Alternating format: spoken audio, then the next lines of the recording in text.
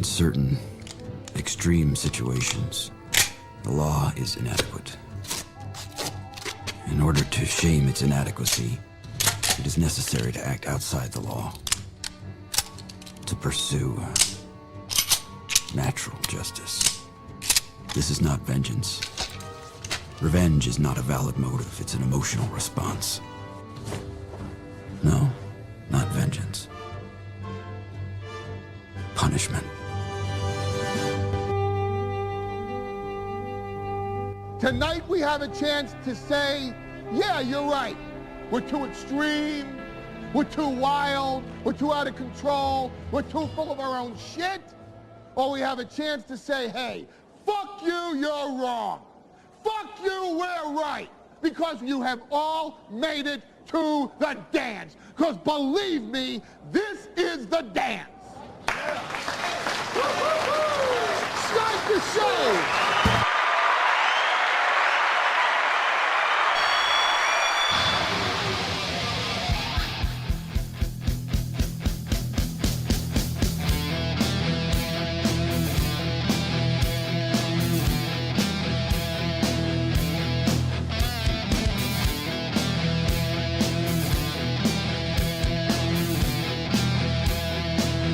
Good morning, everybody, and welcome. Oh, my goodness. How are we supposed to get Johnny on there if I don't do that? Johnny's going to be a little late. Johnny overslept his alarm. Welcome, everybody. It's fucking freezing down here. It doesn't matter what I do with the vents down here. It's just, I just have one of those houses where, you know, main floor is good. Main floor is solid. Upstairs is hot, and the basement's cold as fuck.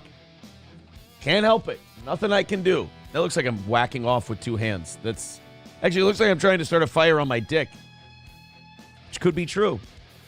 We don't know. Yes, it's Amazon Shirt Day today on Steel Toe. Welcome to the program.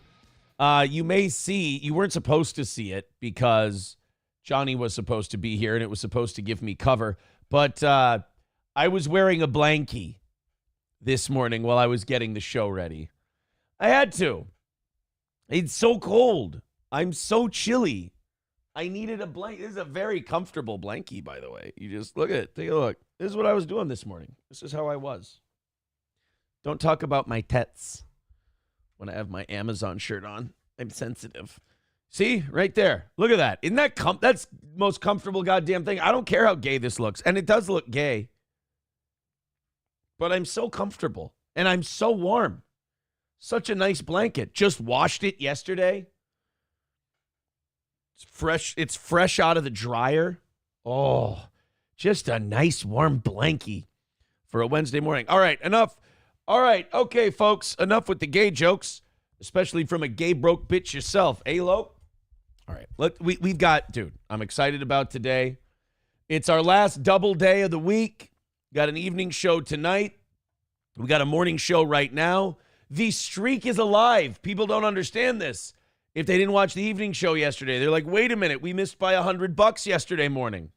Thomer Gomer was watching the show late, and he felt very generous, and he threw $100 at us. He knocked it out, and since he was watching the morning show, and I play fast and loose with the rules and have no dignity, I counted it. That's a hit. That's a win for the toe. And then we knocked it out last night as well. So, 17. The streak is alive and well. Thank you guys very, very much. We're going to have a lot of fun today. Assuming Johnny gets here. We're going to have a lot of fun. We got some media clips to play today. There was somebody on MSNBC, a lady on MSNBC that said that JD Vance is a white supremacist guy who just wants to promote people having more white children. And he's trying to have as many white children as he can. Does anyone want to tell this MSNBC lady what the problem with her thesis is? Because it's really fucking embarrassing why she's wrong about JD Vance. She said, JD Vance just wants to have a whole bunch of white babies. He's just all obsessed with white babies. He doesn't want babies of any other color. I'm looking forward to the people who know why that's fucking hilarious. Yes, Jay Warren. Very good. He says his wife is well, I'm not going to say that. Loaded Wrench, he's married to an Indian. Jay Warren says they're well, no, I didn't mean for you to make the point by saying they're mongrels. That's not, I didn't, their children are not mongrels by any stretch of the imagination. That's not what I meant. By the way, we are going to grab you guys what do you call it? The overtime for yesterday. Technically, I should give Thomer Gomer just a 30-minute show, like for just Thomer Gomer, but that would be so fucking weird. I can't do it. I think we might give it to you guys Friday, or it might, like I said, it might just be Thomer Gomer being a great fucking guy. That's weird, though, isn't it? That's odd that like you guys missed yesterday by $100. You missed. With nothing I can do. I can't turn back the clock. Thomer Gomer comes in by himself, knocks it out, then you guys go, hey, what are you going to give me for that? It's like, what do you mean, what am I going to give you for that? Thomer Gomer done did it. He should get the benefit. We've got, again, I'm just seeing if any of the Rumble people got it. Nope. Okay. Wow, nobody on, everyone on YouTube had the horrible, like Jay Warren had very racist things to say about the JD Vance thing. Nobody on Rumble. They're losing their edge over there in the Rumble chat. SC Motorsports says, does anyone know if Corey Adam is alive? I think he might have been kidnapped and sex trafficked in Mexico. Look, as long as you're making sex trafficking jokes and it's not me doing it to Asian women, I'm fine with the jokes. McBuster's not happy. See, this is, okay, I have to admit, this is part of the reason why I counted Thomer Gomer's 100 yesterday as the streak continues, because I knew it would upset some people. And let me reassure you. I'm trying to make you feel better. It's a fucking gay YouTube show. You don't have to get mad about me making these rules. There's no, it's I did kind of laugh. I laughed an evil laugh when I said, I'm counting that. That counts. And I'm like, there's going to be people who are legit upset that I'm counting that, when it so doesn't matter, but it makes me laugh and it makes me happy. And other people go, you can't do that. Like it matters. They're yelling at me that I can't do that. Like I recovered an onside kick in the fucking Super Bowl that was too short. It's like, I'm making this shit up as I go. So yes, yep. The streak is at 17. If you guys want to increase the streak, Streamlabs, PayPal, Venmo, YouTube, etc. 340 today, the evening show got you in. A couple bucks last night. Funeral director with $2 says, can we try to obtain the Canoe Stonies call?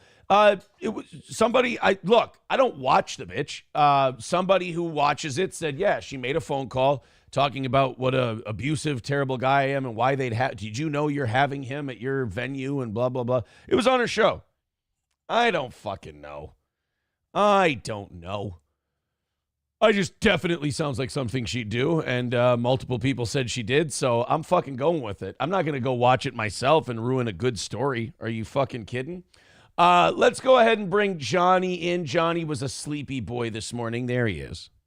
I just forgot to set an alarm. I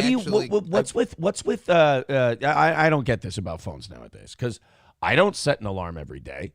I just have an alarm that goes off at 5 a.m. and 5:20. You can do that. You could set it Monday, Tuesday, Wednesday. I have them set to repeat normally, but I had some schedule changes before, and I forgot to turn it I don't trust people. I trust you. But typically, I don't trust people who, and this includes myself because I've done it, who like have alarm problems. Like I think there's a functionality or a personality defect, and again, I'm including myself in this, with people who like have fucky problems with alarms. Okay. I don't know what our problem is because I've overslept for the show and just not heard alarms. And that's fucking weird too. I think that's like, I I'm not saying like permanently they have permanent issues, but I'm saying like when you're missing alarms, that's like your system telling you something. Either it could be something as simple as you're not sleeping enough, you need to sleep, so your body said, fuck you, fuck your alarm. Or B, you've got like too much going on upstairs. Like you just got too much shit going on and alarms would just push you over the edge. Bounce off. Yeah.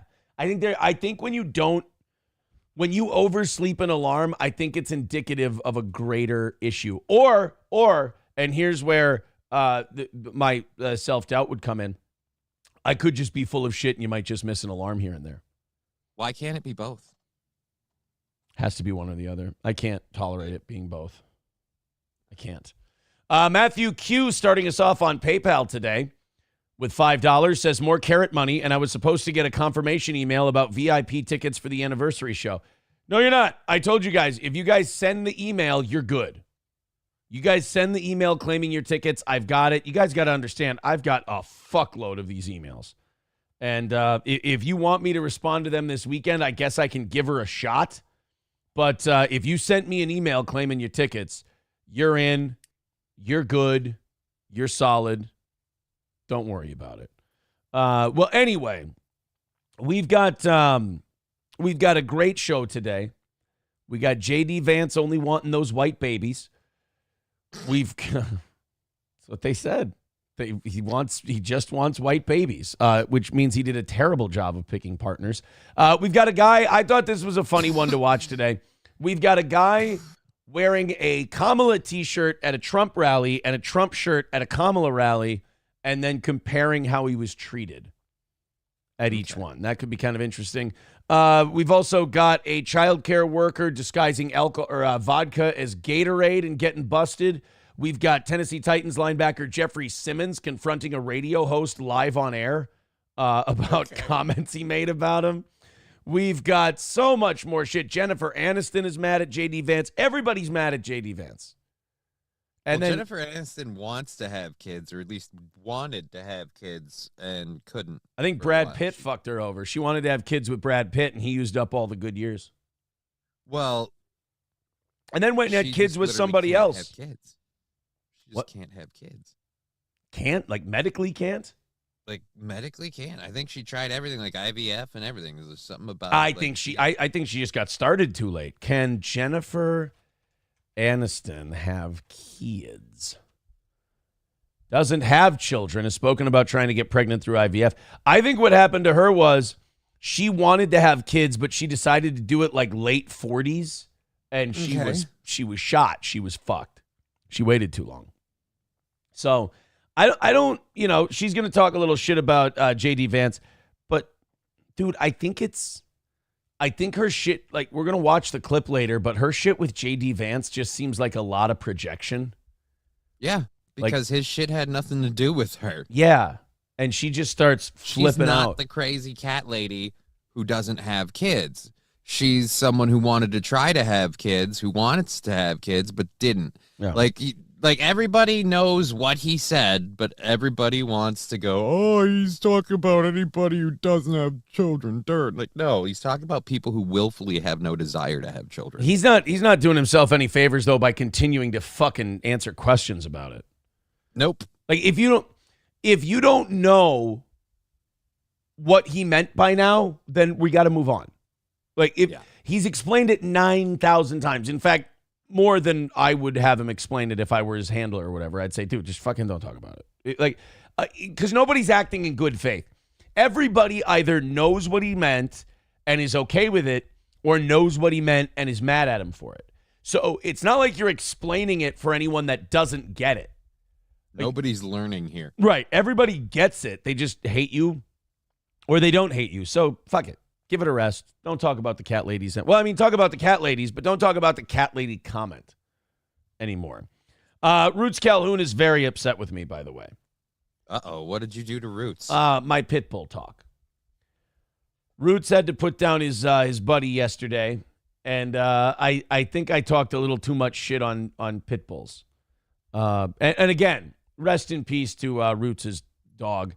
And I hope Roots is doing all right. Can't wait to see old Roots Calhoun at the anniversary show, which, by the way, 10 tickets left for on Eventbrite. Tickets go off sale on Saturday, and we're hoping to have some standing room only seats available for you guys the day of the show.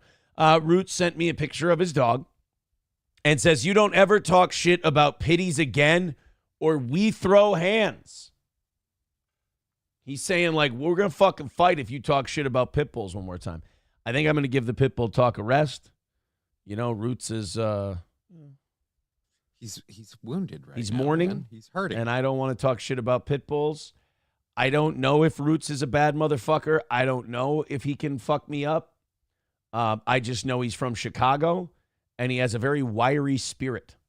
And you never know with people like that. He says, "I hope you're as good of an opponent as you say you are, because I'm coming correct. You don't talk shit about my dog and get away with it. I'm going to spin your head, dude." I thought I said really nice things about his dog yesterday. We said nice things about him. Yeah, we were like, "Hey, sorry about that, buddy. That's terrible. That's awful. I hope you're doing okay. Have a great last day with your dog." I didn't even make fun of his dog for being a pit bull. I would never make fun of a dog for being a pit bull. I don't want them to get sensitive. No, dude, they'd mess you up. Yeah. So I'm trying not to talk shit about pit bulls in honor of Roots Calhoun. I'm going to call it my steel toe talking shit about pit bulls Roots Calhoun moratorium. That is a really, really long name. I'll get an acronym. All right. I'll get an acronym. Call it SHIELD. Yeah, that's probably, we're thinking about that. Somebody texting in, "And Aniston dodged a bullet the kids Brad Pitt have with Jolie. Despise the fucker." Yeah, I don't know if Brad Pitt is a terrible father or if Angelina Jolie is a rabid cunt or both. But, yeah, his kids do not like him. Yeah, I'm guessing he's a bad dad. Are you? I don't want to believe. I'm guessing he probably doesn't treat the mother of his children very, very well, and then like they're not even together anymore. I wouldn't be surprised if a step out occasion happened. I mean, he's Brad Pitt. There's no end of pussy throwing itself at him. Even at his advanced age, he's probably still doing all right. Yeah. I think. Funeral director with $2 says, "Who has the better hairline, the toe or Gino?" First of all, my name is Aaron. Hello. Welcome. The show is called Steel Toe. I don't know. I don't put myself up on it, but I don't put myself up to win any hairline battles. I don't enter myself in any hairline fights, There's like, I feel like I can make a decent gumbo, but I ain't entering any gumbo competitions. I don't know if I've had your gumbo. You got to know your worth. Yeah. Honky says Brad Pitt's a good dad. Tyler Durden is a terrible dad. That's probably what it is. Yeah, Brad Pitt probably does a good job, but that goddamn Tyler Durden just comes in there and fucks everything up. What a dick. 335 is our number today. It is our last two-a-day of the week, so knock out both those goals. Not right now, but I mean, knock out today, knock out tonight. And then we've only got Thursday left, so 335 is our number. I met with a few people yesterday that are going to make it much easier, either on the morning show audience or the evening show audience, which will be nice. And hopefully September 1st, we will start seeing the impact of those moves that we're making here. All right, here we go. More text coming in. No. See, this isn't helping me with Roots, you guys. Roots, this is someone else saying this. In general, pit bull owners are as unhinged as the dog breed in general. See, now that I don't see that helping at all. Yeah. I don't know how that helps my situation with the legendary Roots Calhoun. But thank you guys for getting me my fucking ass kicked. All right, off we go. Let's go ahead and get into some stuff today. We've got plenty to talk about. Again, 335 is the number. We're going to hammer that out. You guys are going to keep it. Here's what I want. I just want a consistent stream. I want you guys to keep throwing in so I don't have to talk about it. Prove all those people who hate me right. They say, if you just shut up about it, it'll come in. Prove me right. Let's do that. It's Wednesday. Wednesdays are always my cranky days. So let's not make it a cranky day today. Everyone throwing in their 5 or 10. We just do it consistently throughout the day, and I can shut the fuck up about it. That's my dream job. MSNBC correspondent says JD Vance wants more white kids in the world, but there's a big problem with this latest MSNBC theory. What's that? Well, that is that JD Vance is doing a terrible job of propagating the white race with his own children. This woman says that JD Vance only wants white children, and then the motherfucker went and had a bunch of Indian kids. But he's white. He's the worst white supremacist ever. I tell you what, I only wanted there to get them out. We'll breed them out. I only wanted white children. That's all I ever wanted. And then my dick fell into some brown-skinned lady. I can't get the shit right, Don. Fuck. Let's go ahead and watch MSNBC get a little unhinged here when it comes to JD Vance. They really, the approach has always been with these cable news companies, just throw as much shit as you can against the wall and see what sticks. It's amazing because it's like, say dumb thing, get exposed on said dumb thing, and then come back the next day and just try other dumb shit. It's like Dana White said the other day. It's all a bunch of bullshit, and both sides are going to say this bullshit. You got to cut through all of that and ask who's going to do the better job. Yeah, MSNBC will go one day, they'll be like, Donald Trump is a threat to democracy. And then he gets shot in the ear. And they go, we need to tone down our rhetoric a little bit. JD Vance only wants white people to have kids. It's like, what happened to yesterday? You said, yeah, that was yesterday. We don't have continuity in our episodes. This is not an episodic TV show. We just kind of, it really is just MSNBC is just liberals being able to vent their anger and hostility. I feel like there should be like some old white supremacist person who watches MSNBC and believes them and then meets JD Vance and be like, I thought you were true to your patriotage. I look down there, I see a color swatch next to your kid. That ain't white. That ain't white, JD. That ain't white. You know, I don't know why you had a bunch of help call center babies, but I'm fucking pissed, JD. I thought you wanted to propagate the white race. Let's go ahead and listen to this woman bitch about. See, this is the weirdest shit. So people do this thing, especially cable news people. They'll take an agreeably weird thing about a candidate, and then they'll extrapolate way too far and make you defend this person that you think said or did some weird shit because they'll go too far with their criticism. Like MSNBC will be like, JD Vance said some weird shit about cat ladies. And you'll be like, yeah, I mean, if you take it a certain way, it can be seen as kind of a fucked up comment. He only wants white babies. I'm like, whoa. I don't know. I don't think that, I mean, I'm going to defend JD Vance now. I don't have a dog in the JD Vance fight, but no, he didn't say that. Yes, he did. Okay, Christ. Let's go ahead and check this out. The stats are there. More and more Americans choosing not to have kids, which again emphasizes why JD Vance's comments. By the way, more and more Americans deciding not to have kids. Greatest economy ever. Yeah. How we point out there's a problem. More and more Americans decide not to have kids and immediately go, but let's not talk about why that might be and go straight to how that proves this guy's racist. Right. JD Vance is a racist. There's nothing else that these numbers tell us.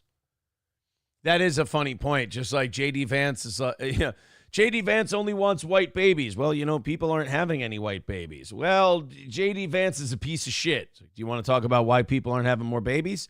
No, not at all. It's about childless choosing not to have kids, which again emphasizes why JD Vance's comments about childless Americans, childless cat ladies, could be so politically damaging. Well, so what's interesting? Hey, no, there's another thing they do. You make it politically damaging. Like, you're the people who decide if it's politically damaging. You're the media. You're the people who get to, they do this thing where they start a fire and then they look at the fire and they go, wow, somebody should put that fire out. That's fucking crazy. It's like, well, you did it. They're like, the JD Vance cat lady comments could be politically damaging, especially if the guy who's saying it could be politically damaging repeats it over and over and over for the next 10 days and talks about nothing other than those comments. Dude, this is like if a bus driver is going, oh my God, guys, we're going to go over that cliff. And everyone else on the bus is like, yeah, so stop driving. Just stop the bus. Right. We don't have, the media's like whole thing with this, it's unavoidable that this is going to become a problem for JD Vance.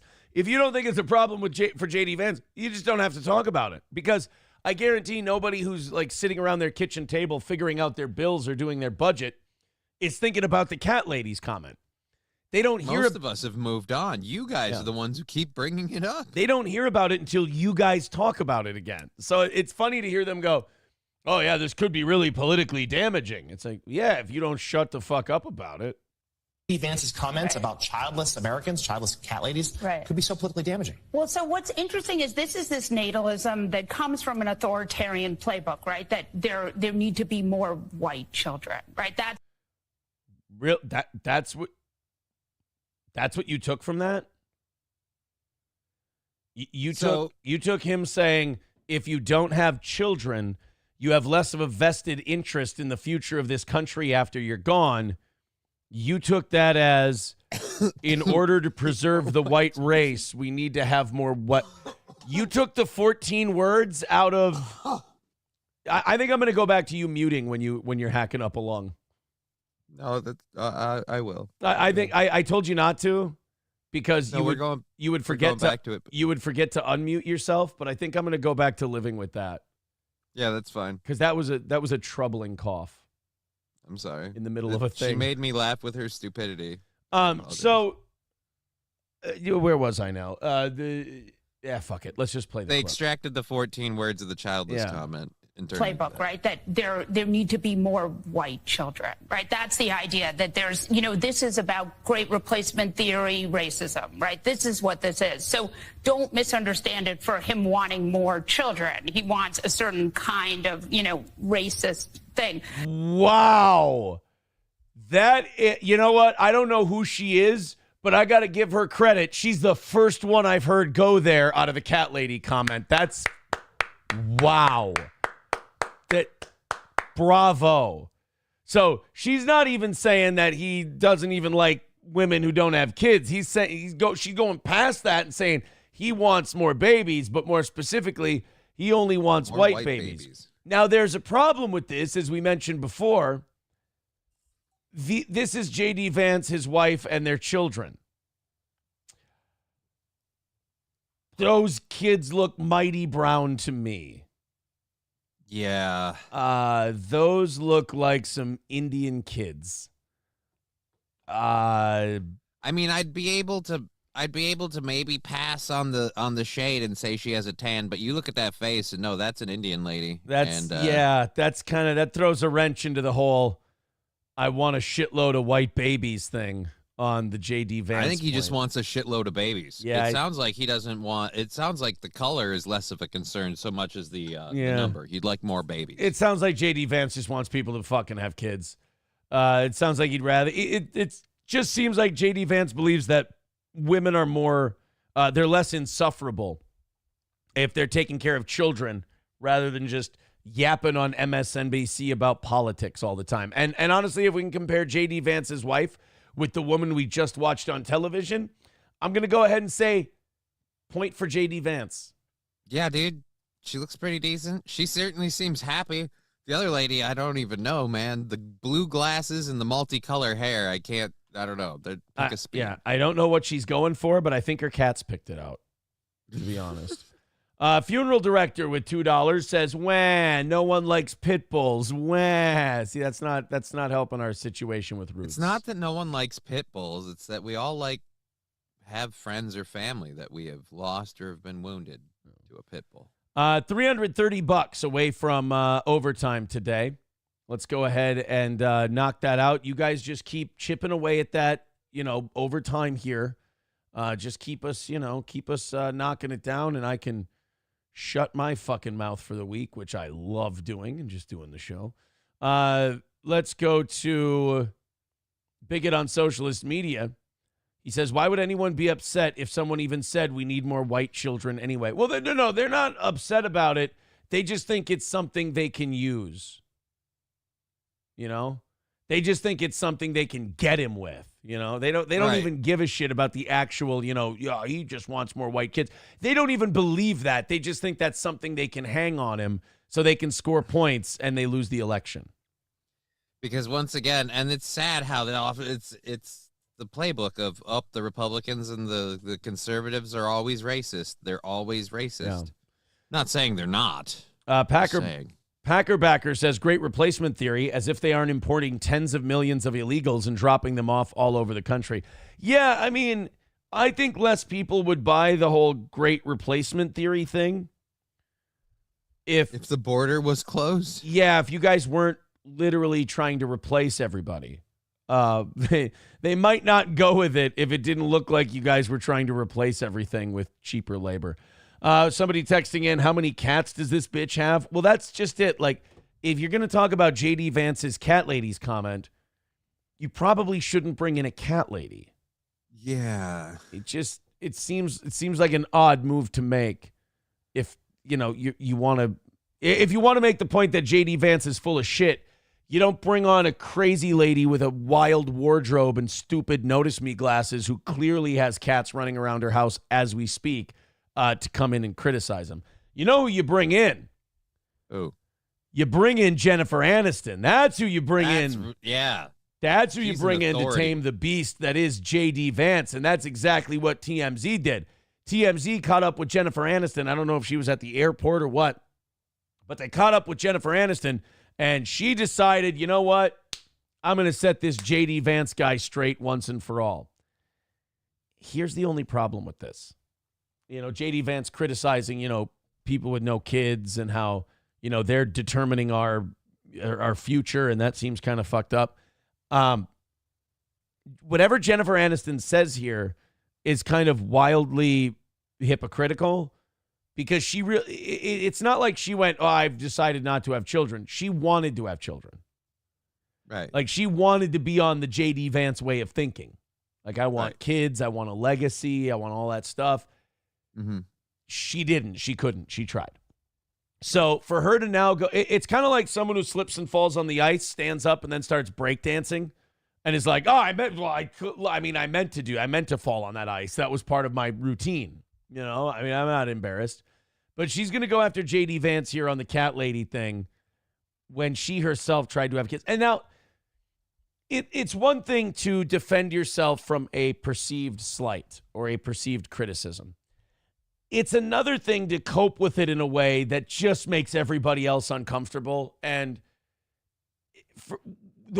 what Jennifer Aniston says her babies are is really kind of sad if you read between the lines. Yeah. Because the whole point JD Vance is making is that if you have children, you have a vested interest in making the country a better place after you're gone. Whereas if someone other than yourself. Right. Whereas if you don't have children, you're just going to do whatever the fuck you want. Who gives a shit about anyone else? And you're just going to pursue your own ends, which will outlive you long after you die, but you don't care. Let's see what Jennifer Aniston has to say about the matter. I have some very exciting news, and that is that Lola V is launching at Ulta inside Target. Okay. So I'm sorry. She's at her home. I thought she was at the airport. So her exciting news, she's going to talk about the JD Vance thing. Her exciting news is that her makeup line is going to be at Ulta. Now, And Target. That's fine. That's great. I think that's awesome. Congratulations to you. Congratulations to your makeup brand. Women are making a fuckload of money on that shit nowadays. However, it's this versus our daughter came in first place at our dance recital. We are so proud of her. It is so amazing to watch her grow as a young woman and become a better person and strive to work towards her goals and blah, blah, blah, blah, blah. And she's got a bright future ahead of her. Versus, guys, my makeup's totally going to be an Ulta inside Target. Do you see where maybe like the point JD Vance is trying to make? Like this young life being molded and formed and going on to accomplish their own things versus you're going to have some blush in the makeup section. But also, like, I feel bad for people who can't have kids, but one thing I don't understand is someone with means like hers. Why didn't you adopt any? I mean, you could pay to adopt a baby. Fuck, you could pay someone to be a surrogate for you. Yeah, you could. You paid for IVF. You couldn't pay someone to carry the motherfucker. Like, this is the problem with waiting too long because you want to pursue a career. Is you keep pursuing the career and then all of a sudden you're pushing 50 and it's like, dude, none of those eggs, they might not work anymore. You know, you're aged. You waited too long. These things have expiration dates. And by the way, I'm not saying that Jennifer Aniston's a piece of shit for having a makeup brand she's proud of and then women who have children are so much better than her. What I'm saying is they made the fight about that. People like Jennifer Aniston made the fight, oh, I'm just as good as people with kids. Nobody, like even JD Vance wasn't saying you're the shittiest person in the world for not having children and these women who have had children are way better than you. He was just pointing out the vested interest you have in the country's future after you're gone versus someone who has kids. It was the childless cat ladies who made this about I'm just as good as the women with kids. It was their own insecurity being projected onto JD Vance and then him somehow being responsible for that feeling. So to me, when Jennifer Aniston sits there and goes, my makeup brand just launched at Ulta and blah, blah, blah, blah, blah, like the rest of us would go, that's great. That's awesome. That's wonderful. But then you turn it into, so suck my dick, JD Vance. I don't have to have children. And we're like, nobody was making that argument. Like, you're clearly insecure about the makeup versus the having kids thing. But I don't know. Suck my dick, JD Vance. I have a vested interest in the world after this because I have to make sure it's a safe place for my makeup brand. Right. What if we don't have good makeup laws? How is my legacy supposed to live on? Baby's growing up. It's going wide. You know what I mean? Very excited. Target, here we come. I have some very exciting news. And that. So she's saying my baby's growing up, meaning her makeup brand. Lola V. My baby's growing up. So she's saying my baby is my brand. My brand is my baby. That's sad. Yeah, that's worse. That's really sad. My brand is my baby. You mean the thing that you probably have very, very little to do with? I mean, like, are you in there with the chemists, like comprising the formulas of the makeup? Or yeah, no, you're putting your name on it. Yeah. You're there, smearing it on the lips of the test animals and making sure. You're as much making the makeup as George Foreman is making the grills. Well, I think what it mostly is they come in and they go, we present you with these things, and you go, I like this one and that one and that one, and those are what we go with. And they go, okay. And that's it. Right. That's your baby. So it's just odd to me that, like, whether it's the MSNBC lady or it's Jennifer Aniston, these people keep coming out and shitting on JD Vance and then just in a way kind of proving him right. Yeah, and if he'd just shut the fuck up, he'd be winning all day. Right. Like, just let these people seethe about it. Let these bitches get mad. Let them get upset at you. And then you just tra-la-la, go ahead, just keep running for vice president and don't worry about this shit. But he keeps sitting there going, no, guys, what I really meant was, dude, they don't care. They want to hang you on this. Stop explaining yourself to people who fucking hate you. Why does he believe them when they act like they didn't get it? Like, right. I mean, if I were him, I'd just be like, you all know what I meant. This is a very disingenuous thing. Yeah. And I don't care to talk about it but anymore. You know what I meant. Yeah. I'm not going to bother. He does this thing that a lot of Republicans do that's retarded, especially young Republicans. They act like the media is going to be their good faith buddy if they just talk to them and give them access. It's like, no. They're trying to get you to say something that they can hang you with. And the more words you say, inevitably, the better chance you have of doing that for them. So just don't fucking talk to these people. It's like the lesson I learned with quote unquote internet friends. There's no such thing. Fuck these people. They just want to wait for something to bury you with later. They just want to shove a fucking knife in your back. It's all a show to them. There's not a genuine bone in their body. So fuck them and don't, become quote unquote friends with these people because they just want to use you for content. So it's the same thing with JD Vance talking to the media. It's like these people just want to use you for content, dude. They don't want to hear your honest take on the cat lady thing, and they don't want you to clarify what you meant. They just want to see if there's anything else you can fuck yourself over with. That's all. JL not here with $1. Guys, everybody throw in. Can we address pits are like inner city children? You need to be parental and train them not to be violent animals, but the potential is always there. Jesus Christ. Oh, my guys. Dude, that's mean. Thank you guys very much for your contributions. It's 3:30 today. It's quite a lot. So all hands on deck. If you like our show, if you've been a fan of our show, throw in a little so I don't have to do this all day. I'm getting to that point in the week where I'm like, oh, God, I forgot I do the begging thing for a living, too. I'm kind of starting to hate. I'm starting to hate myself. Thursday and Friday are real nice and easy because there's only one show. I know I've got 2 today. We're off to a little bit of a slow start, so I'm just starting to feel that fatigue of I'm a fucking puke. So let's erase that, and everybody chip in and make me not a beggy piece of shit today. Throw us a few bucks. We got a good show planned for you. I want to get to this next thing, which is the guy who wore opposing shirts to different rallies. And I wish people would, I really hate the attention span that we have now and like how content is created based on that attention span. Because shit like this, I want to see last like 5 minutes. But Right. because everyone's all TikTok and Reels and shit, everyone makes shit. 30, 45 seconds of stuff. Yeah, or like 1 minute long. Like this is 1 minute long. And it's like, ugh. Like I can't even, I can barely get into it if it's 1 minute long. Like you give me a good 5-6 minute video of a guy wearing a Trump shirt at a Harris rally, a Harris shirt at a Trump rally, and like comparing how the two groups of followers treat him. It's like, I want to see a few minutes of that. Yeah. But it's like, no, it's the TikTok generation, so it's got to be like a minute long, and it's got to have wacky music behind it, and I got to have a bunch of cuts in there, and it's like, fuck. And then I realize, oh, shit, I'm becoming old now because I'm just shitting on the way the younger generation likes to consume their media. Yeah, but the way they like to consume their media is bad. It's incomplete. It lacks information. I mean, maybe, but think about it this way. The boomers probably went, I've got a big-ass 80-inch, like, big screen TV that I can watch games on, and now people want to sit there and just watch them like this on these tiny screens. What retards? You know?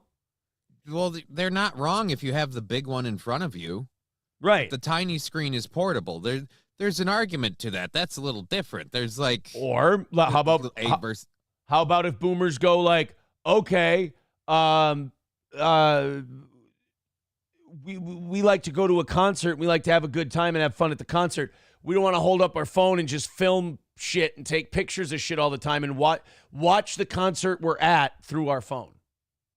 That is the same kind of thing. That's a difference in generation. But that doesn't change the experience of the concert. You're going to still, and when you rewatch it, the content of the concert will be the same. What I'm saying is, this little like 30-second thing, we see little chopped bits. It could be completely skewed. It's not a fair test. And this is an actually interesting like premise. This is a very interesting premise. I want it to be a lot longer. It should be done right and given a little more work. Who's to say they're not right and we're not wrong? Like, what if this, like, okay, think about the big criticism of millennials. You guys spend so much fucking time on social media. You guys spend so much fucking time on your phones doing dumb shit, blah, blah, blah, blah, blah. And now Gen Alpha and Gen Z and shit, they're just like, all right, bing, bang, boom, 30-second clip, wacky music, captions, done. Yeah, but you're still on your phone the whole time. Yeah, Plus, like I said, it's the fact that there's a lot of relevant information that you skip over when you crunch it into this tiny little window. Who gets credit for using the phone to get pussy? Would that be Gen X or millennials? Like, Tinder and all that shit. Like, do we get that? I don't think so. If you're going to be on your phone anyway, you might as well get laid while you're doing it. Or does Gen X get that? I hate giving Gen X credit for shit because I see them as just like kind of troglodyte, like fucking cubicle sitting losers that constantly need to brag themselves up. Fucking Gen X. Gen X to me is one of the saddest things ever. Who technically is the generation of the smartphone? I guess that would be the ultimate. Millennials. I think millennials are the smartphone. Well, then people. it's millennials, because really, like, I mean, I don't know. Were there a whole lot of like let's hook up apps with like the Nokia? You know? No, like, yeah. Well, yeah, there wasn't really an opportunity to. You know what? You know what Gen X did with phones? Look, I can play a snake game on it. Yeah, Gen X did the snake game, and maybe you could say drug wars. And you turn your calculator upside down, it says boobless. That's kind of what Gen X brought us, whereas millennials gave you all the cool shit that comes with it. I find Gen X to be rather pathetic, and here's why I say that. You know all the memes they make, you know, about like Gen X, we're just sitting here minding our own business. You're not sitting there minding your own business. You guys are terrified of confrontation. You guys are. You also have nothing to do or add. You're right. You guys are fucking pussies. Like millennials, you can say whatever you want. We're crass, we're loud, we're shitty, we're self-centered, blah blah blah. But we talk a lot of shit and we mix it up. You guys just sit there and go, "Oh, conflict. That's not." But you'll talk about it like behind people's back. You'll sit there and you'll talk about the conflict to each other, but you don't fucking jump in. Millennials are like sandwiched between two nutless generations. Like Gen Z is fucking gay, and Gen X is just a bunch of pussies. Like, I'm sorry, I don't like the Gen X meme where they're like the chick from Will and Grace just holding a martini glass. Like, guys, that's so not you. Like, you're the quiet gay one. You're Will. That's who you guys are. Millennials are the chick with the martini glass. We're fucking messes, dude. We're extroverted messes. You guys are introverted wimps. Which, by the way, if I can pay Gen X this compliment, it makes you better adjusted adults. Like, you guys are better at, like, you know, not getting in internet beefs and doing gay, lame, childish shit. Millennials are fucking terrible at it. But you guys, it's not because you guys are super cool. It's just because you're, you know, lame and boring. Which, yeah, but they get up to other stuff. I'm sure like they have their. Everyone has their fucking problems. bocce ball. What the fuck is Gen X doing that's so exciting? I ask you. First of all, they're like 50 now. Like it's time to go. You're getting to be boomers almost. All right, let's watch this guy wearing a Harris shirt at a Trump rally and a Trump shirt at a Harris rally and see how he gets treated at each one. Watch as this guy goes to a Biden protest in a Trump shirt and a Trump event in a Biden shirt. You can clearly see the difference between Trump and Biden supporters. Right into the Biden protest with the Trump shirt. Get your ass across the street. What the f*** is everyone so hostile? Go over there with your people. You guys are my people. Look. No, you're not. You're a Trump supporter. No, Biden sends children, not Trump. No, stop. Don't snitch. Stop, I'm blending in. No. Why is everyone so angry? I'm just... Do you know what I mean? Like, this is so chaotic and rushed and like... There's no way to tell how it went, like, with interacting with these people, if there was anything he said or did first. And he's doing the obvious, stupid, trolly Trump stuff. Biden sniffs children. Yeah. I mean, he's provoking this a little bit, and yeah, they're being kind of mean to him. Well, and they just don't want him there. And the other thing with it is that, like, with this guy, why does Gen Z need to be so over fucking stimulated all the time? Like, I'm watching this and I'm getting stressed because it's going from tense moment to tense moment with no understanding of the buildup that got it there. Right. It makes me feel like this is what Gen Z needs for entertainment. Ready? It's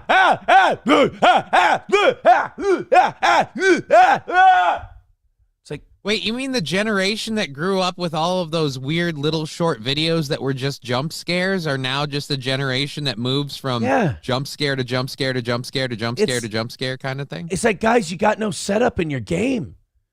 Yep. You guys have no, like, fucking build. You guys are just all... Bleh, bleh, bleh. Like I said, with a topic like this, you can't do it in 30 to 45 seconds or a minute. You need to, like, take some time with this. Right. I never thought that, I'd never see someone so shitty that I'd miss a Crowder bit, you know? Because, like, Crowder would fucking lean on the brake. Like, he would just be like, we're going to take this thing nice and slow. It's like, yeah, okay, can we find a happy medium? Because this doesn't need to be 25 minutes long. Yeah, we're going to do 5 minutes of me walking to the thing. Yeah. Like, no. And I have to be wearing a dress for some reason. Yeah, I got to be a woman. Yeah, I've got to. Look, we got an idea, Steven. We want you to go as a Trump supporter to a Biden rally and a Biden supporter to a Trump rally. Okay, cool. Can I tuck my cock back and wear a dress? Like, no, we don't. I mean, we don't want you to, but I can if I want to, right? I mean, contractually, yeah. Great. Get my tape and my dress. Some are stupid. I'm just walking the sidewalk. You see how much hate it is over here? It's a public sidewalk. I feel like I'm gonna get jumped out. Oh, man. So when you poured water. See, like, I have no idea, like, what's going on, because it's just jump, jump, jump, jump, jump, jump, jump. I have this is a. You know what's sad about this? It's a great premise that's being fucked up by a mullet retard who's not funny. And, like, just the format of modern media just fucks this right in the ass. I'm really disappointed in this because when I grabbed this for the show today, I was like, this is a great thing. Yeah, this is going to be awesome. And then I covered it. I had the same feeling. It's just some dickhead fucking the whole premise up. Yeah, I hate this guy. I don't even know if they're treating him like shit because he's wearing a Biden or Trump shirt. They might just be treating him like shit because he's an obnoxious asshole. He looks like an inbred retard. So I don't know if they're treating him like shit because just they don't expect much from him or what. But either way, like, no matter what shirt you're wearing, your face is a character. Like, I'm sorry, you're the wrong person to do this bit.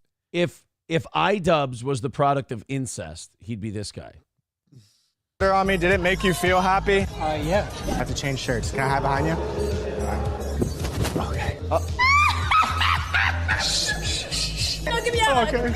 I was feeling crazy today. Hey, come on. It's just so much more respect over here. I'm here for my favorite president, Biden 2024. I want to sniff children.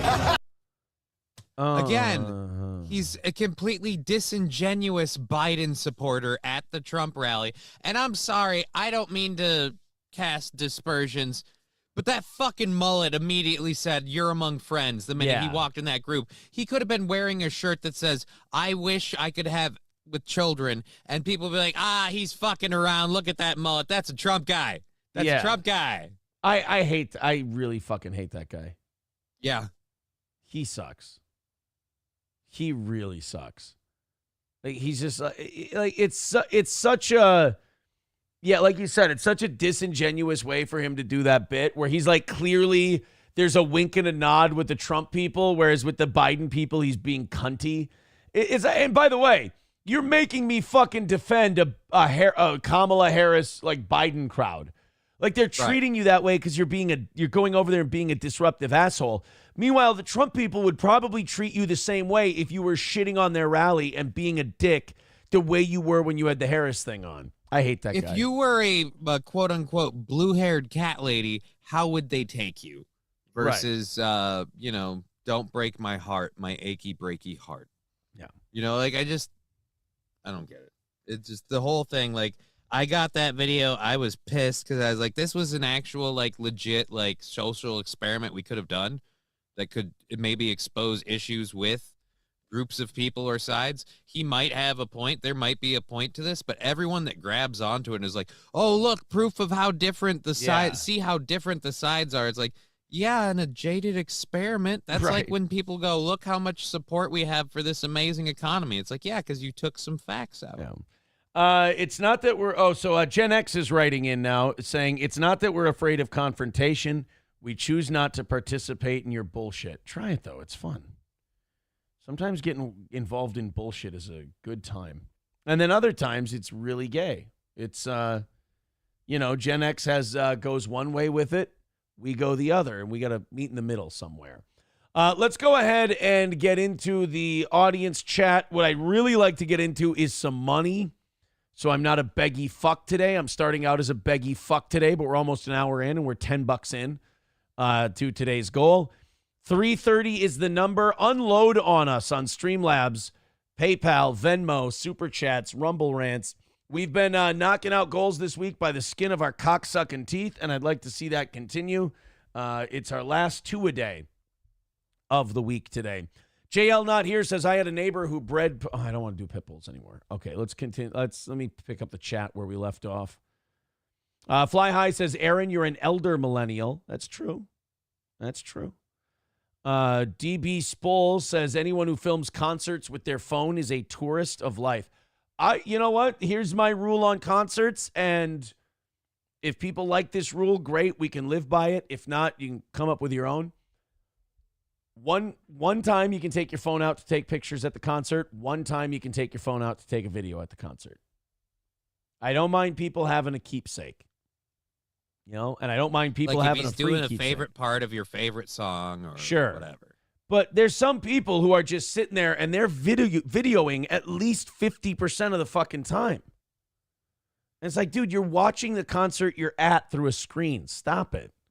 And then there's a lot of people, too, that they do that, and then they share it on social media. Like, I'm at this concert. Woo, woo, woo. Look at this clip, that clip. And for the rest of us, I'm like, well, shouldn't you be enjoying the concert? Like, because I'm not there, so I don't give two shits. Right. McBuster says, greatest generation is what it's called, won World War II. The boomer generation started counterculture, but sold out and are now clinging to power. That's the wild part about the boomers, is that they were the hippies. Like, they were fight the power. Don't trust anyone over 30. Don't trust the government. They're all out to fuck you over. Stop. Hey, what's that sound? Everybody look what's going down. And that, like, George Carlin's bit on baby boomers is about the perfect hate letter to baby boomers. Gen X perpetuated the internet. Millennials gave us the dick pic. You're welcome. Gen Z ? What's Gen Z's legacy right now? I'm going to go TikTok. Isn't that China's? Yeah, it's probably China. But I mean, like, Gen Z made it popular. All right. Dead Game says millennials are 80% gay F words and 20% losers. Well, thank you. I shudder to think which one I fall into. Dead Game says your ass was on your mama's insurance till 26, gay F word. Wrong, because Obamacare letting you stay on your parents' insurance till you're 26 didn't come around until after I had a job that gave me insurance. So there's that. I already had my own. My parents never had insurance, so that rule wouldn't have worked for me. Losers. Johnny's parents didn't even have insurance. You guys are dumb. Buffalo Jockey with $2 says, you're just a boomer. You'll learn how the internet works eventually. Yeah, I'm getting there. Lab Glass says, what the fuck is wrong with bocce? It'd be a shame for you to have to walk to your ball, Aaron. I don't dislike bocce ball. I don't hate it. It's a fine game. I was using it to equate Gen Xers with being boring. Let's continue on here. I'm going to scroll through. Millennials are such Karens, says McBuster. Grow up already. Sorry you didn't play outside or learn to do anything except sit in front of a computer. I think you guys are confusing us with Gen Z. Yeah, no, our generation, well, actually, shit, am I a millennial? I'm 82. You're right on the brink. Some people say it started in 84, others say 82. What years are millennials? 81 to 96, this one says. Ha! Just under the wire. So you are a millennial. But yeah, I grew up with my parents saying go outside. We didn't have the phone screens and stuff. Like we had the emergence of the video game console, because before that it was all on computer and you had to have like a home computer or you had to play D&D like a nerd. And so like I guess the video game console and the home PC kind of became a thing as we were children. But again, it was a new thing that we were learning to. Like kids nowadays, it's not a new thing. They grow up and they've got a screen they can have in their hand. You just said kids nowadays. I always find it funny when people say kids nowadays. I'm like, you know what you did. You know what you just fucking did. You just became part of the problem. No. I know you're trying to shit on the younger generation, but you said kids nowadays. Yeah. Because I'm talking about children, which if you'll notice, though I act like one, I am not. So I was just saying, man. I was talking about let's talk about them kids. These damn kids nowadays with their Pac-Man video games and their Dan Fogelberg. They have attention spans that can be measured in nanoseconds. Fly High says, why don't you two idiots actually make some content and try this experiment? You don't have to, because I'll tell you what would happen. The people at the Harris rally would call you an asshole and yell at you for being there and being a dick. And the people at the Trump rally would yell at you and call you a dick. Like, that's what would happen. Like, this guy was so clearly, like, going for an angle in his little TikTok video that it was kind of boring. Fly High says, you missed the evening goal last night too, dude. No, we didn't. Fuck that. No, we went over by $10 last night. You are wrong, Fly High. We nailed it. Somebody texting in, Jesus, there's poor, and then there's Johnny's parents poor. Yep. Because they didn't have insurance. So you guys are losers.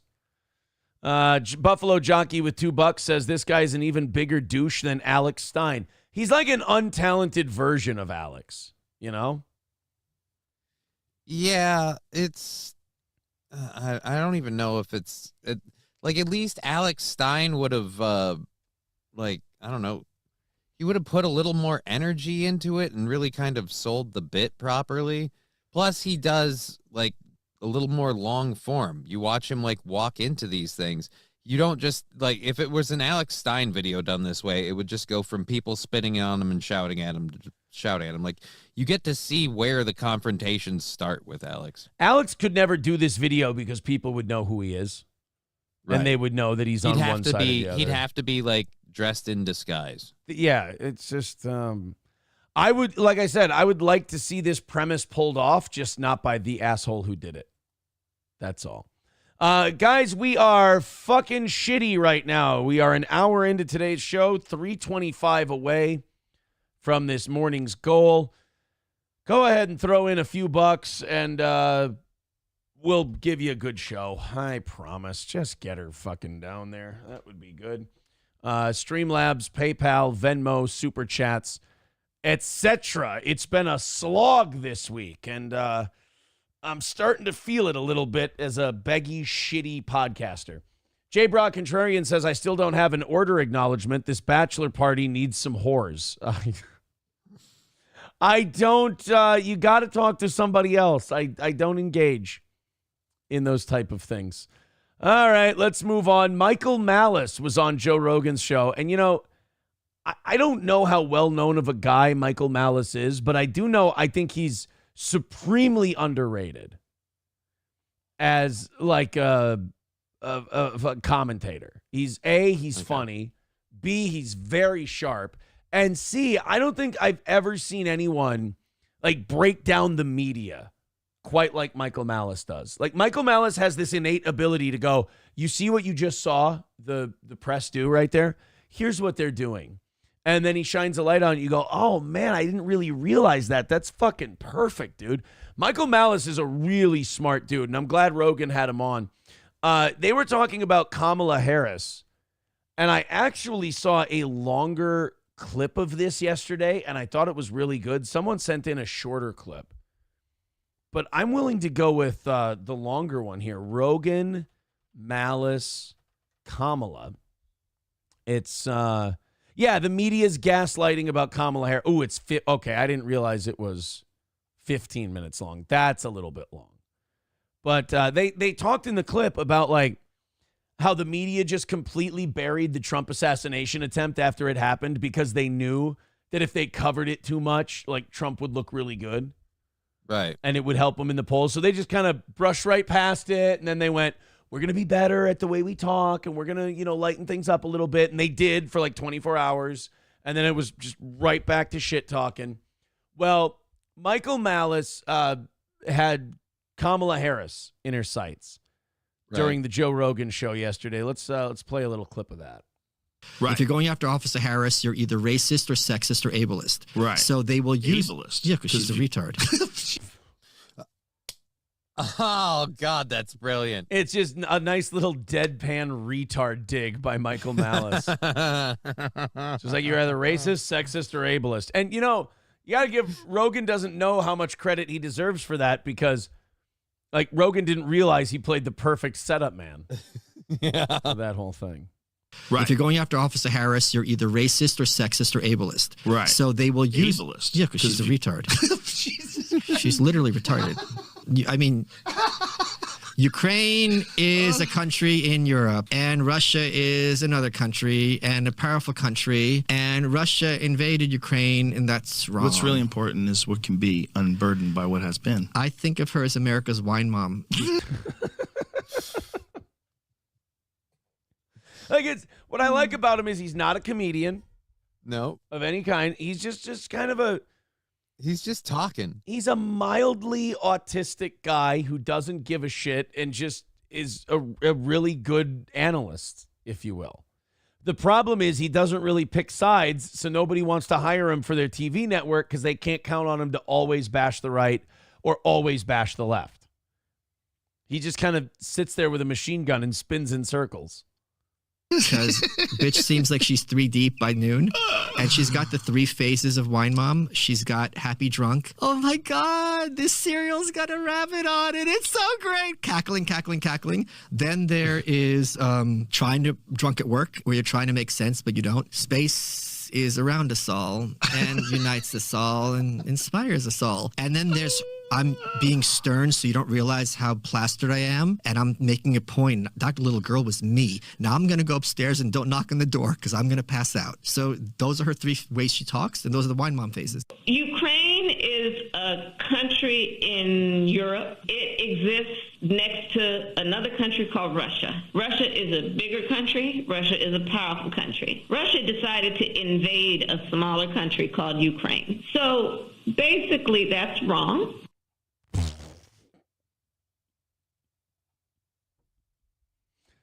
That's funny. Let me tell you something that's not funny.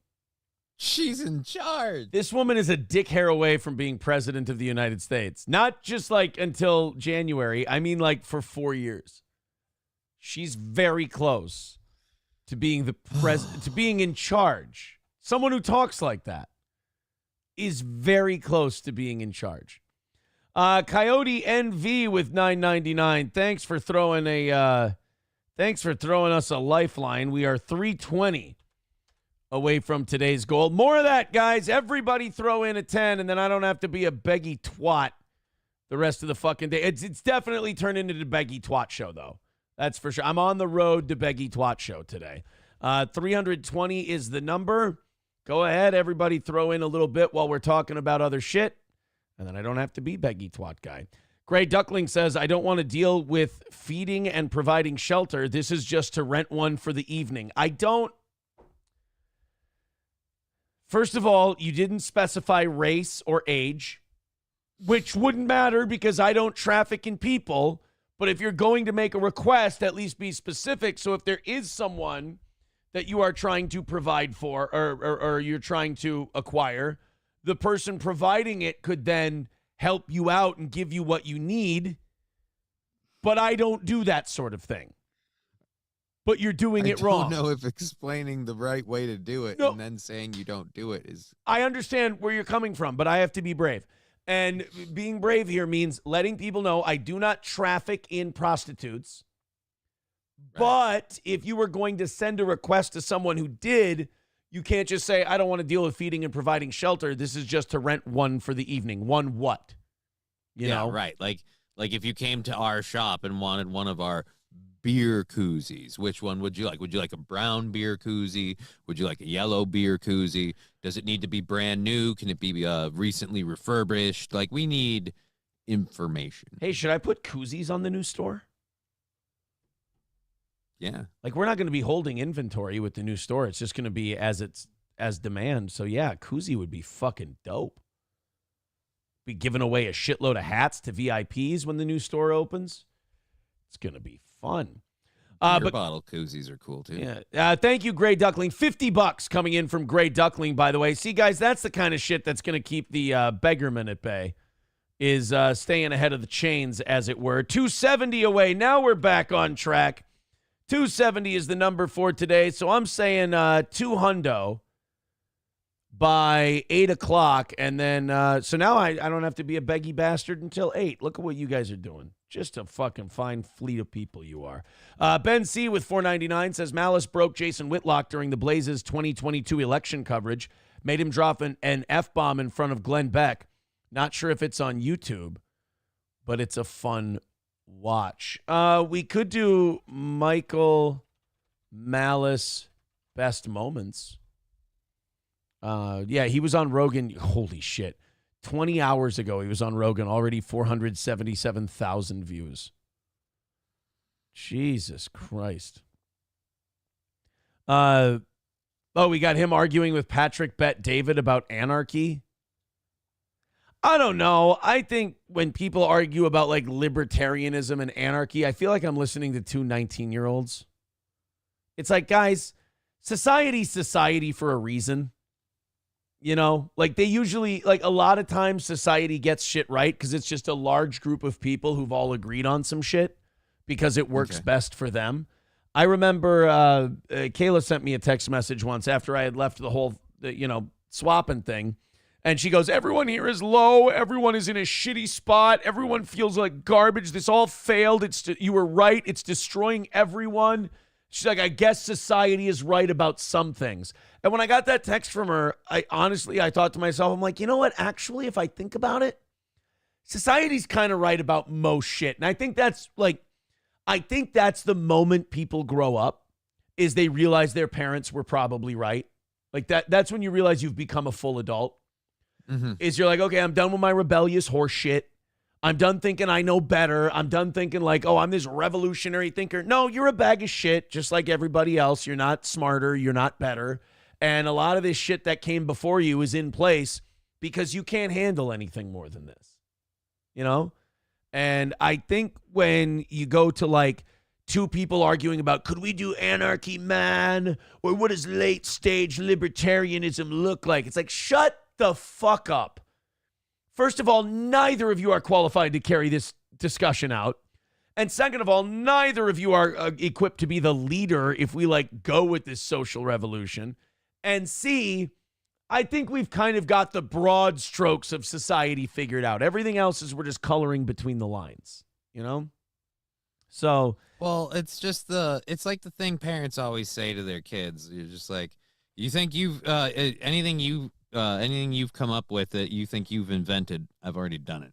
Right. Like, when it comes to sneaking out or whatever, like, it's just like every kid, every person growing up thinks like, oh, no, dude, I got a new way to do it. Totally out of the box. Never been done before. It's like, no, it's been tried and failed 89 times. You're about to do it too. Yeah. See why no one else did it this way. Exactly. Yeah. Every time you think you're doing something new, it's been done before. Remember when the Occupy Wall Street people came around? And it's like, you understand you guys are just the flower children Vietnam protesters. Like, this has been done before. This is not new. Buffalo Jockey with $5 says Harris tried to hide her being drunk like you and April tried to hide her being high on the air. I was thinking about that yesterday, too. I was thinking about the arrest report or the search warrant yesterday. Mm-hmm. Or the search warrant affidavit. Remember in the search warrant affidavit where it actually commented on our show? Because they talked about Nick being high on air and having the powder on his nose and everything else. But they also talked about, like, when they were getting the search warrant, watching our show. Like, I didn't know they were monitoring us this whole time. And they said in the search warrant affidavit that we watched episodes of the Steel Toe Morning Show where April appeared strung out and high on some sort of stimulant. And by the time that all came out, like, April and I hated each other and we were getting divorced anyway. So, like, when I read it, I was like, instead of me going, oh, man, that's terrible that they found out she was high on coke while she was on the show or Molly or whatever. And I was, instead of thinking that way, I was thinking, yes, they totally thought I was clean, which I was. I mean, but I was like, yeah, they even watched it. This guy who's had expert training and who's on stimulants, he looked at me and said, that boy's all right. These two, fucked up, strung out, high as a goddamn kite. The big guy, all right, He's good. I don't know if it went that way. I think you're being a little over optimistic. I think it went more like, these people are really fucked up. She's high on some sort of stimulant. I don't even know what that guy's issue is, but that's clearly psychological. I can't help there. No. That's not at all what they meant. What they meant was, that guy's all right. Clean living, buddy. Attaboy. Good job. Whereas with April, they went, her hair looks like rat ass, and she's high as a fucking kite. And she's taking 8 breaks a show. I don't know. Shit Show with 199 says, what's this wee shit? You are an actual beggar. I know. Have you not been listening today? Jesus Christ, buddy. Try to keep up. What the fuck's going on with you, Shit Show? You're usually better than this. When have we ever shied away from that? Yeah. Someone writing in, Michael Malace was on Cash Cab, the TV show. Pretty funny. The episode is on YouTube. I like it better when Michael Malace is just shitting on people. That's all. I just like it when he's shitting on. I don't really care about Cash Cab. I wonder though, was that it just happened, or was that a setup? Like Michael Malace on Cash Cab? Yeah. I don't know. I'm not sure. That's the only thing that would be interesting to me, because I like Cash Cab. I actually liked the show. I found it very entertaining. What fucking clip was I going to play? I was not ready to move on to the next thing yet. We were talking about Michael Malace, Kamala Harris. Malice breaking somebody. Jason Whitlock. That's what it was. We don't know if we have that one. That might be like a Blaze exclusive. Jason Whitlock.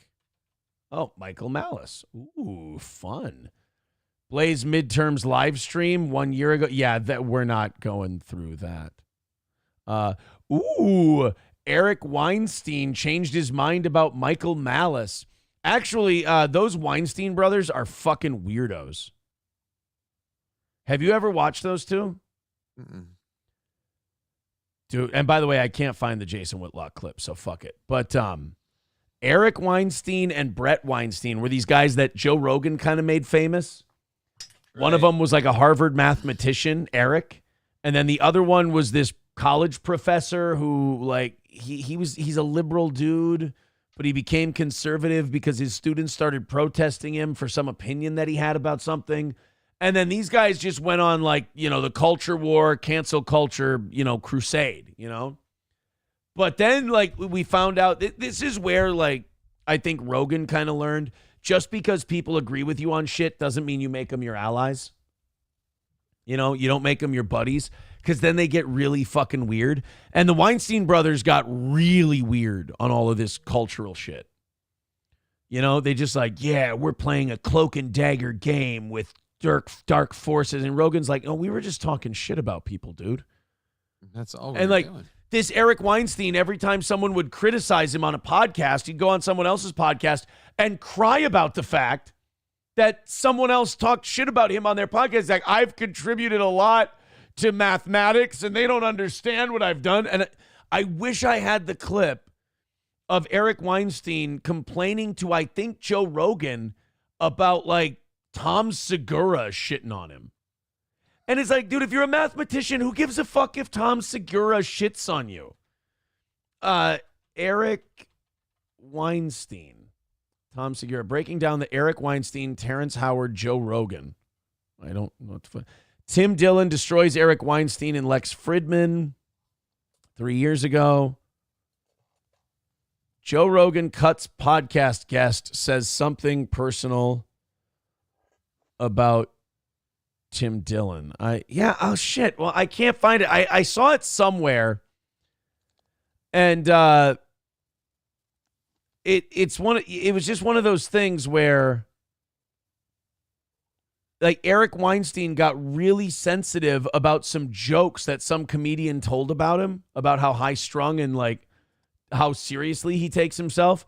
So then he proceeded to take shit way too seriously and be really protective of, like, his ego and shit. It was just, in other words, be the embodiment of the joke.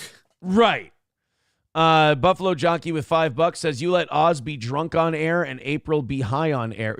I don't know how much you know about adults, but you can't really let them be anything. They kind of just get to, yeah, they kind of just get to do shit. And you can tell them like, hey, could you not do that? Or, hey, I'm really worried that this is going a little too far. And then once they yell at you and call you a piece of shit and a monster and a terrible guy, you really, I mean, that's kind of the end of the discussion. There's really nothing more than you can do about that. Are you still, we need a daily Girly update. Oh, we do? Okay. Yeah, everything's still all full steam ahead. Did you have any talks with the Girly yesterday? Yeah, I talked to her quite a few times. And what did you guys? What's the general consensus? Is everything water under the bridge? Well, not water under the bridge, but we both had some miscommunication issues, and like I said, we addressed that. So we're going forward with it. Both parties are excited. We got everything all arranged and set up. So are you guys gonna fuck? That is so. Why would I? Are you guys gonna have sex? Possibly. You gonna put your wiener in her? Well, that would be the definition. Yeah, of sex. Johnny's gonna put his wiener in the California I didn't say girl. that's gonna happen. I said that's the definition of sex. Johnny just said the only reason he's bringing her here is so he can fuck her. Nice, dude. Yeah, this is totally gonna help. Johnny said he's gonna shove his shaft in her balloon knot. Atta boy. No, I did not say that. You said that. I said that there's possibilities, but okay. See, I misunderstood.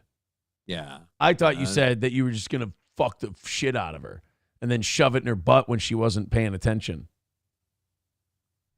That's what I thought you said. Who's ever not paying attention enough where you can actually shove it in the butt?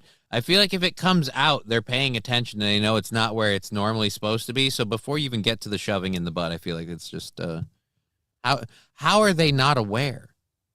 What have you done to these people? I'm not going to share with you my secrets. Ever.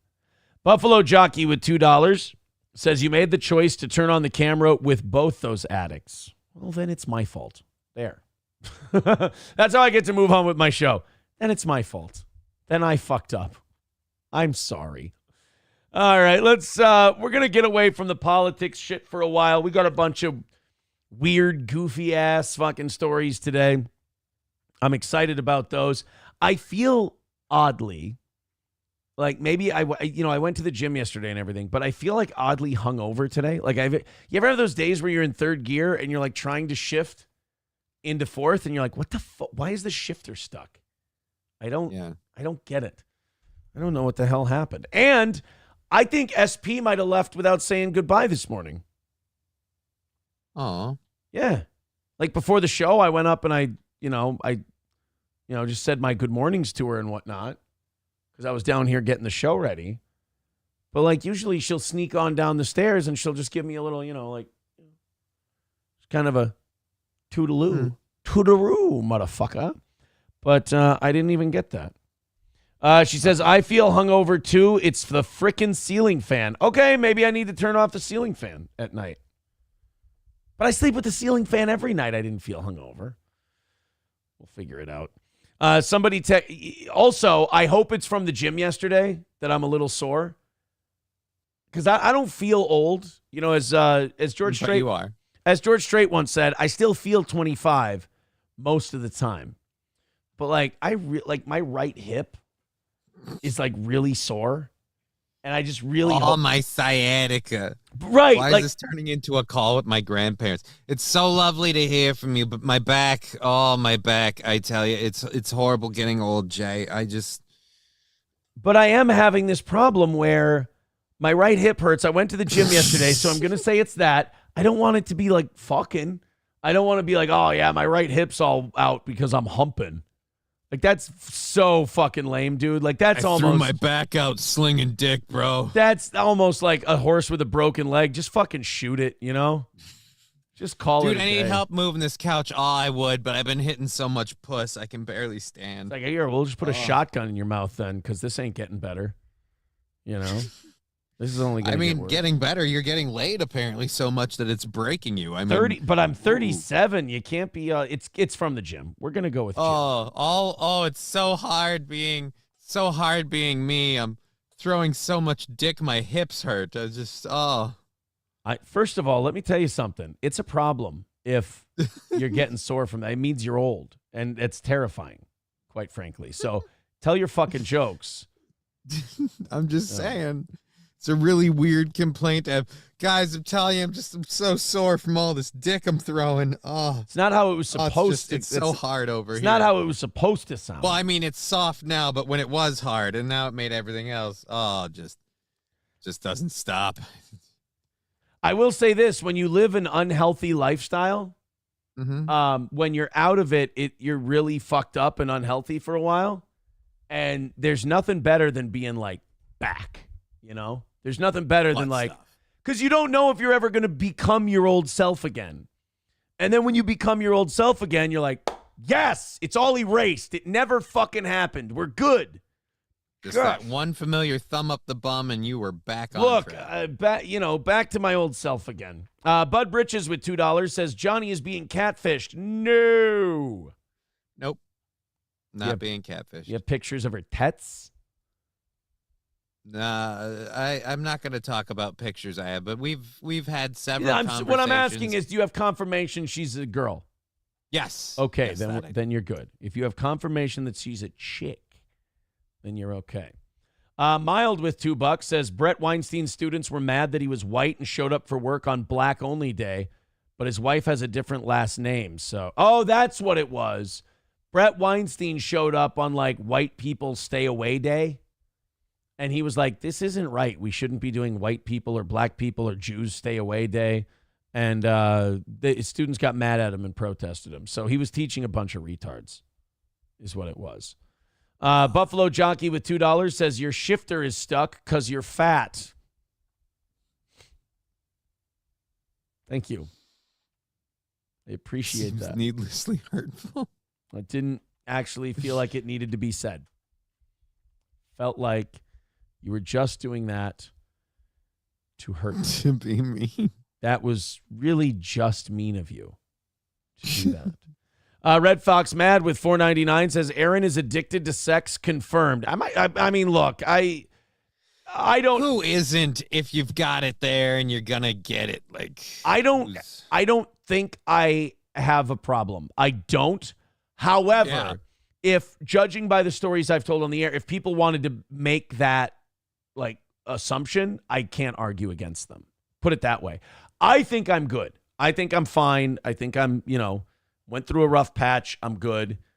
If people want to go, no, you have an unhealthy relationship with sex and you have a problem. Oh, all right. Well, I'm not gonna waste my time arguing.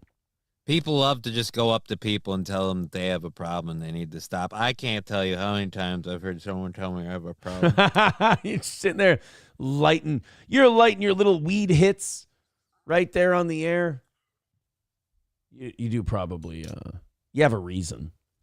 Yeah, I have a medical reason. Yeah, you do have a medical reason, in fairness. All right, guys, thank you very much for all of your contributions. You're very nice. 2:40. Like I said, we don't have to do any begging until 8 o'clock. Thank you very much. And actually, we don't have to beg then either. Keep going the way you've been going. We're solid. We'll just keep going. A childcare worker who was happier and chattier than normal at work was happier and chattier for a reason. This really sucks. I hate stories like this because what a world we live in when people go to work and they see someone being like happy and in a good mood and feeling great, and instantly their first reaction is, what the fuck is wrong with them? They must be shit-faced. You're like, why do they have to be shit-faced? What if they're having a really good day? What if they just feel good and they came to work and they feel like sharing that energy with everyone else? What I'm saying is like that. This world is a hellhole. Why are they happy? Right. What I'm saying is like, if someone goes to work really happy and your first instinct is they're fucked up, like you're just trying to get them in trouble for being happy at work. Even if they are fucked up, leave them alone. Don't rat them out. It's nice that someone's coming to work happy. Who gives a shit what the reason is? Now, if you're such a miserable prick at your job that someone else being happy fucks you up so bad that you're now like, I'm going to rat them out for drinking.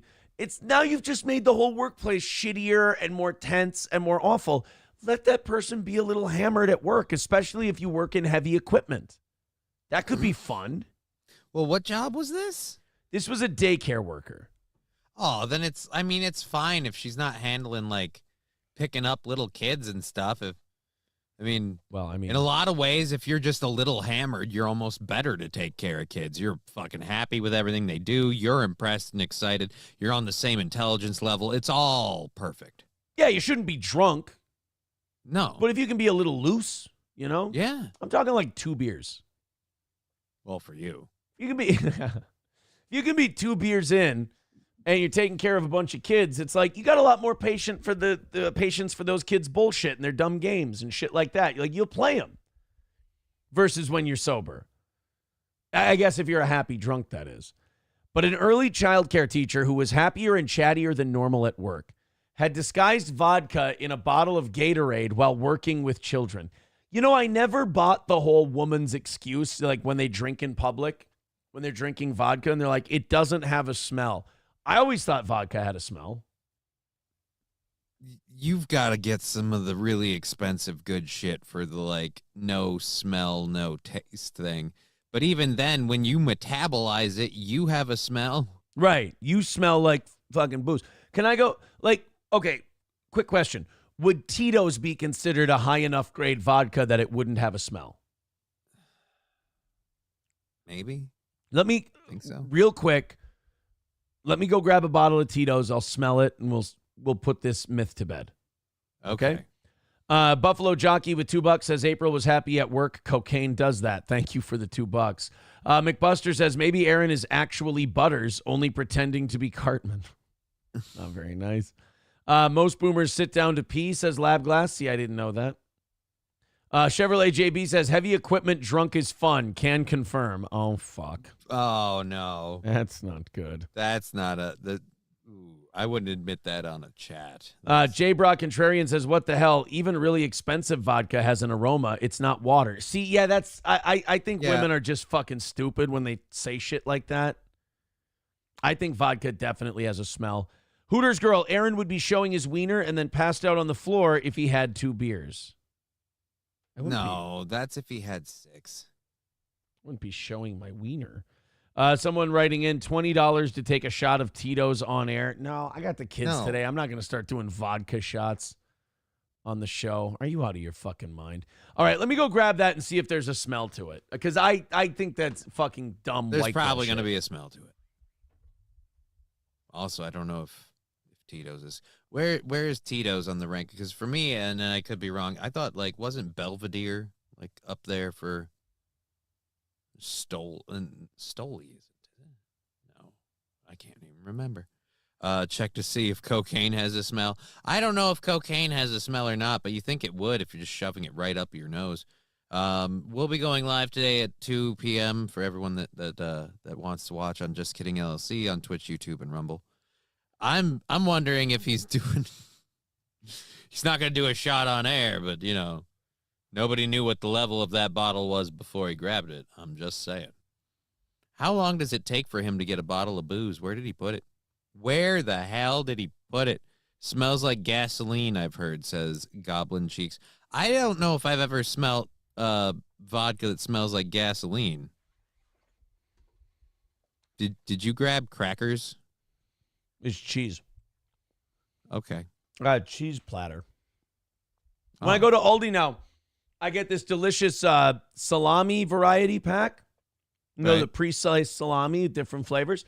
And I get a big platter with different cheeses on it. And charcuterie board away. SP always brings that up. She's like, oh, back to Kayla days. Where's your red fridge, queer? I'm like, no, I'm a salami and cheese kind of a guy, you know? Who does, like, dude, charcuterie boards are fun. I love having. Buffalo Jockey with $2 says he's got it neck deep up his ass. No. I don't have the bottle neck deep up my asshole. Thank you very much for the $2, though. I appreciate it. Sorry, guys. 235 away. Okay. Let's dispel white girl horse shit real quick. Be funny if I took a big whiff of this and I went, not getting anything out of this. Not a whole lot in there. Do I have to let the tannins breathe? No, it's not wine. Oh, yeah, that has a smell. Are you out of your fucking mind? I'm not saying we should ban women from drinking. I just think we should ban them from talking about it. Yeah, it's got like that weird, vodka has a weird chemically, like almost like DEET smell to it. You know, like the stuff they put in bug spray? Yeah. It's got a... Well, I mean, it is distilled, so... It's got a DEET scent. That's all. Oh no. Look at her. I tried to tell everybody she's... How much of that Tito's did you have on your way down, sir? I don't bite as hard as I thought I did. Austin, Texas. Why did I think that Tito's was made in Minnesota? Huh. I have Austin, no Texas. idea. No, Austin, Texas makes the best vodka historically. It's a lie.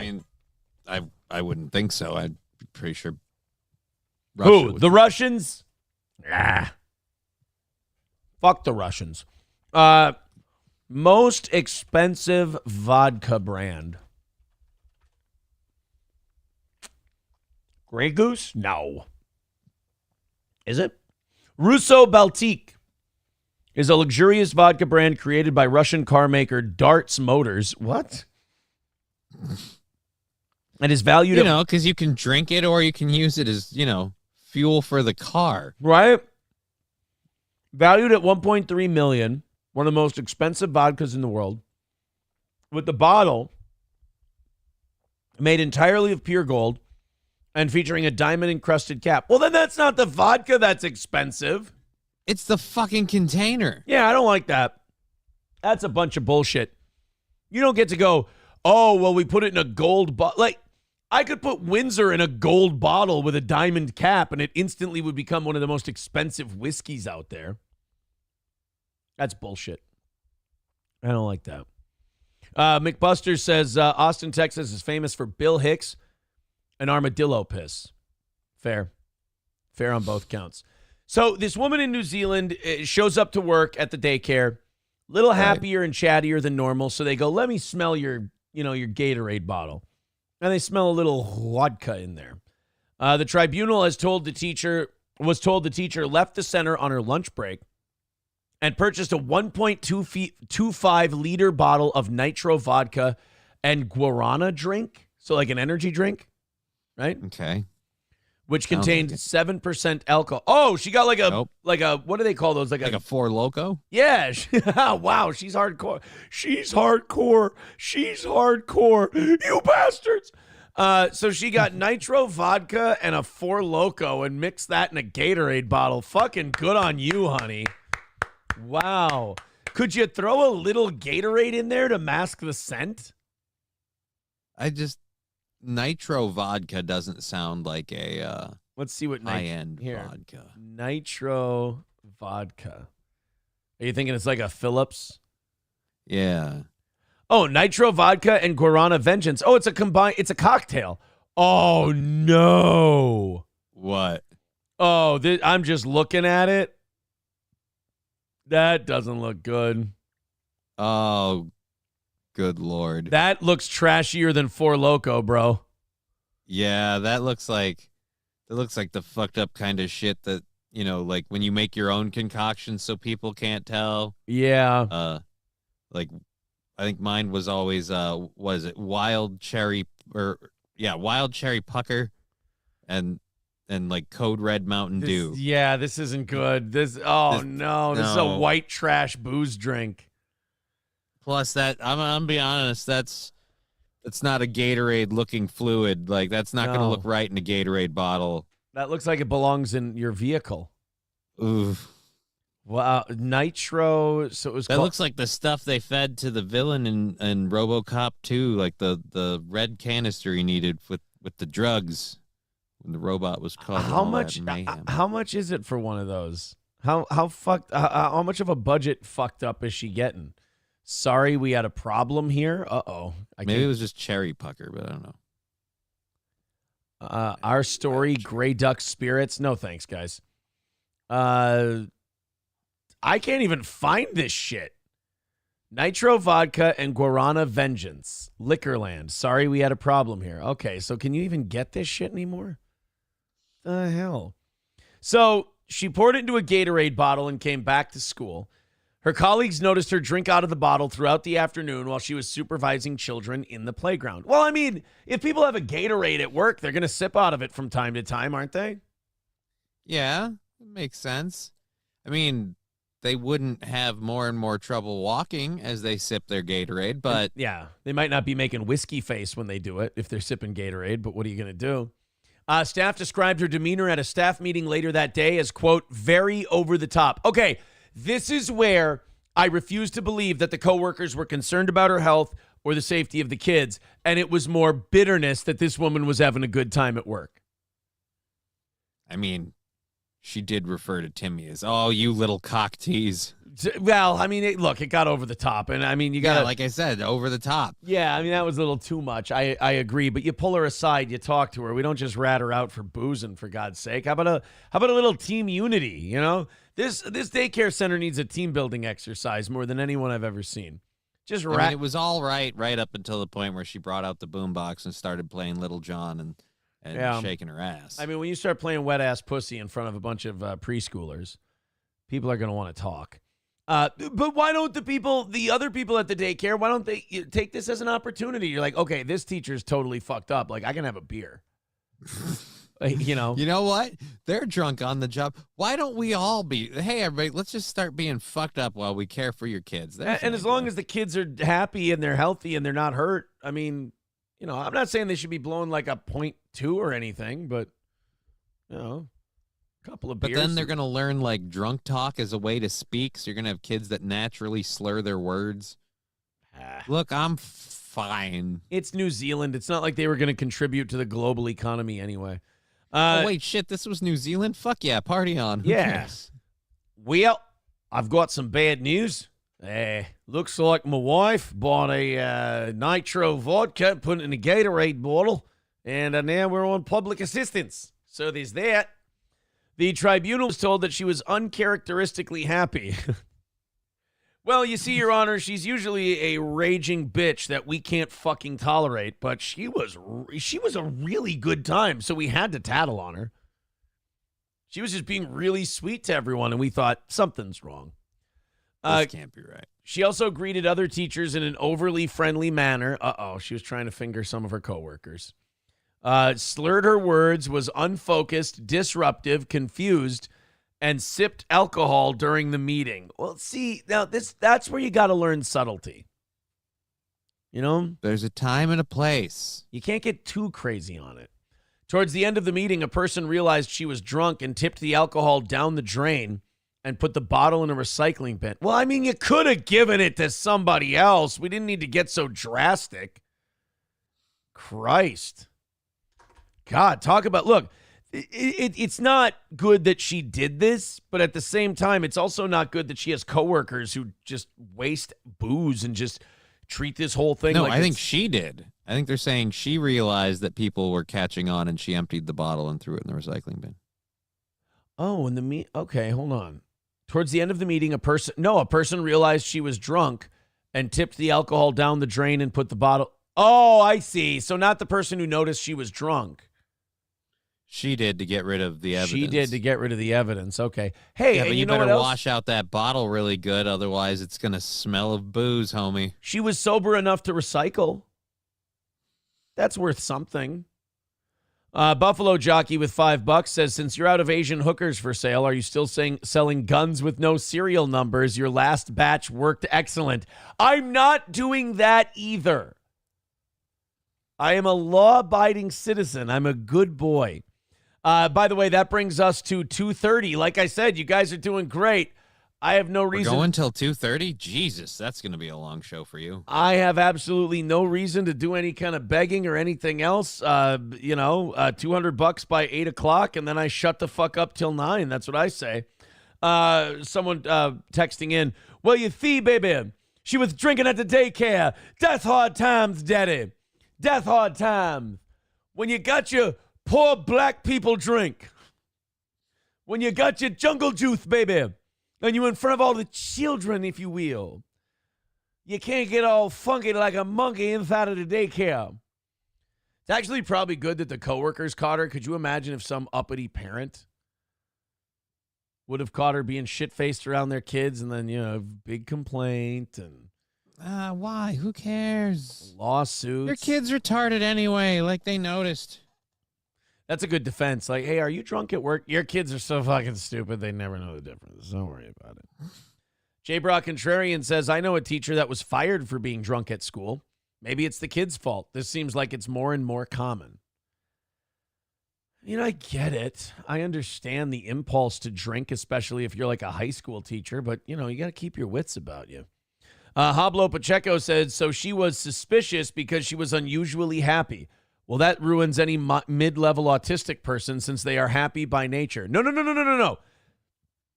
The thing is, so it's not that she was happy. It's that she was usually a cunt. And so it was her being happy that made them go, this ain't right. It's something and when wrong they here. confronted her about the alcohol use for it, she's like, but you guys have to understand, you see, this is the way it works. Your ability to have happiness is here. But if you drink a Gatorade bottle full of, liquor and alcohol, it raises it up to here. Aaron, what you have to understand is your body's capacity to handle stress is here. And if your stress level is here, you do the cocaine and then your ability to handle stress goes up here. First of all, what you're doing with this hand is not correct. This is not true. Second of all, if your stress ability and your stress contingent is up here, you need to drop this hand, not raise this hand. The idea of raising this hand, no, we have to drop the actual stress. And you know what I never understood? What? Is neither of you have jobs. You have all fucking day. You can literally be chauffeurs all day and you'll be fine. So I don't really understand where the stress is coming from the dropping off kids. I made that run 2-3 days in a row. I made the run that they make every day, and I made it by myself. And yeah, we had to rush to a violin practice. That was it. Or was it piano, violin, something like that. We had to hurry to a practice and we were 5 minutes late. Big fucking deal. If you get stressed over that, you need to chill the fuck out. But I made that run a few times and it was easy. You go, literally you drop a couple of them off at school and then you got an hour and a half before you take anyone anywhere else. So you're kind of sitting there with your thumb up your ass. I got some dishes done and shit. I just kept doing housework type shit while I was waiting to make the next trip. Then you make the next trip, you come back, you get some more shit done. I don't understand where all this stress was coming from. It's just... I have a theory, and this is crazy. Okay, I'm ready to hear it. I think the stress might have been coming from just the partner swapping, just drama dynamic, and the drugs. I dare to say, I think that Nick may have made a slight miscalculation, and his ability to handle stress was here, but the stuff he was doing was putting his stress up here. Oh, okay. That's my theory. I had a lot of sitting around waiting to take kids to other things time on my hands. I didn't find it to be remarkably stressful. But then again, I also didn't have, snorting cocaine penciled into my schedule either. I can see where those two things would interfere. Yeah, it might take a little bit more of your time. Yeah. I mean, if you don't want to be stressed out, I've lived your life. I've run your schedule. If you don't want to be stressed out, here's some advice. Don't do drugs. Don't drink. Take the kids to their assigned things and then wake up in the morning and start it over again. Like the entire world does. What an immature idea that, I'm not having any fun privately. I'm not having any of my own fun. And all I'm doing is driving my kids around. Well, either A, put them in a public or private school where they can be bused or whatever. Or two, just fucking run your kids around all day. It beats having a real job. You don't have to actually work. You can just sit there and run the kids around all day. Split it between the two of you if you want to. And then you're going to be good. There's going to be no stress and you're going to be totally fine. But I hate people that are like, oh, I'm so stressed because of these kids and all this. It's so hard to do all this with all these. Then stop blowing loads in your lady if you know what's going to happen. you make one or two, I feel like you should understand what leads to this. So just how about you just stop making them? I never understood the whole, I'm so stressed. Dude, do you want to know what real people have to do? Fuck. Talk about stress. All right, let's go ahead and Packer Backer says the less people have to do, the more stressed they get about what they do have to do. That's just such an immature attitude to have. It's like you're being a fucking spoiled brat. You have more than enough time to handle your shit. You'll be fine. I mean, you won't be, but you would have been. Let's go ahead and watch this. This is Tennessee Titans linebacker Jeffrey Simmons. This doesn't happen very often, and I don't know how I feel about it. Being a one-time radio guy and future radio guy, I don't really know how I feel about, like, sports players confronting radio hosts who criticize the team on the air. Like, this is terrifying as fuck. But also, if you talk a whole bunch of shit, like, people are allowed to yell at you. Right. So, did this Jeffrey Simmons do anything wrong? I mean, technically, no. You're allowed to yell at a guy for talking shit about you. But then the radio guy, like, you have to be entertaining to your audience. You have a responsibility to them. And talking a whole bunch of shit on the air, people really like that. Yeah. So, like, it seems like everybody's kind of doing their job here. But the Titans' Jeffrey Simmons had it with radio host Buck Rising. Ew, don't be Buck Rising unless that's your real name. Well, star defender Jeffrey Simmons unloaded on the host, and the entire altercation was broadcast over the airwaves. Now, first of all, this can be a little, like, humiliating, but at the same time, if you're the host, this is great for your show. Right, it's great for your show. Some people might even be like, "Hey, is this a setup? Did you guys put this together? Is this a work?" Yeah, like, I don't know, but yeah, dude, it'd be awesome for your show. The only thing that won't be awesome is now you're in a small booth with a professional athlete, with a big angry linebacker who hits people for a living, and he's within arm's reach of you. The tense interaction went down as the Buck Rising show began welcoming Titans corner Roger McCreary for a sit-down following the team's first padded practice. That's when the 27-year-old Simmons walked over, and that's where we start this video. Well, Jeff, you want to sit down? We can talk whenever you want to talk. Jeff, we'll deal with that later. Roger McCreary sitting down with us here on 104.5 The Zone. Jeff, I mean, we're on the air right now. You do a lot of talking on social media. I'm right here, Jeff. We can talk anytime you want to. Unbelievable. We got to make that happen. Well, we'll deal with that later on. Roger McCreary sitting down with us here on 104.5 The Zone. Jeff, if you want to sit down and talk about this, we can talk about this. I'm telling you, stop talking on social media. Talk to me. I'm talking to you right here, Jeff. Now, first of all, I'm firing my producer if this happens. How we didn't get a fucking headset on this guy? Yeah, how do we not have a headset or a mic on this man? Yeah. Like, we're putting a headset on our interview guest, like, that's important right now. Fuck that. Give the headset to the other guy. Hell of a radio voice on this guy, too. Unbelievable, Jeff. Unbelievable. Yo, you being a pussy. Unbelievable, Jeffrey. I'm talking to you right now. I'm talking to you right now. It's not good, though, like, when some guy's bowing up on you and he's, like, got really aggressive energy. Like, the worst thing you can do is take that kind of, like, parental tone with them. It's like, oh, come on now. I think you're being ridiculous. Like, that's just going to rile them up more. It's just going to make them more upset. I want to go back to when I got to rewatch this whole thing. We can talk whenever you want to talk. Jeff, we'll deal with that later. This is him, like, trying to, like, be tough for his audience, but also being like, I don't want to get my fucking gut stomped out. Right. It's like, well, we'll deal with that later. Jeffrey's being unreasonable, everybody. Roger McCreary sitting down with us here on 104.5 The Zone. Jeff, I mean, we're on the air right now. You do a lot of talking on social media. I'm right here, Jeff. We can talk anytime you want to. Unbelievable. Pussy. Unbelievable. Unbelievable. I can't believe you would do something like Can't believe Why would you speak that way, Jeff? Jeffrey, why do we need to use that language? I mean, we're on the air, Jeffrey. I don't understand why we need to be so crass.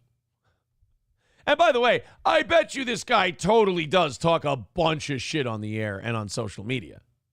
Probably. I'm sure this guy just says a whole bunch of shit about this guy that he doesn't like and whatever, but like, same time, dude. You can't just go up during a radio show and just start screaming at the guy.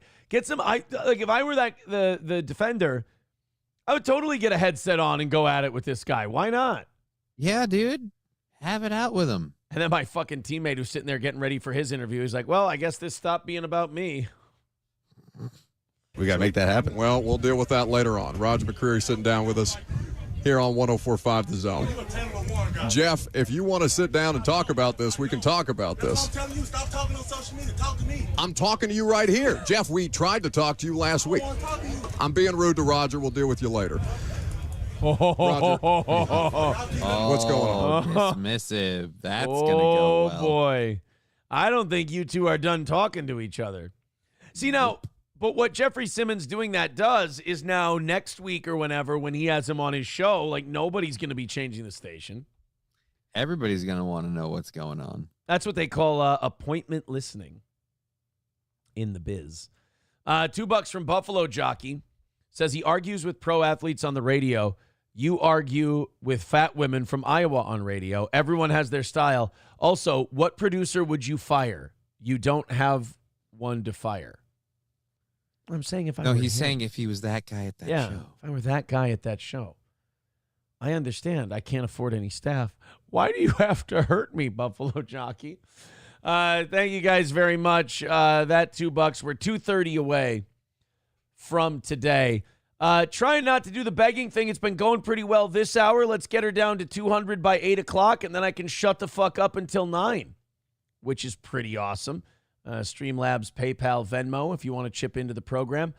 But yeah, you can talk a lot of shit. But as soon as that athlete comes up to you, I actually thought the radio guy handled it pretty well. I think you can't be a total bitch and just be like, oh, I didn't say anything. What are you talking about? But you also can't like instigate the guy to the point where he wants to punch you in the fucking head. You know, he's just like, we can do it right here on the air. We can talk right now, Jeff. It's like, okay, perfect. That's how you handle it. You didn't get him all riled up. You didn't get him all worked up. But you also didn't look like a bitch who ran away from him. That was pretty good. You scared him off by saying, we'll give you a microphone so you can talk. These are some of the tweets Buck Rising was putting out there. Oh, excuse me. Woo. Simmons just swung at Latham after some pushing and shoving. Ref said 98 would have been tossed in a game. He's back in for the next 2 and immediately starts a brawl. Sloppy. Simmons needs to lock the fuck in. That's what he tweeted. So apparently the Simmons guy was out on the field swinging on people, starting fights. Then as soon as he's back in the game, he's fighting with people again. And Buck Rising's like, dude, you need to fucking lock it the fuck in, dude. You need to get your shit together. That actually doesn't seem like bad advice. Then come on now. Unbelievable. Unbelievable. We'll deal with this later. He's just doing more fighting, guys. This is unbelievable. Unbelievable. Although I would kind of be careful talking a bunch of shit about the guy who seems to be totally willing to start fights with 280-pound football players. Yeah, that's the one ballsy part about this is he's like, you know what? This guy's got a real anger management issue and seems to be a tad violent. I'm going to call him out on it. Like, I don't know. Oh, we actually have Buck Rising. Oh, God, this is what Simmons looks like. Jesus Christ. He literally squared off with a monster. Dude, do you know what you can do if that thing decides he's going to come get you? Shit your pants? You can shit your pants as a defense mechanism and hope that the smell deters him. Other than that, you're fucking dead. This is Buck Rising addressing the situation. You want to talk about what happened before Roger McCreary sat down? I feel like it should be addressed, right? Are we going to gloss over it like nothing happened? Well, I didn't think it was that deep, but everybody seemed to be pearl clutching a little bit around me, so I guess we can talk about it. Jeff Simmons came up here with some thoughts on maybe something that we said on the show or maybe something that he saw on Twitter or something like that, and he clearly wanted to address it. I offered him the opportunity to sit down. I understand why Jeff wouldn't want to sit down. He should just keep healing it up. He should be like, I'm a very intimidating guy. He probably didn't want to sit next to me.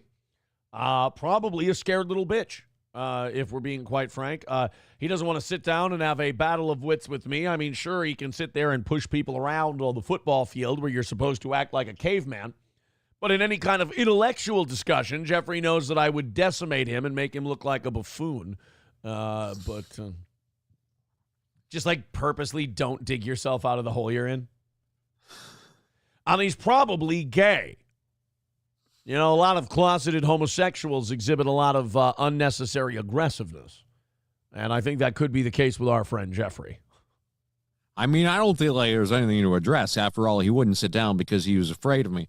And there's no need to get into it any further than that. No. Well, he wouldn't sit down next to me and actually hash this out, probably because his anal cavity was so sore from all the penetration that it received last night from his gay lover. Print that. He didn't want to sit down next to me because he was downwind of the smell of his wife's cunt on my dick, and it was a little awkward. Like, just, it's Buck Rising trying to get his ass kicked. He's like, this guy isn't going to make me look like a bitch. This particular moment to talk about it at any given point. We will work out a time logistically for Jeff and I to have a conversation because we can be adults about this instead of screaming at each other across a practice field. I thought that was not the best place to handle any kind of... like he's low-key shit-talking still. Yeah. I like that. I like when people, I like when the little wimpy guy low-key keeps shit-talking the big buffoon who came in and yelled at him.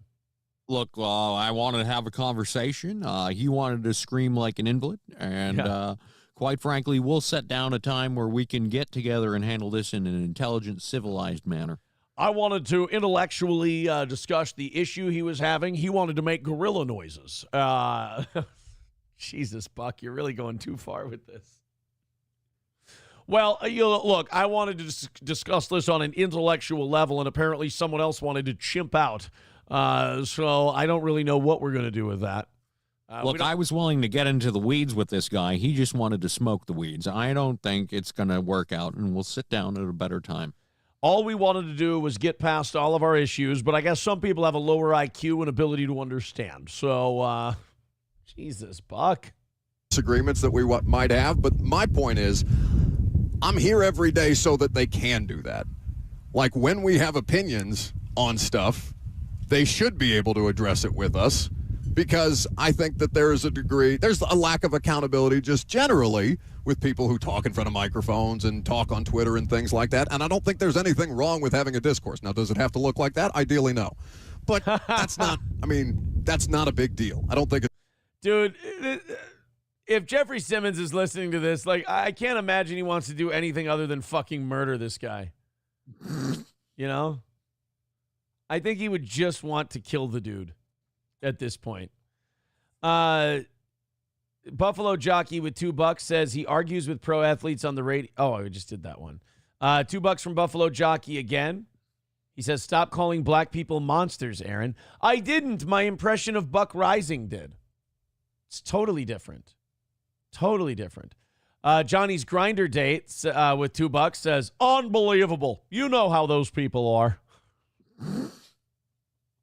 Trucker 18-wheeler with $5 says the puking radio voice is annoying. I don't know. I kind of like it. I kind of like that he's being disingenuous and kind of shitty towards this guy, and he's doing it all in puker voice. Listen, if Jeff wants to have an authentic conversation, if he wants to have real talk with me, that's totally fine. I have no issue with that. It's okie dokie, artichokey. And we can make sure that we do that. Look, Jeff and I can sit down and have a conversation like a couple of adults. But if he's going to sit there and act like a big baby, then, someone go ahead and get him his baba. I got better things to do. Look, I don't know if Jeff doesn't know how to settle things like a man because his father ran out of him and never taught him to be a man, but I think that could be it. His girlfriend could have had another abortion. I don't really know. Who really does? He could have spent all of his signing bonuses on jewelry. That could be a part of the problem.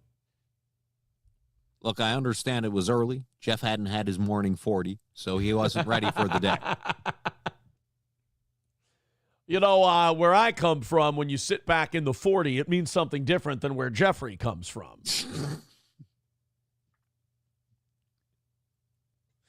I just want to see Buck Rising go full heel and just talk all kinds of shit and never stop. Ideally, I want it to end with Jeffrey Simmons punching him in the mouth. And I don't think Buck Rising understands it would be good for his career. If not for his career, it'd at least be fucking entertaining for the rest of us. Yeah, the rest of us would really like it. We are $225 away from today's goal. Thank you guys very much for your contributions. We want her under 200 by 8 o'clock, and since we're 3 minutes past 8, just get her under 200, and we'll shut the fuck up until 9 o'clock. How does that sound? 225 is the number. We're on an okay pace for today. Let's keep it going. Streamlabs, PayPal, Super Chats, memberships, Rumble Rants. We're doing all right, and now I can't stop doing that fucking puking voice because that guy did it. Oh, we got to get through our most embarrassing story of today. Are you familiar with White Dudes for Harris? I'm familiar with the existence of a group called White Dudes for Harris. Well, now it's becoming a meme increasingly, and this really breaks my heart. But Jeff Bridges. Oh, no, because I heard Mark Hamill. Oh, yeah, dude, fuck Mark Hamill. He's been an asshole forever. Yeah, dude, I heard Mark Hamill was like the big name on it, and it wasn't a surprise. It was just another reason where I was like, oh, because I liked Mark Hamill as the Joker in Star Wars, and also it's sad. Well, yeah, but like politically, he's been a twat for a long time. No, it wasn't a surprise by any means. Yeah. Jeff Bridges. The Jeff Bridges one hurts because he's one of my favorite actors. I love Jeff Bridges. And the fact that Jeff Bridges is a white dude for Harris, I don't care if he votes for Kamala Harris. Like, obviously, he's in Hollywood. A lot of people go that way. But at the same time, like, to just be like an embarrassing, like, oh, I'm a white dude for Harris. We need more of us white fellas to get in there and really appreciate what a wonderful, strong woman she is. It's like, oh, dude, you're voting for her. You're not trying to fuck her. Like, let's maintain a little bit of dignity. So this is it's going to hurt. This is going to sting. This is Jeff Bridges, and I think your boy Mark Hamill does make an appearance here too. Off we go. I gotta laugh because I accepted the invitation. You know, I was brought to the party not so much as being white, and I certainly am. What? You lie, sir. You piece of fucking shit. I thought you were black and proud. I thought you were Navajo. And now you come up with this white shit, you bastard. And by the way, they're doing this as like a streaming thing. They're streaming. It's called White Dudes for Harris, and they're trying to raise $1.95 million for Kamala Harris. Right. And that's what the White Dudes for Harris. So you bring Jeff Bridges on, who is doing this literally, it looks like, from his garage. Those look like garage windows. It does. Yeah, dude, that looks like a garage window because that's a garage roller door up the top. Yeah. Jeff Bridges has a nice fucking garage, dude. Yeah. But because I'm a dude, you know, so a friend sent me. Well, you're the dude. Yeah, you're not. Hey, Jeff, take it easy. You're not a dude. You are the dude. You're the dude, Jeff. Let's not get fucking goofy on us now, you rotten son of a bitch. Trump pissed on the dude's rug, man. Apparently so. Email today with your hat on there, and I said, "Oh, I gotta have one of those. I qualify, man. I'm white. I'm a dude, and I'm for Harris." Oh, man, I'm still gonna watch his movies. I think he's. I just watched Crazy Heart again last week. I love Jeff Bridges, but I just watched Starman the other day. This is like what it's fine though, because it's like it's your grandpa. You know, it's all right. I don't have a problem with him supporting Harris or being for Harris. The problem I have, and it's not really a problem, it's just it's cringy to be white doing dude, this. Right.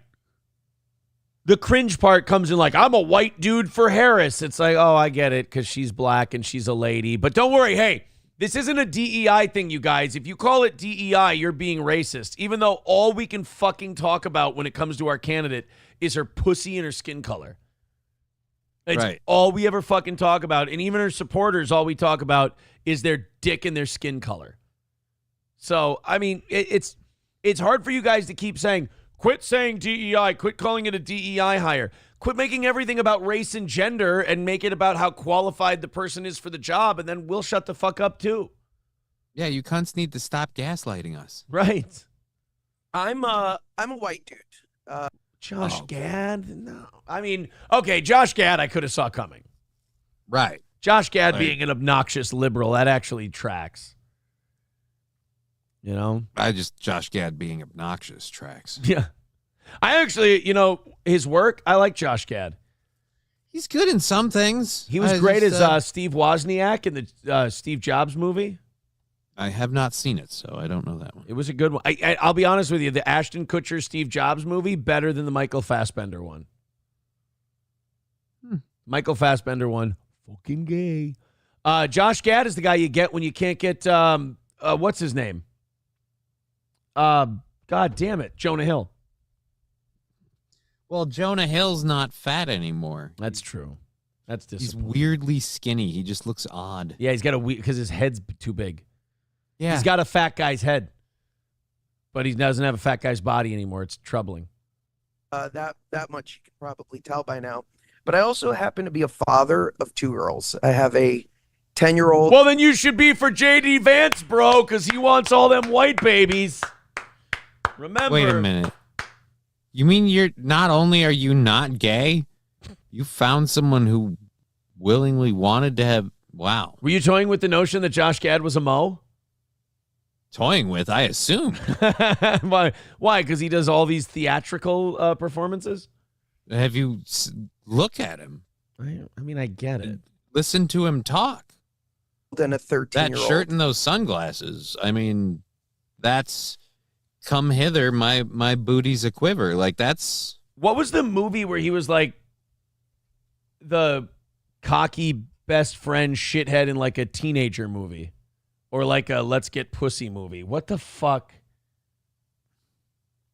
Oh, God, why can't I think of... Oh, no, he wasn't a shitty best friend in a Let's Get Pussy movie. He was 21. He was, he was the best buddy in 21. The Blackjack movie. Okay. All right, yeah. That's what it was. That's the first time I saw him. I like Josh Gad. But, God, he's about to say some really pussy shit here. And I'm not sure if you guys can recall that feeling you had on the night of Tuesday, November 8th, 2016. Oh, God, get the fuck over it. My girls. I think about my girls. Wouldn't you like to raise your girls in a world where their snatch doesn't hold like a political value?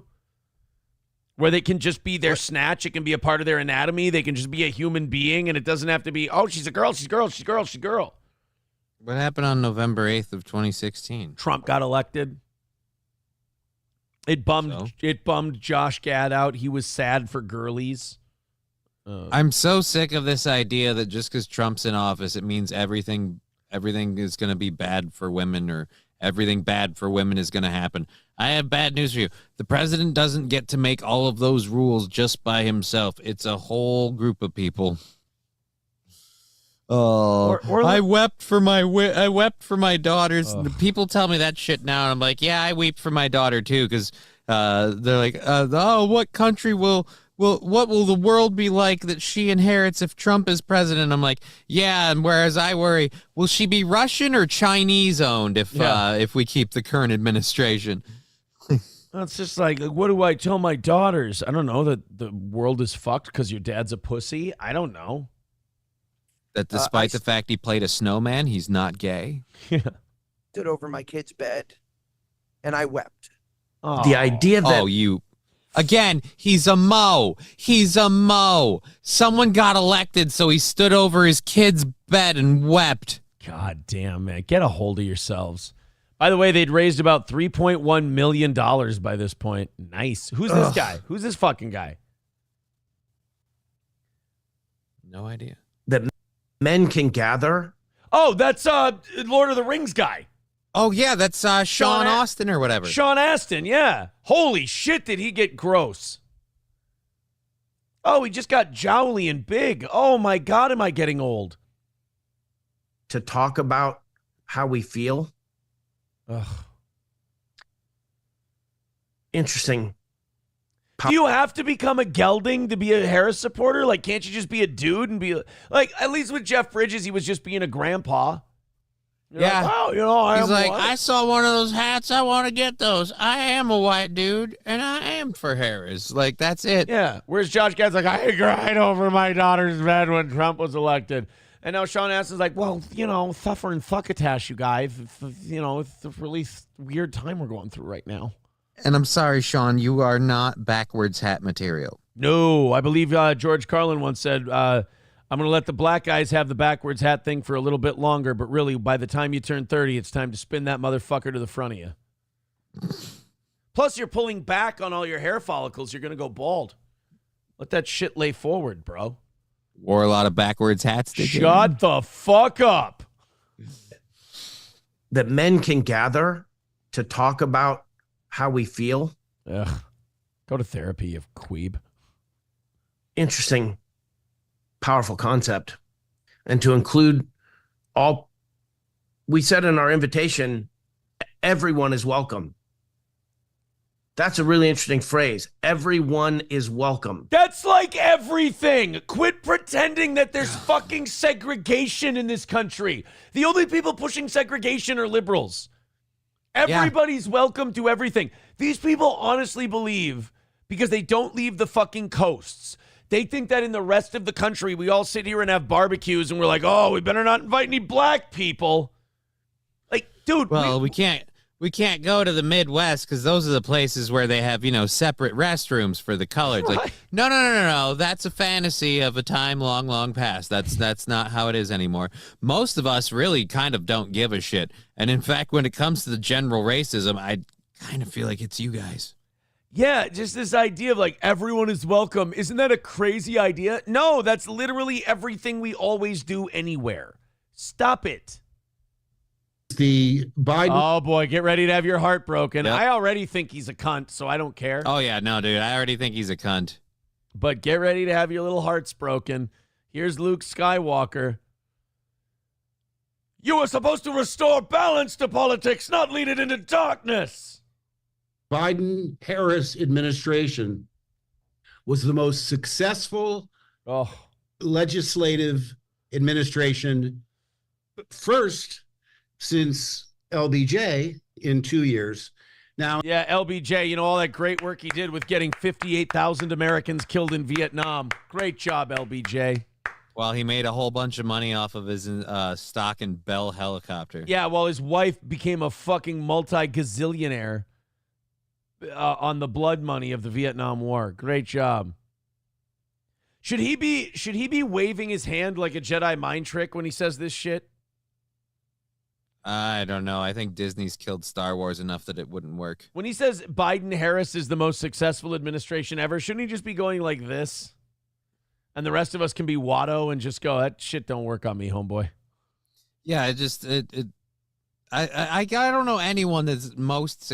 You can argue that, you know, the Biden-Harris campaign has done good things here or there. Whatever, fine. We can have that conversation. But most successful, have you been outside? Have you paid for anything? Well, he hasn't. No, he hasn't. Administration first since LBJ in 2 years. Now, in 3.5 years, the most legislatively successful administration since Franklin Delano Roosevelt. They always say this is the most important election of our lifetime. I've heard that, you know, since I first voted in the 70s. Fuck you, asshole. Now you're the one who's always saying it. Yeah. And by the way, since I first voted in the 70s, so you've been paying attention to this shit long enough, you ought to know by now that it's not the most important election because the ship isn't going to massively overcorrect one way or another. Right. It's just little deviations and we keep going down the drain. God damn, man. Just watching I'm a white dude for Harris. They really are just trying to prop this thing up as best they can. It's gaslighting, though, because we're racist if we pronounce her name wrong. We're assholes if we call her a DEI hire. Yeah. We're villains for this, that, and the other thing. But then, I'm a white dude for Harris. Remember, we're white ladies for Harris. Remember, as white ladies for Harris, we need to stand down and shut up and just listen to the BIPOC community and what Harris says to do for. Like, they do all this stuff where it's like, well, can we talk about her policies or the sustenance of her legislative character? No. She's a black lady, so we need to point out that even though she's a black lady, we as white people support her. Oh, so the only reason you support her is because she's a black woman. How dare you say that? Yeah. Like, what the fuck?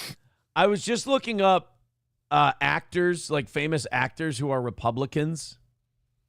And like the list you have are like people who have been like so like shortchanged by the industry and like there's a gap between their talent and what they always get offered. And the Republican thing has to have something to do with it.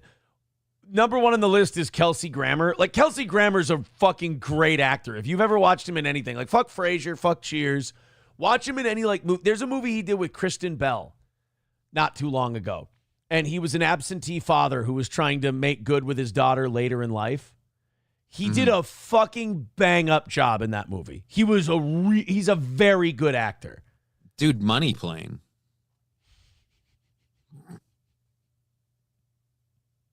All right, fine. Him being a Republican has nothing to do with it. Isn't there a guy who made a song about that movie? I have no idea. But yeah. The trailer to that movie, just the movie in general. Oh, my God. Yeah, no, it was Irrational Times. He sent it to us once. That's what it was. Irrational Times, when we were playing one of his other songs, he sent us the Money Plane one. Yeah, there's a movie with Kelsey Grammer, Thomas Jane, Edge, and a bunch of other people, and it's about, like, doesn't Kelsey Grammer hire a bunch of guys to hijack an airplane? Yeah, to hijack a casino plane, because it's all bets are off. Everything's there's no limits and everything else because they're in the air, so they're flying around the rules. Landers with a good point. He says, "I am just in shock that Aaron doesn't understand. Actors are generally just rich, deviant kid fuckers, so of course they support Democrats." All right, fair enough. I should have known. Roots Calhoun with 199 says, "We shall see, boxing boy. We were very nice about your dog thing, and we haven't talked shit about pit bulls today." Dr. Silverwolf with $5 says, "If wearing hats backwards ruins your hairline, then the rapper Crucifix must have worn a ton backwards." Thank you. I may or may not, for years in my youth, have worn a North Carolina Tar Heels hat backwards because it had the Tar Heel foot logo on the back part. I thought it looked really badass. Mm-hmm. You know how much pussy I got in that hat? None. None at all. Never got pussy in my Tar Heels hat. You know how much the pussy the Widow's Peak has gotten?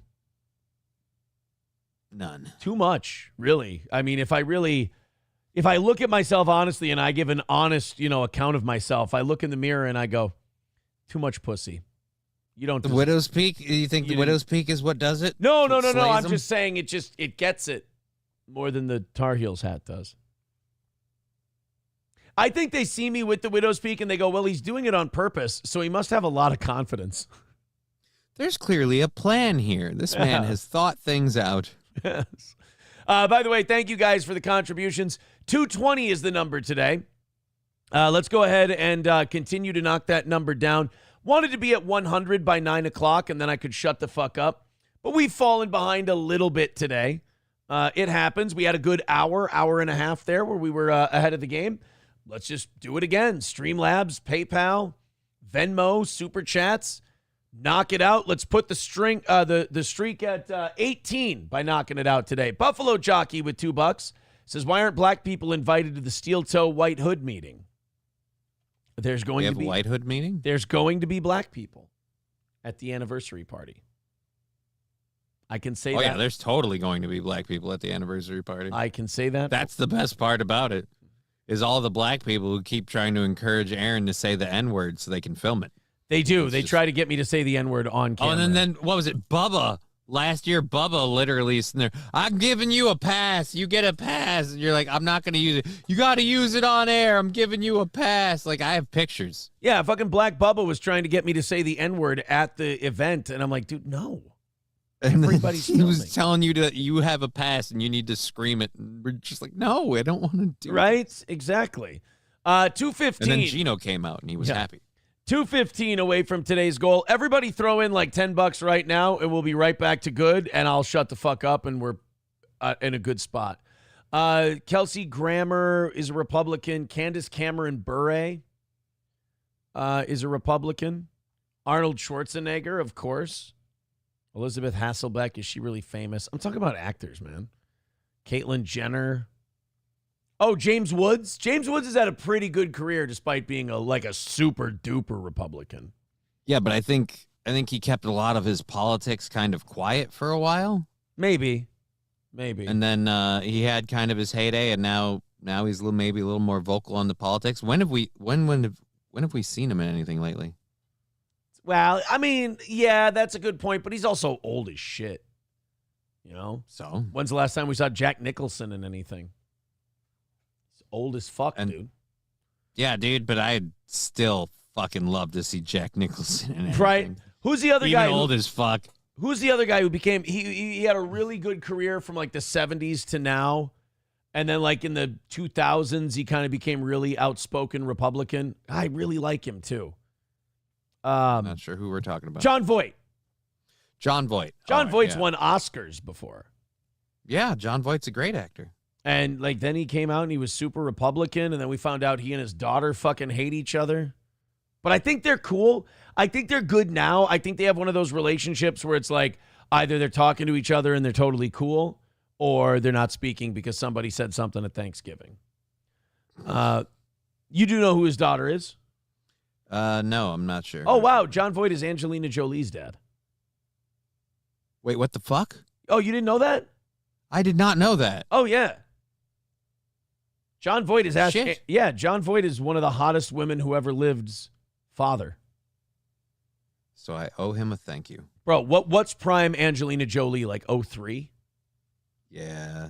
Dude, that one of the most beautiful women who ever lived. Right up there with, I think Eva Mendes back in like 06 is one of the best ever too. 2003, Angelina Jolie. Yeah, I mean, that's just a beautiful girl. Yeah, dude, that's right around like Laura Croft time. Yeah, I'd say. Yeah, she's pretty good. I'm going 06. Eva Mendes was one of my favorites too. Hold on a second. That's right around Shaft, or not Shaft, Hitch. Yeah, dude, Eva Mendes is hot as fuck. Holy fuck. That's illegal. That's fucking wrong, dude. Oh, what a sweet lady. I bet she has a horrible time finding guys. Oh, yeah. Well, no, isn't she with Ryan Gosling? Probably. I don't know. That's another one of those relationships. Matt and I were talking about that yesterday, how some relationships are just correct. Like, that's how it should be, like from a Darwinian concept. Mm-hmm. Eva Mendes should be with Ryan Gosling. They're two of the hottest people alive. They should fuck each other. No, I don't agree with that. We were talking about like Travis Kelce and Taylor Swift. Like, of course they should fuck each other. He's a Super Bowl champion. She's a adorable fucking singer. Like, Tom Brady should have been fucking Lady Gaga or Jennifer Lawrence at some point. Although he had Gisele Bündchen, so that one made sense too. I don't know. Like, Gisele Bündchen is attractive and all, but I'm just... Are you going to say something fucking dumb? You better not say something stupid. No, I'm just saying, like, all right, Gisele Bündchen. Okay. You're over it? I mean, she's not unattractive, but I'm just like, meh. I feel like I don't know if he's had work done or whatever, but Tom Brady, the way he looks now, I feel like, dude, like you could pull bunches of bunches. Jesus. So you're simping for Tom Brady in this situation. Oh, here's another one. Blake Lively and Ryan Reynolds. That should exist. That one makes sense. They're I mean, both did hot. you watch? Did you? All you had to do is see. Was it Green Lantern that they were both in? Oh shit. Satan's Well, Mechanic. that and now X-Men, or now Wolverine and Deadpool. They're both in. Satan's Mechanic says, keep the mouse off her boobs, Aaron. Oh, was I mousing her tits again? God damn it. I don't know. You might have moused the tits. We'd have to go back. I'm always mousing tits. Well, if you were clicking these, then you definitely weren't mousing the tits. Who else is good? I know she's an insufferable twat now, but like 2010 Jennifer Lawrence was good. I'd say Jennifer Lawrence is still good, but she's become more of an insufferable twat. Yeah, she was cute in her heyday. Ooh, what the fuck is that? Get her out of there. Oh, 05 Rachel McAdams, like Mean Girls Rachel McAdams. I still like Rachel McAdams. What was the Game Night movie she was in? Fucking looked hot as hell in that one. Grand Poobah with $5 says, no, honey, the Tar Heels hat stays on during sex.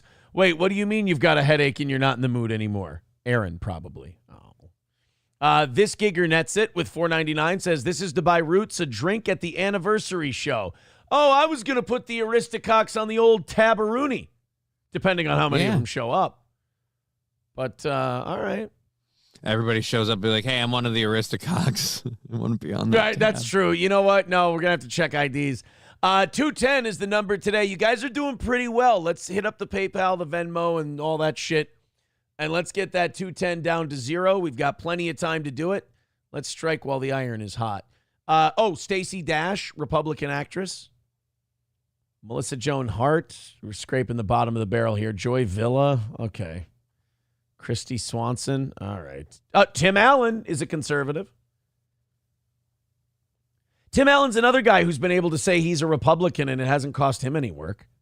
Yeah, but he also doesn't do a whole lot of work or big work. He kind of bounces between shows and smaller movie franchises. He's had 2 or 3 massive sitcoms. Like he had the what was the most recent one that went off the air 5 years ago? Fuck, I don't know. What was the one where he's like a sporting goods store guy? The fuck was that show? I didn't watch it. Last Man Standing?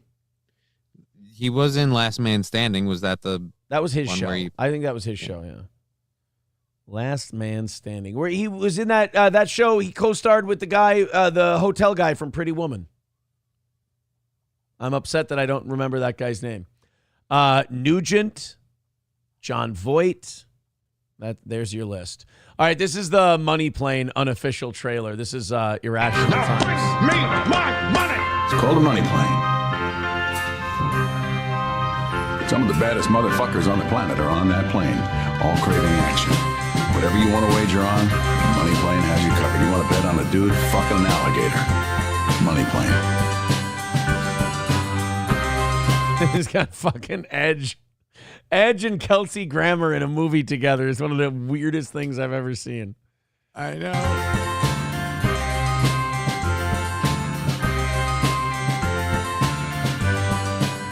The stakes are high above the clouds. Illegal gambling's all around.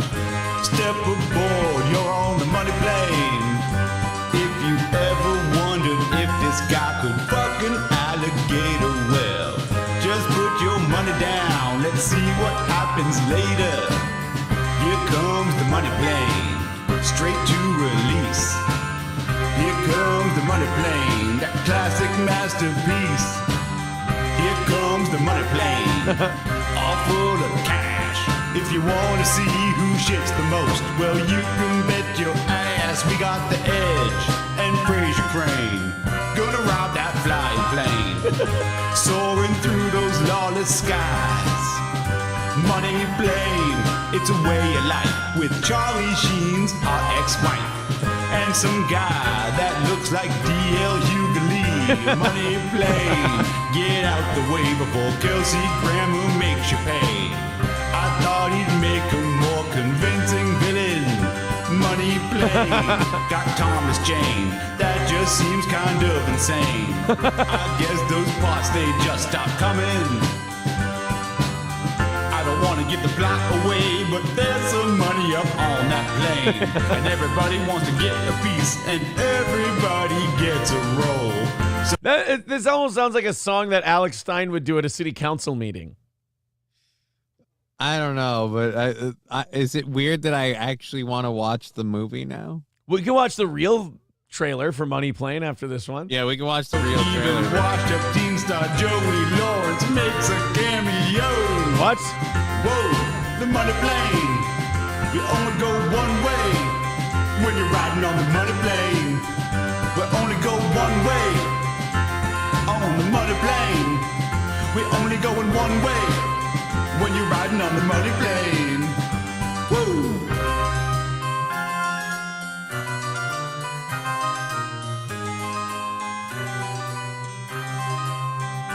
Oh, there you go. Oh, the Money Plane. All right, let's see if we can find the actual trailer. Money Plane trailer. Money Plane the musical, Money Plane music clip. Is his name really Darius Emmanuel Grouch III in Money Plane? Get the fuck out of here. Money Plane trailer. Here we go.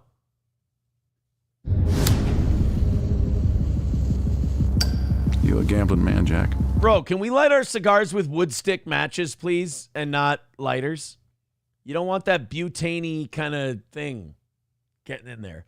Yeah, but it looks so cool because you go... Or you can do the snap flip thing. Yeah, I don't know. I'm becoming kind of a snob since I started using wood stick matches. I mean, you can carry a lighter. That's fine in case it's a little windy, you know. The matches aren't going to work, but wood stick matches with the light. You know, some people are fucking hardcore with their cigars. They light them with cedar.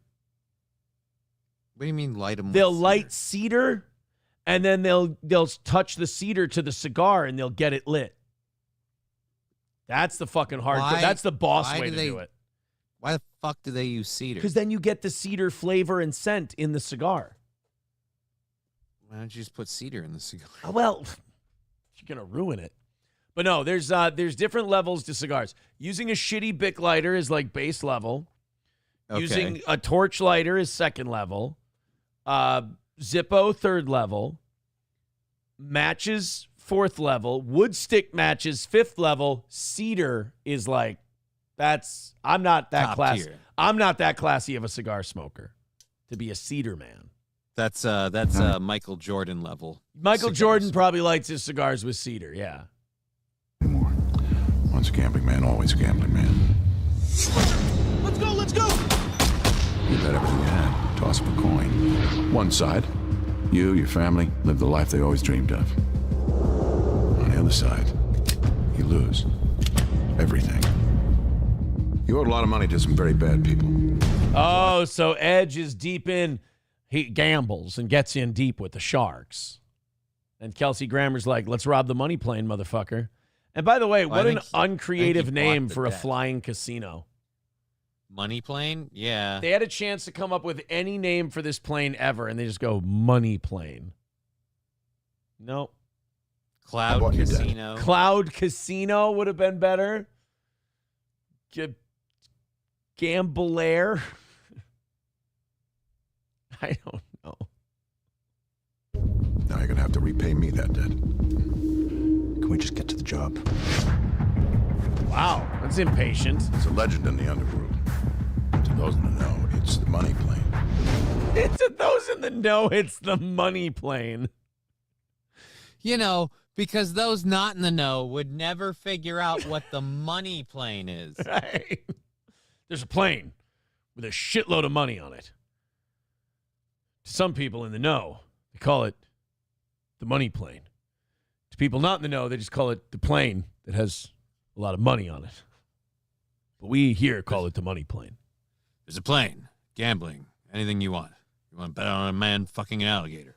Yeah. It's on the pig fucker plane. Wait, hold on a minute. Why are people betting on a man fucking an alligator? I'm just using it as an example. It didn't say anybody ever did it. Extremely weird example. Now I literally I want to watch this movie and I want to find out at what point is there needs to be a video feed or whatever. Yeah. And apparently that dude's about to plow that out. Right, who's checking to see if the guy fucks the alligator? That's the question. A bulletproof casino in the sky, untouchable by any government agency. Whatever you want to wager on, the money plane has you covered. Russian roulette. Word is they carry up to $1 billion on board in crypto and millions in cash. That's right. In 2020, they had $1 billion in crypto, which means today it's worth $5 million. I want you and your crew to take down the house. That's insane. Yeah. Heck, might even be a good time. Now, without further ado, sit back, relax, and prepare for takeoff. You would think it would be a more hospitable fucking environment, and that guy wouldn't say that like a villain. Yeah. You think you got all these rich clients, you want to treat them very well, everyone's going to be super nice. Money Plane's going to be a wonderful experience for you. Nope, it's all sinister. This movie just looks bad. It does, but it looks bad in the way where it's I think with booze or the right mental enhancement, it could be entertaining. No, I'm saying it doesn't even look good bad. Really? I just think it looks boring as fuck. It just looks bad. It's not a good idea. Who's gonna fly the plane, Edge? Control the cockpit. Oh, that's not good.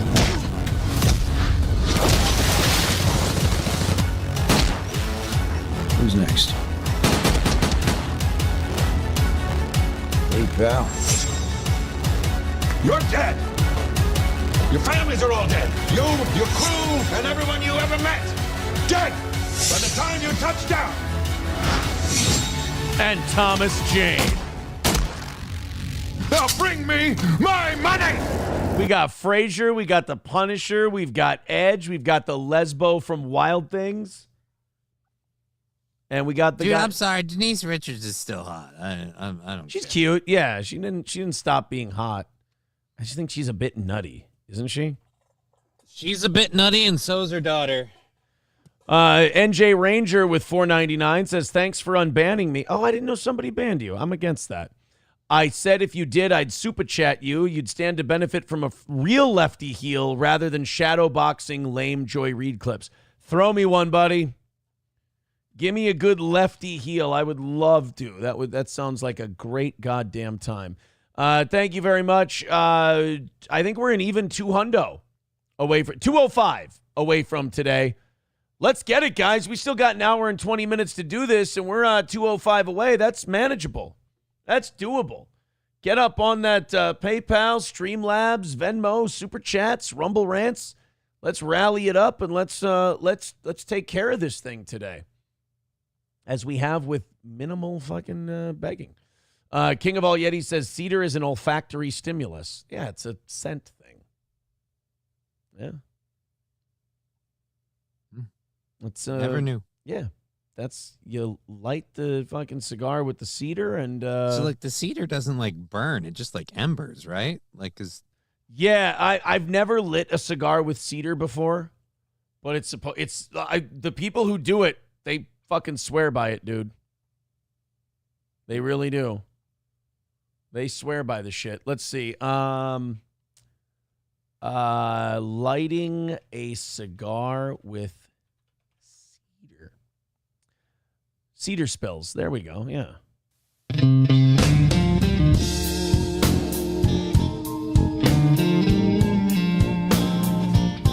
See, simple enough.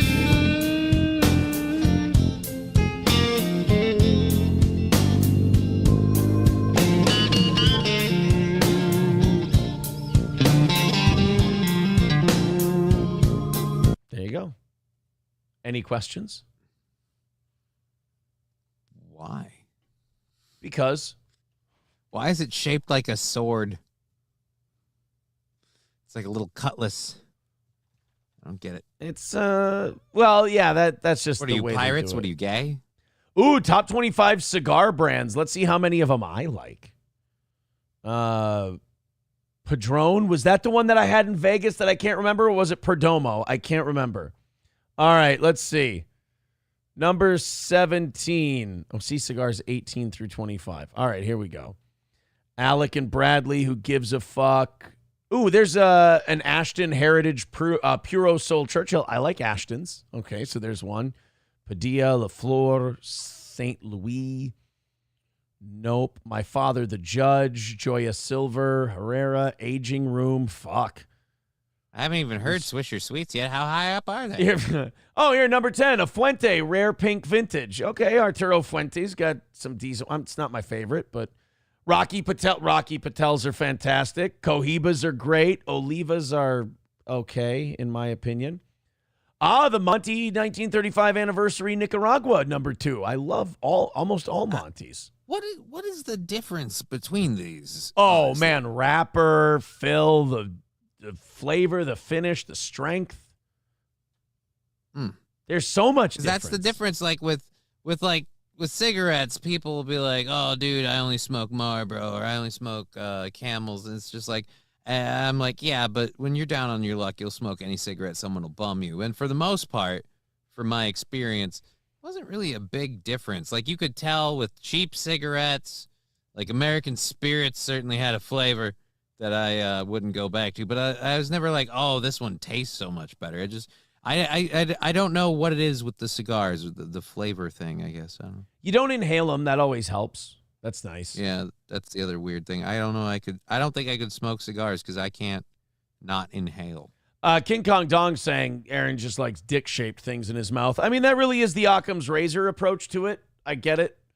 Buffalo Jockey with $2 says, you and Matt know relationships. You two know who should be together. All right. Well, look, I mean, I understand that may be a little hypocritical for Matt and I to be. Look, those who can't teach, all right? So they can't make their relationships work, but they can fix yours. Exactly, you guys. Listen to us. We know what not to do.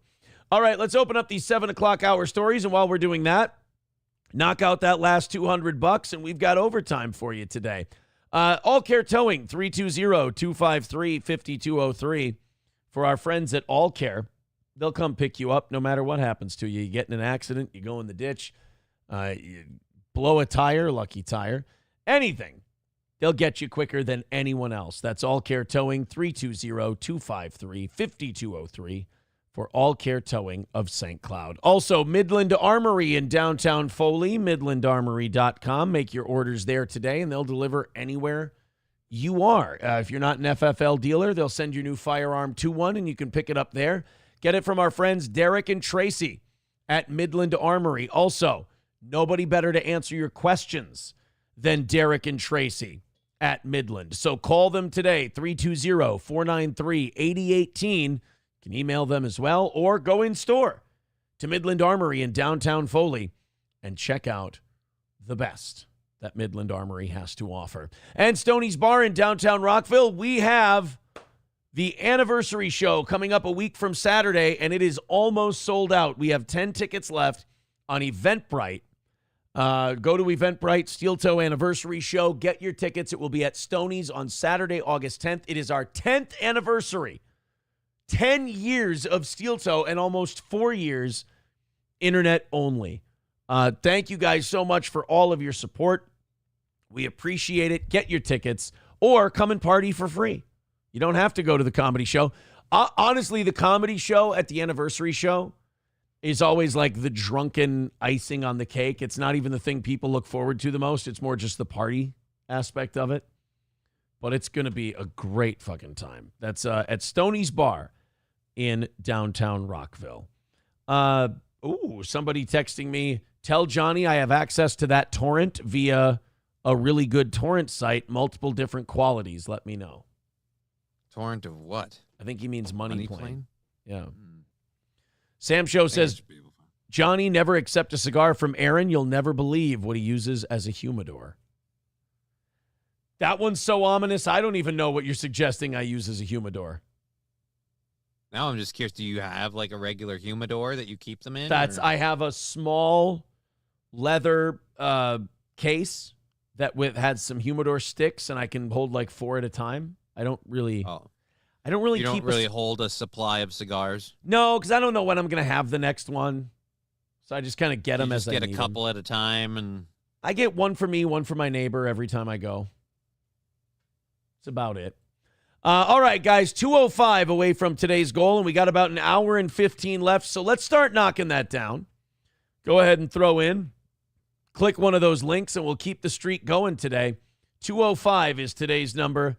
Keep popping those dollars in, and we will call this a win very, very soon. Disney World is getting rid of its drunken bear, Liver Lips McGrowl. Do you even know who this is? No, but don't get rid of him. I want to No. They're getting rid of him. No, the drunken bear's got to stay. They're getting rid of Liver Lips McGraw. That's nightmare fuel. Why are you doing that? Yeah. That's like, it reminds me of the Chuck E. Cheese, like animatronic band type shit. Yeah. You know? But how is this? There's nightmare fuel in there. Why are you keep that bear? That's Liver Lips McGrowl. He's an alcoholic bear who performs at Disney. He's not a real bear. I hate to spoil it. But they're getting rid of him because they say he's racist and he makes fun of alcoholics. And I feel like I'm worried about the world we're starting to live in and the world my children are going to inherit, because we're now getting to the point where we can't make fun of drunks, and I don't even know if that's really a world worth living in. Yeah, dude. Well, we can't make fun of alcoholics now? Well, then stop drinking. It's not my problem. Right. Yeah, you did it to yourselves. Like, why can't I make fun of you? Like, I get it if you have cancer and you didn't cause it yourself. Like, that's horrible. Why would I make fun of you? But, drinking? You drink too much? That's hilarious to me. In an attempt to be less racist, Disney once again proves how racist they really are as they cancel Liver Lips McGrowl in Disney World's Country Bear Jamboree. Now, I've been to Disney in Florida. I've never seen the Country Bear Jamboree. All right. Why did old Liver Lips get the axe? Well, the term liver lips describes large, swollen lips and is linked with excessive alcohol consumption and liver damage. Okay. He's supposed to be a drunken bear named Liver Lips McGrowl. So him being an alcoholic and having giant lips makes sense. I don't see where the problem is so far. Yeah, so what? It has also... go ahead. I was going to say, why do people act like we all know this? Right. That's where Disney always ends up looking more racist than everyone else, because it's like, whoa, you knew about this to begin with? I didn't even know that was a thing. Yeah, we're learning this now. It has also been historically associated with racist stereotypes of African Americans. With the big lips thing, but they described it with liver lips. They're saying it's because he's a drunk, not because he's a black drunk. Right. And again, it's not like they don't have big lips. Let's just be honest. I think that was beyond the purview of what we were discussing, but thank you. Dynamite drop in, Monty. The name Liver Lips is now considered insensitive and outdated, and the character's reboot reflects Disney's commitment to creating a more inclusive and respectful environment for its guests. Right, because how many guests are going to walk in and see the bear going, I'll sing you a song, and go, I'm offended. I can't tell you how upset I am that bear hiccuped, and that bear staggered and stammered, and he couldn't put his words together. You know, that bear has a drinking problem, and I don't think it's good that we all sit here and laugh at him. That bear is going to lose his I think it's children. great, because he's never going to clean himself up if we all feel sorry for him. But if we just point and laugh, maybe that motherfucker will finally get his mouth off of the bottle and back into the honey jar where it belongs. The name Liver Lips is now considered insensitive and outdated, and the character's reboot reflects Disney's commitment to creating a more inclusive and respectful environment for its guests. Right, because by saying the bear with the giant lips is offensive to black people, in no way have you now just pissed off black people by saying, oh yeah, you're totally the bear. You're the wild animal who's up on stage. We're thinking about black people when we think about him, so we don't want to piss you off and put the bear with giant lips. And black people are like, we didn't think you were talking about us with the giant drunk guitar playing bear. We just thought that you were doing a character, but it's good to know that you think of me. That's really awesome. I wish they could make like that public announcement. There's just like a black person, just an innocent black person standing there like, look, we've got to cancel this bear. It's disparaging to black people. It's a horrible caricature of them. What the fuck, motherfucker? Like, how is it offensive? Like, I didn't think he was a black bear, I guess. So they turned him into Romeo McGrowell, the whitest white boy bear you'll ever meet, sporting a flamboyant jumpsuit. And they kept the offensive liver lips. Oh, look, so this was him before. So that was a before and after. I assume those were just different stages of Liver Lips McGrowell. This is Liver Lips, and then this is Romeo McGrowell. Pop it back up. It's not on the screen. There you go. So that's Romeo McGrowell. So now he's gay. Yeah, now he's just a gay dude. He's just a giant gay bear. That's it. Yeah, they just turned him in. They turned him gay. Do we have a video of Liver Lips? Oh, here we go.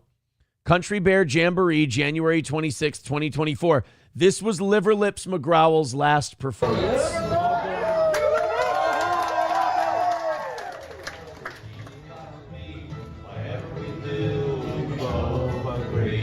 She ain't pretty, but I ain't too. The things we like, the things we do. Mama ain't pretty, but she don't swear nothing. So it's Liver Lips McGrowell singing a song called My Women Ain't Pretty. It's not as good as this song, though.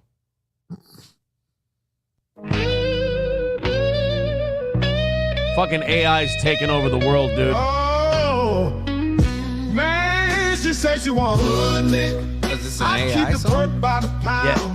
It's they had an AI turn rap lyrics into a song. This is an actual rap song, and it's way better as like an old school blues song. Man, she said she want hood nigga. I keep the perk by the pound. The trunk stay bumped, and y'all know we run the town. Hood nigga. And I keep a bad bitch around. Thick bitch, long hair, yellow, white, red, brown. Hood nigga. And my Chevy sitting on 24s. Flats look like flapjack. Pancake, you ain't no hood nigga. I'ma play the game how it go. They can take me out the hood, but I'ma keep it hood for. See, that's a fucking good song. Like, I sing that. I'll catch myself singing that throughout the day. You can take me out the hood, but I'ma keep it hood, folk. It's not as good as this banger, though. Everybody, get on your feet. Get on your feet now. Roy Jones Jr. That's right. Roy Jones Jr. was such a bad motherfucker in his prime, they let him make a rap song about boxing. Junior. The best pound for whoever don't agree. Fighter in the world. You know what? Whoever don't agree. Y'all must have forgot. Y'all must have forgot. I hope you didn't forget, Johnny. When they stole my gold medal in Soul career, let's look back at my whole career, cause y'all must have forgot. That's right. We're gonna look back at the whole thing, cause y'all forgot. The best pound for pound is mine. Hit Percy Harris with 4 hooks at one time. Y'all must have forgot. And you did. You guys forgot about Percy Harris getting hit with 4 hooks. When I beat Bernard Hopkins and won the IBF, the right was hurt, beat him with the left. Y'all must have forgot. Unironically, I like this song. Unironically. I'm playing it for you guys ironically right now. I love this fucking song. The left hook that James Toney got a sucker move I stole from a gamecock. Y'all must have forgot. I know the words. Another Roy Jones, probably not. Stop Virgil Hill with a body shot. Y'all must have forgot. Roy is sick. I got disqualified in March of '97 after giving a whipping to Montel Griffin. Late hit, my title they had to take it. Why? I guess that's the only way I could lose. 5 months later, rematch, I need my crown. First round, 1 punch and he sat down. Don't get me mad, cause I'm amped already. Took titles from fighters who were champs already. The heart and soul of boxing flexing on HBO. What these other fighters take me for? Y'all must Of course, there has to be a fucking pit bull in the thing with the. It's Y'all Must Have Forgot by Roy Jones Jr. He is, I have to say, one of the, like, weird, because for a boxer, he had a music career and a acting career. Wait, what? Roy Jones Jr. was in The Matrix. The fuck you say? I've only seen The Matrix once. Yeah, you have to see The Matrix. I think it would be 2 or 3. I think Roy it's 2. Jones Jr. Matrix. 2. Oh, yeah. Okay, I watched this. All right. Yeah, you're right. I watched this. Yeah, he's one of the captains of one Guardian of of the Oracle. Is that right? I can take you to her. But first, I must apologize. For what? For this. God damn, Roy. Get him. Come on, Roy. Fuck him up. Yeah, don't let that crazy kung fu mofo. Yeah, Roy should have went into his fucking boxing stance. He should have went into that gamecock stance that he had. That weird squared circle thing, man. That weird Get him with fucking that. thing out here that he had. Yeah. Don't kung fu with the kung fu man. Show him, Captain Hook. God damn, Roy. Fight your style, buddy. Body Headbangers was fire, says King of All Yetis. You know what? I never got into, like, Roy's follow-up shit. Like, he even did Y'all Must Have Forgot Part 2. Oh, no. And I never got into that one. Body Headbangers, I never got into. There's a couple where he did. I mean, he released a whole album. Body Headbang. Oh, my God, Zombie 13. You know the guy who covers our the Bret Hart theme for us? Yeah. He fucking did the NWO Wolfpack one, too. Hold on.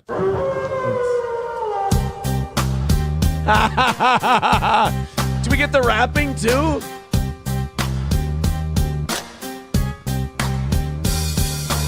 Wolfpack is back, causing mass destruction.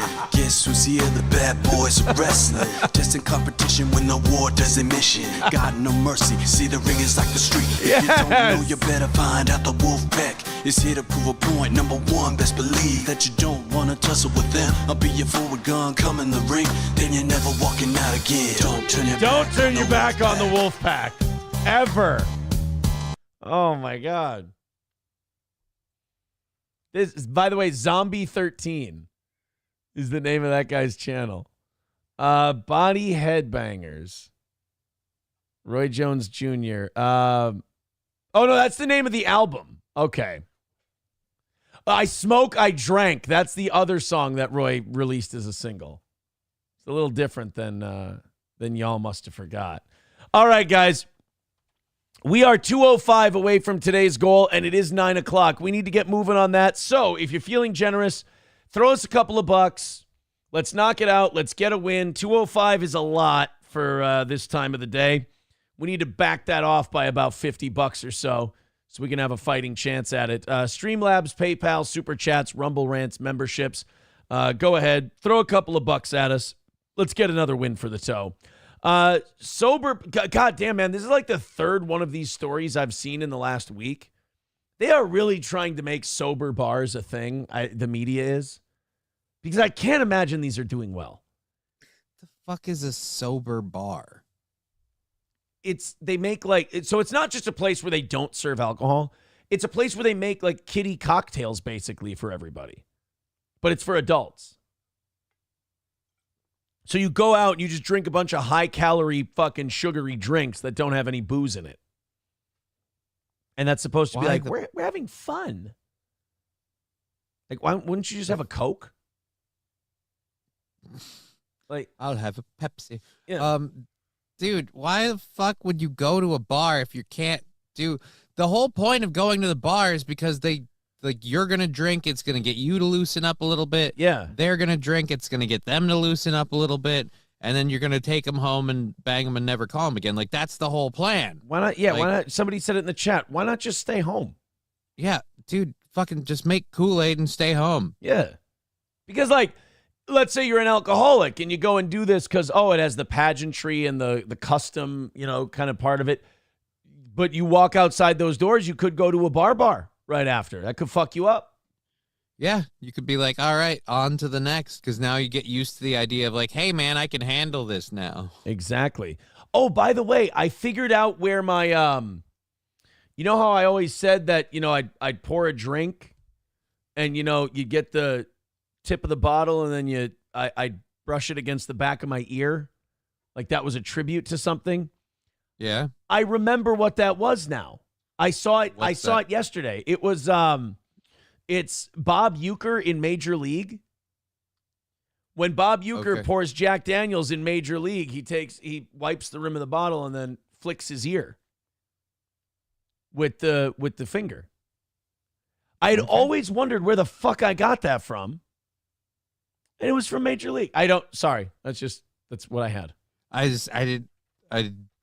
don't understand what the point of it would be though. What is it? Is it like a Here's Harry Doyle. Here, this is Hello again, everybody. Harry Doyle here, welcoming all you friends of the feather to another season of Indians baseball.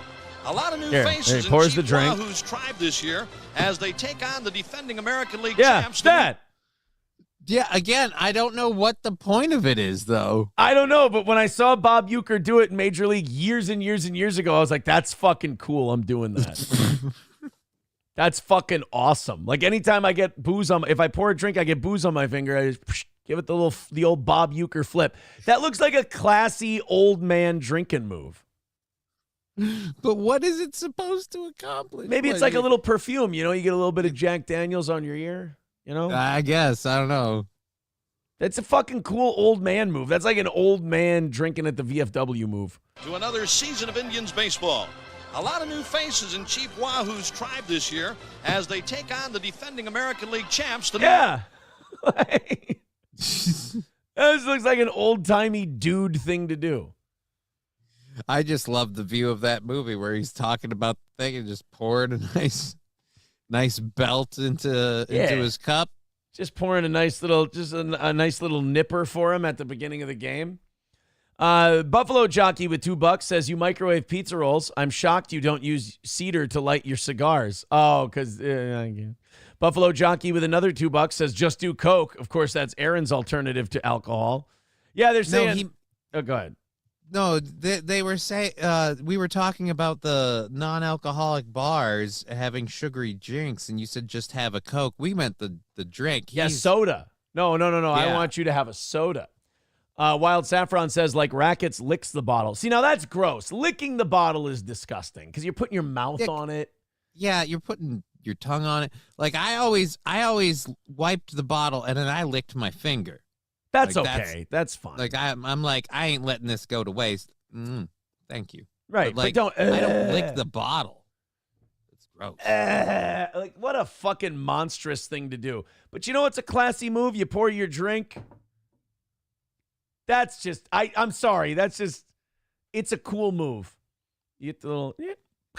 You know what's a classy move? You take the cap off, you put a nipple on it, and you're like, you know what? Good is good. Boom, boom, boom. Down the hatch.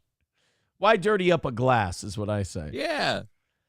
King of All Yeti says a lot of really hot broads are super turned on by whiskey breath. I blame daddy issues, but it's a real thing. Whiskey cologne is an actual thing. See, that's what you wipe. So it's a cologne thing. Yeah, it's a cologne that's thing. What I always thought it was. He was doing the thing, takes the whiskey, puts it on the back of the ear. You got a little, when she's nuzzling into the neck, she gets the whiskey scent and she's like, my dad didn't love me. And then you get blown. That's the playbook. That's how it's supposed to go. Right. So yeah, I agree with King of All Yetis on that one. All right, so we're an even 200 away. Even 200, that means you guys just do 100 and 100. And we've got this thing hammered out for the day.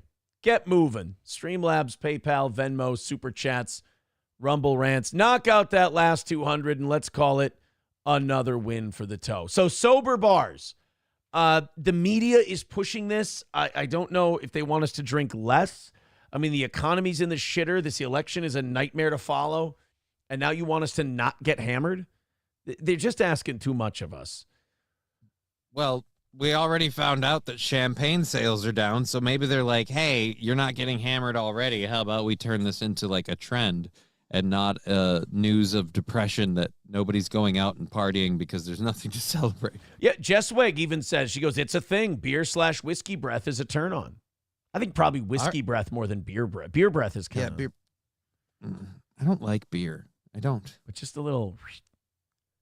All right, Jess Wigg. Beer. Jess Wigg, let's lay out the scenario, all right? Let's say this is a whiskey bottle, not a vodka bottle. I get the little whoop. You flick the back of the ear. If you get anywhere near that ear the rest of the night, that's a good spot for you then. So that's, boys and girls, there's something too. We're now calling it the Harry Doyle whiskey ear flick. That's what we're going to call it. By the way, Lab Glass says, as a sober guy, fuck sober bars. Yeah, sober bars sound stupid. Yeah. Well, okay, how about this? Who do you think is behind this? Like, if we look at the people who are going to sober bars, who do you think it is? Who do you think would have, what group of people do you think would have so much fun at a sober bar? It's chicks, dude. Chicks? Yeah. We're going to test how bad guys want pussy, because if they start following girls to sober bars, ugh, it's bad. Why did girls go to sober bars? I thought the whole reason girls, especially hot girls, went to bars was free drinks. Yeah, but they start drinking too much, and then you get fucked, and you didn't want to fuck that much, but you got drunk and you decided to fuck, and then, you know, they don't let you scream the R word anymore when you get too fucked up and have sex. So now they're like, oh, I guess we got to not get fucked up, because I turn into an insatiable cock whore when I start drinking. That's not me saying that. Don't clip that. That wasn't me. By the way, MSO in the chat says, I'm against the goal today. Guys, that should be all the motivation we need to go on a rally right now and get this thing down there a little bit and hammer it out. Let's find out a little bit more about these sober bars and just how. I'm not going to play this story to convince you guys that these are awesome. I just want to play this to find out exactly how unfun they are. Oh, God. Oh, Jesus. Yep, I told this you. Week's Start Small, Just Think look Big. at the back of the room. Sands Bar is all the bar without the alcohol. We really want to create a space where everyone feels welcome. Sober curious to sober serious, sober sometimes. Do we have a fucking label for everything now? I blame the trans community for this one. Everything's got to have a label. Sober curious. That's just called not drinking at the moment. Like, I'm sober curious most every day of my life. Oh, guys, I don't know if I can handle it today. I woke up sober curious, but I don't think I can follow through.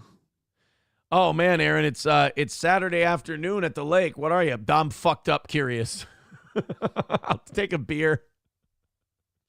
Look, my kids are sober curious right now, but I'm hoping that trend continues. But, you know, one of my kids is not sober curious. He's been drunk as fuck. He's only 5. It's 1 o'clock in the afternoon on a lake.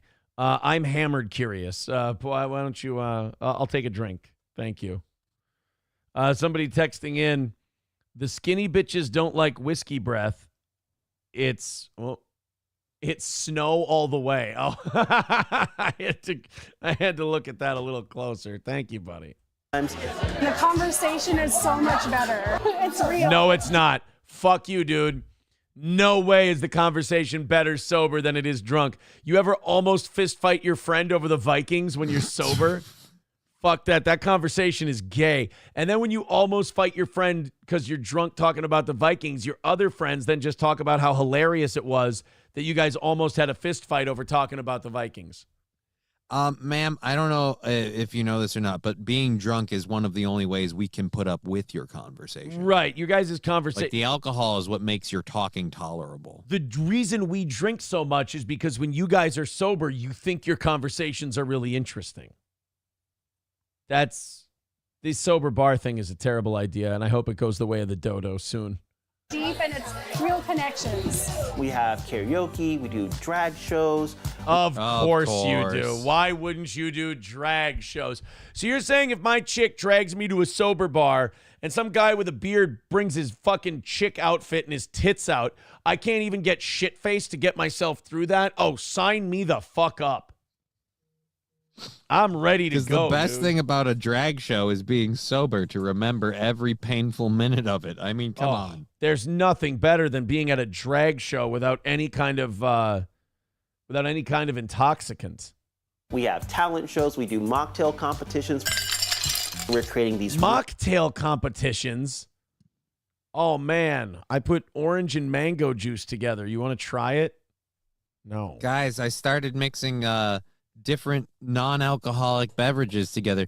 You know, something you could do since you were a child? Yeah. Yeah, guys, have you ever tried putting, I don't know, a little bit of orange juice with just a little bit of Pepsi? It's crazy. Fuck you. We have I a put sober vanilla in the Coca-Cola. We have a sober cocktail winner. It's an Arnold Palmer. There, it's over.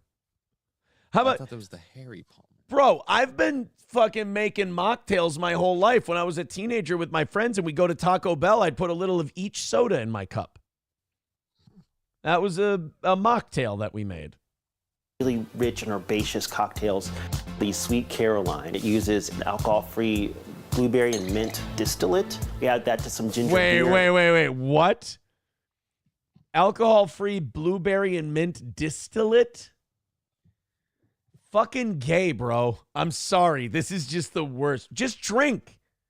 Just fucking do the stuff with alcohol and have fun, or go home and be lame, but pick one. Right. Don't do this. Don't be like, oh, if you're a person, if you're an addict, if you're an alcoholic and you do this, alcohol is controlling your life more than if you just have a beer once in a while. I'm not saying you should have a beer once in a while. I'm saying don't do this because this is still alcohol running your life. A little bit of lime.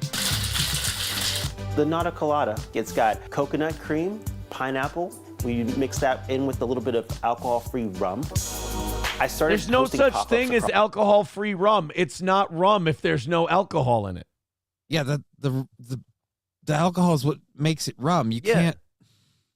After someone writes in, after drinking, you turn into a butt thumber. All right, look, we're not. This isn't a discussion I feel like having right now, guys. We're trying to learn about mocktails. Woo! Mocktails. Woohoo! You won't get drunk, but you can pretend you're drinking. Woohoo! Sorry. You won't drink beer. I'll call you a queer. Mocktails. Woo! Across the country in 2018. I knew that I wanted to accelerate the rate at which we were seeing non-alcoholic options across the country. Well, then you're the enemy. Then you are my competitor. I was 23 years old when I stopped drinking. So those very early years of my sobriety were marked by a lot of 12-step meetings, a lot of coffee, but no real fun. Go back to the meetings, all right? We don't need you propagating this lifestyle on the rest of us. Closed your eyes, you would feel like you were in any bar in America, just without the alcohol. It really is all about... Right. Any bar in America without the alcohol. So no crazy fun, stupid drinking songs. No people singing real drunk and talking shit and talking to people, meeting strangers because you're too nervous because you're sober and you've got inhibitions. This sounds like it sucks. And then you're hanging out with people who are here because they have an actual drinking problem. So they're getting these cocktails and they're like, yeah, this totally helps me forget that I'm an alcoholic because I'm still drinking. Right. There's just no alcohol. Everyone having a space where they can find community. I guess you can still roofie a mocktail, right?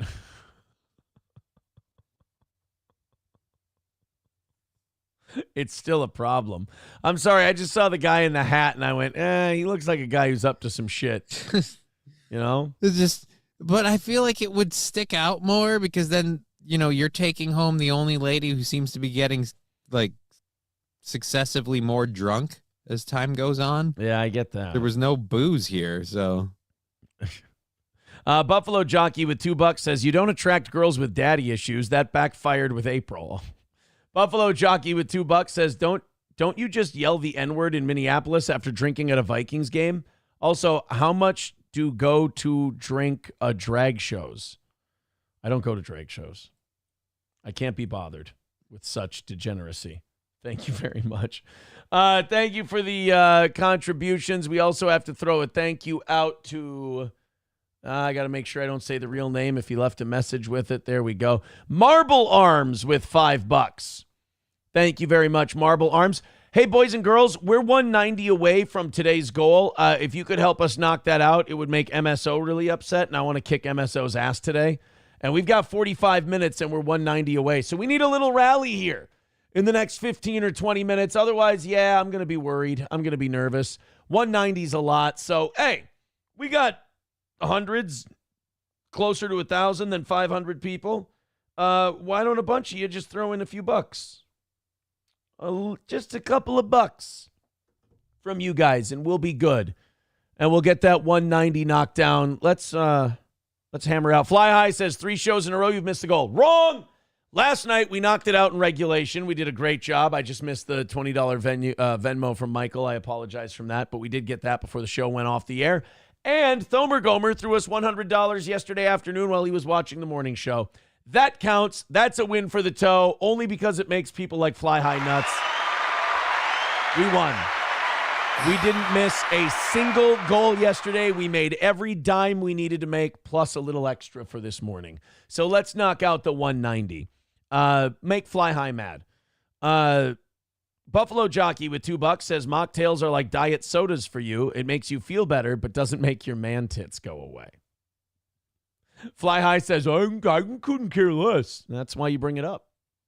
Right. Because you couldn't care less. But you brought it up. Come on, buddy.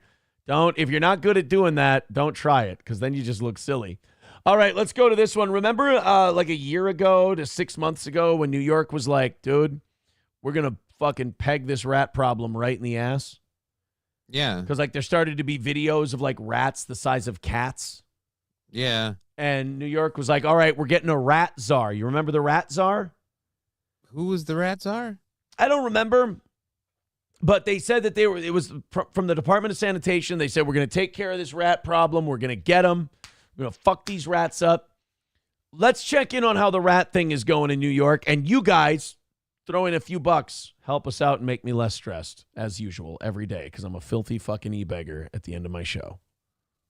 Here we go. Against rodents by becoming a member of the so-called Rat Pack. As CBS New York... Oh, get it? The Rat Pack. It's like Dean Martin and Frank Sinatra, only instead of dressing really nice and singing songs and fucking bitches and having drinks, you go in the sewer and try to kill rats with your bare hands. Oh, boy. What a fun Rat Pack.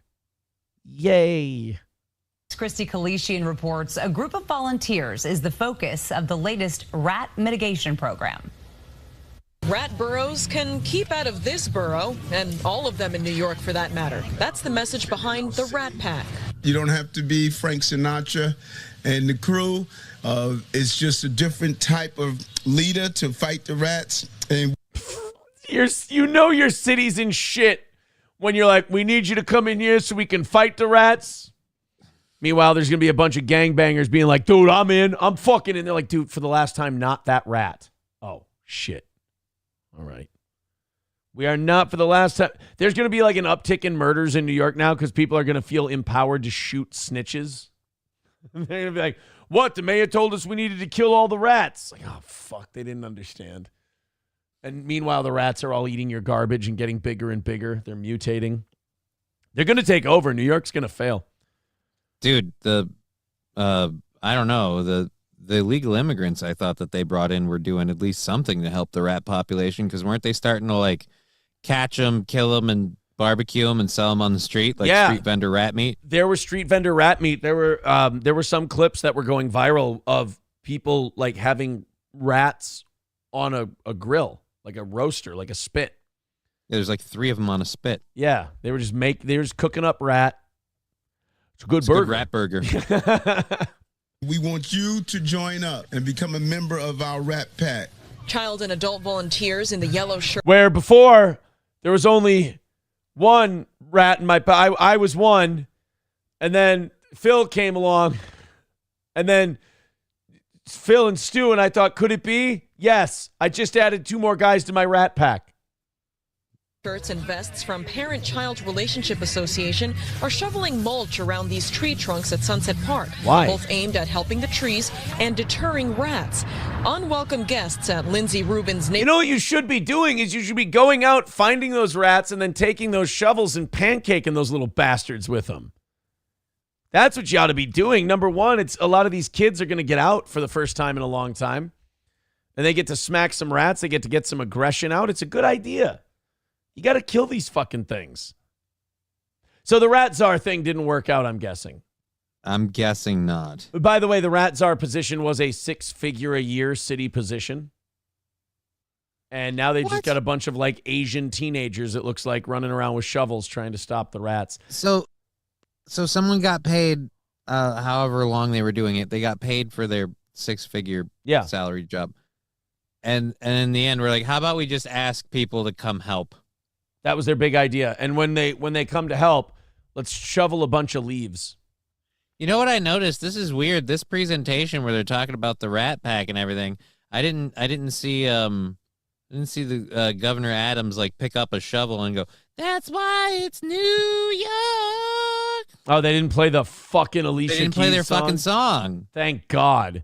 Like he did when they showed them how to use the garbage can. Yeah. Oh, fuck that song. Neighborhood park. I've seen dead rats while I'm walking my dog, and I've told the Parks Department, their personnel, and they pick it up right away because they're fantastic. But the dead rats are not a good look. The organization is one of several working with NYC service behind. Okay, I need to ask, why are only Asian people joining this Rat Pack? What the fuck is going on?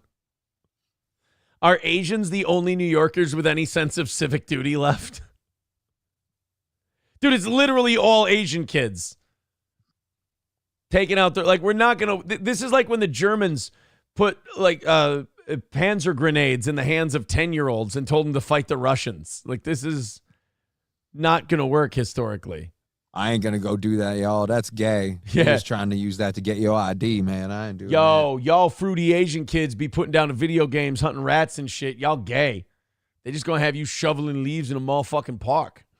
In the Rat Pack, which trains volunteers in becoming rat mitigation ambassadors in their communities. With rats, they also bring like a lot of diseases, obviously, so that's very important. Yes, but I would counter to you that any disease that a rat could carry, a squirrel could just as easily as carry.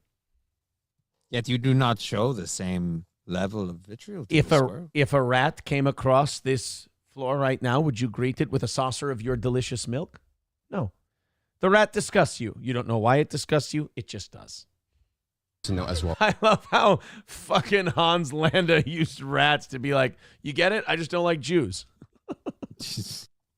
The program is hoped to go from what's now dozens to thousands of volunteers across the city, and joining in takes more than just signing up. To officially become a member, you have to participate in 3 events. That's a Department of Health. Oh, that's the Rat Czar. There she is. Oh. That's her. This is her big idea. Get a bunch of Asian kids and we'll stop the rats. This is how she's going to solve the problem. It's taken her 6 months, probably longer, because I think she was springtime. It might have taken her a year. And her big idea is, let's get a bunch of Asian teenagers and we'll drive the rats back. Wow. Hosted Rat Academy, a volunteer event hosted through New York City Service. Oh, my God. And then a rat walk with me. These rat walks through different communities are a way for volunteers to take a unique look at rat biology and how they interact with humans. Who gives a fuck? Just kill them. You don't worry about the interactions with humans. You just want to exterminate the little fuckers. They're all over the place. Your city sucks. Figure it out. You guys are treating rats like Gavin Newsom treats the homeless. Fucking kid gloves. It just, I mean, you got that many rats. Where do you draw the line between the actual rodents and the people living in the city? Somebody texting in, the Asian kids are like, ooh, we're having rat tonight. That's... A calendar of volunteer events across the city through September is posted online. I love seeing all the community organizations. They do so much great work. And Notice all these white bitches that are talking about how great this is. None of them have volunteered to be part of the Rat Pack. Her name's hyphenated. She's a Wang. Oh, fuck. So we have a white Asian lady now. What the fuck? How is it nothing but Asians with this rat thing so far? park here. Rat Academy training start in August and are held both in person and virtually. This is fucked up, dude. There's something weird going on. I'm going to virtual Rat Academy. They'll get me that degree in rat retaliation. But it sounds like they don't let you. It sounds like they don't let you fucking do anything to the rats, though. Yeah, what part of the course is trained in the killing of the rats? Because dead rats don't fuck, from what I understand. They vote, though, according to Democrats. Right, they do. But Buffalo Jockey with $2 says maybe they could pay Gino $1 for every rat he kills. He needs the money and has time. Plus, he knows how they think and act. Oh, that's not very nice. That was a cheap shot that you just took. All right, kids, we're still 190 away from today's goal. We're a long ways away. We need your help. Streamlabs, PayPal, Venmo. We have a half hour until we start really laying on the begging. But right now it's getting to depression point as we're 190 away and a half hour in. You know, we always end up close, but it always has to get there this fucking way. And I just... I hope today we don't have to get there this fucking way. It's been a rough week. I mean, we've been knocking them out, but fucking barely. It's been a tough week for the old toe. I'll tell you that. That's why, I was just going oh, man, I just want to take Wednesday night off. I'm not going to. We're doing a show this Wednesday night, but it's just ugh. Just want to be done begging. The begging is too much. I agree with the audience on that one. I wish there was another way. I really do. $5 from Trucker 18 Wheeler says, are the kids part of your slave trade? I'm not engaging in child slavery. No, I am not engaging in child slavery. 185 away from today. Let's fucking go, you guys. Let's bang this thing out. You watch the show for free every day. Throw us a little something to keep us on the air. This is a dumb fucking broad, and God bless her. Cops report that Lauren Riley was a passenger in a car pulled over Saturday morning after the driver was spotted without a seatbelt. Now, this ended up being a drug bust, and I absolutely love how people end up getting busted for shit like this. Taillight out, not wearing a seatbelt, just some dumb, basic shit that you could have committing a crime, and you're so comfortable in it that you're like, you know what? I won't follow the laws to avoid suspicion. Well, Miss Piggy. Sorry, that's committing a crime. That's you said that they were committing a crime. I'm sorry. It ain't easy. It ain't easy holding green. During the traffic stop, officers noticed 41-year-old Riley was moving items around on the vehicle's floorboard. You know, isn't that always the worst? You know, you think you've got the cops outsmarted as you hide the drugs subtly while they're right there at the fucking window. When police peered into the car, they allegedly spotted drug paraphernalia, which prompted a probable cause examination of the vehicle and its contents. The resulting search, cops report, turned up a bag of Riley's purse labeled bag of drugs. Oh my God, why? What the? Wonderful, ma'am. Wonderful. By the way, there was a rumor on either Keno Casino or Kiwi Farms yesterday that part of the evidence for Nick's trial is a crack pipe and foil that's used to make crack or something like that. I don't know if that's true or not. And I don't want to be the guy who lets everybody down. I never saw anyone smoke crack. I saw people hoover schneef like you wouldn't fucking believe, you know? I never saw any. I even saw people snort Molly, which was the most disgusting thing in the world to me. That's another thing I got called kind of a buzzkill over. I was like, guys, don't snort that shit. Like, what are you doing? It's thicker. It's going to wreck your fucking septum in your nose. That's going to really fuck you up. That was another time when April had really bloody tissues when she blew her nose. I told her so. Guys, easy with that shit. But, yeah, they said something about a crack pipe, and I'm like, I never saw anybody smoke crack. I just love the bag of drugs thing on this, though. It reminds me of that Mel Brooks movie, where they come what is it? The producers. The cop comes out. He's like, I found these 2 books in the back. What are they? Well, they're labeled Show to the IRS. What's the other one? Never show to the IRS. You just label it bag of drugs. New guy, no, I never snorted it. Fuck no. That's fucking disgusting. No, sir. I know you want me to. New guy's one of those guys who wants me to like not, he wants what I've said not to be accurate for some reason, even though everything keeps checking out, dude. You're going to have to get on my side eventually or just keep being wrong. Sorry, pal. It is fun though to trigger people like that. 190. Come on, guys. It's 9:30. We got to get moving. It's not going to be a fun last half hour of this show. 190 away. We got to knock it out. Let's get close. Throw in a couple of bucks. Streamlabs, PayPal, Venmo, Super Chats. Oh, I'm sorry. We're 185 away. I lied. 185. Thank you very much. Yeah, I'm sorry, Can of Monster. I'm just not. I just fucking nailed it. I'm sorry. I apologize that you came out against me, and I'm right. Again, keep taking the L or just get on the right side of history, buddy. Inside the bag, cops allege, was a needle, straws, a metal spoon, 4 glass pipes, and plastic baggies with a white-colored residue. A bag inside. A partridge in a pear tree. A bag inside the drugs bag. Oh, so there's a bag. So she got the bag of drugs, and then she's got a bag inside the bag of drugs. Okay. No. Contained. I thought it said she had a bag inside the drugs bag that was labeled crack cocaine. It wasn't. It contained crack cocaine, powdered cocaine, crystal meth, Xanax pills, and other narcotics. The discovery of the bag of drugs resulted in Riley's arrest on a variety of felony charges and a misdemeanor paraphernalia count. She's being held in the Florida lockup. Her bag of drugs is being held in a police evidence locker.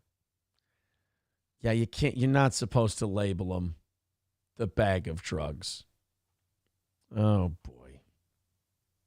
Why? Did you forget what you put in there? Right. Are you going to forget where you put? Well, maybe you are. I was going to say, are you going to forget where you put your drugs? Well, I mean, it is a fair point. I mean, have you ever seen a cop at Denny's? They can't remember what they ordered.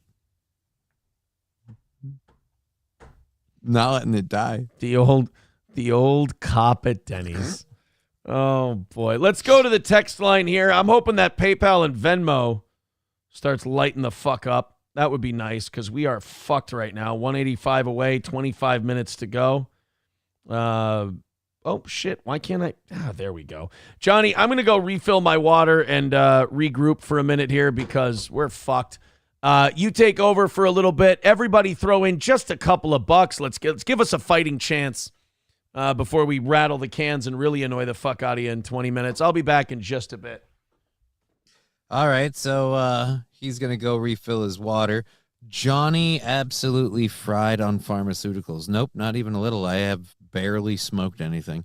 I have a tolerance way higher than that. The cop at Denny's joke was 100 times more creative than anything. Oh, that's sad. That's sad. All righty, so we, again, are a little low on the goal. If we could hit that, that'd be awesome.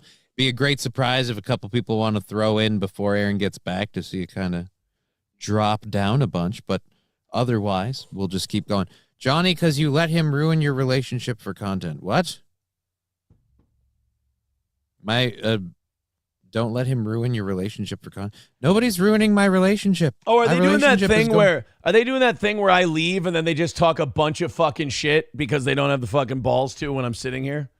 No, they're just people, or Can of Monster is at least saying. Oh, Can of Monster's a cunt. He's been a fucking cunt forever. He's just a little upset that that old Aaron, he took one side against old Aaron and Aaron ended up being right about everything. Fuck off, Can of Monster. You're gone. Sorry. $2 for Buffalo Jockey. Yeah, exactly. Bigot on socialist media. He's a concern troll. Yeah. That's what it is. He's concern trolling. He's a cunt. He always has been a cunt. Anybody that's like, dude, Johnny, I worry about me. Like, you're concern trolling. You're being a twat. You're taking the internet too seriously is what you're doing. Honky with $5 says this won't let post links, so pretend this one Indeed.com/jobs in St. Cloud. Well, I mean, hey, no shit. I mean, this is getting pathetic for me. You're absolutely right. Not, I mean, this isn't going to, I mean, today isn't going to break us, but like, it's just a lot of Aaron pressing, which I understand is fucking obnoxious. I get it, man. 180 away from today. Chad Buzemach says, can of Monster, you're bad. I did. I muted him because he was breaking. I mean, the only reason we mute people is because it's over and over and over. Like, here's my problem with Can of Monster. And it's your fault, dude. I can't help you. You never say anything new. Like, you just come in every day and you say the same fucking thing. And it's like, we're moving on, bud. Like, we're just kind of, you're boring. Like, you got to be interesting. Like, Chad Buzemach, he's interesting. I like him. I jailbroke the YouTube thing. I don't know why he says he's still banned. But, like, he does different shit. And, Fly Eye's like, you mute people for calling out your bullshit. No, I don't. Never. Because you're still here. And you fucking say wrong shit all the time. It's the moral fagging. It's the pussy behavior. It's the concern troll. It's just every day the same thing. And it's like, there's 19,000 Reddit pages for you to go do that if you want to. It's boring. It's the same shit. We all get it. You're not creative.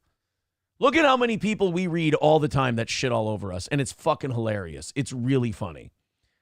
I'm sorry that this hurts your feelings, but you're just not good at it. And you just got to get better at it. That's all.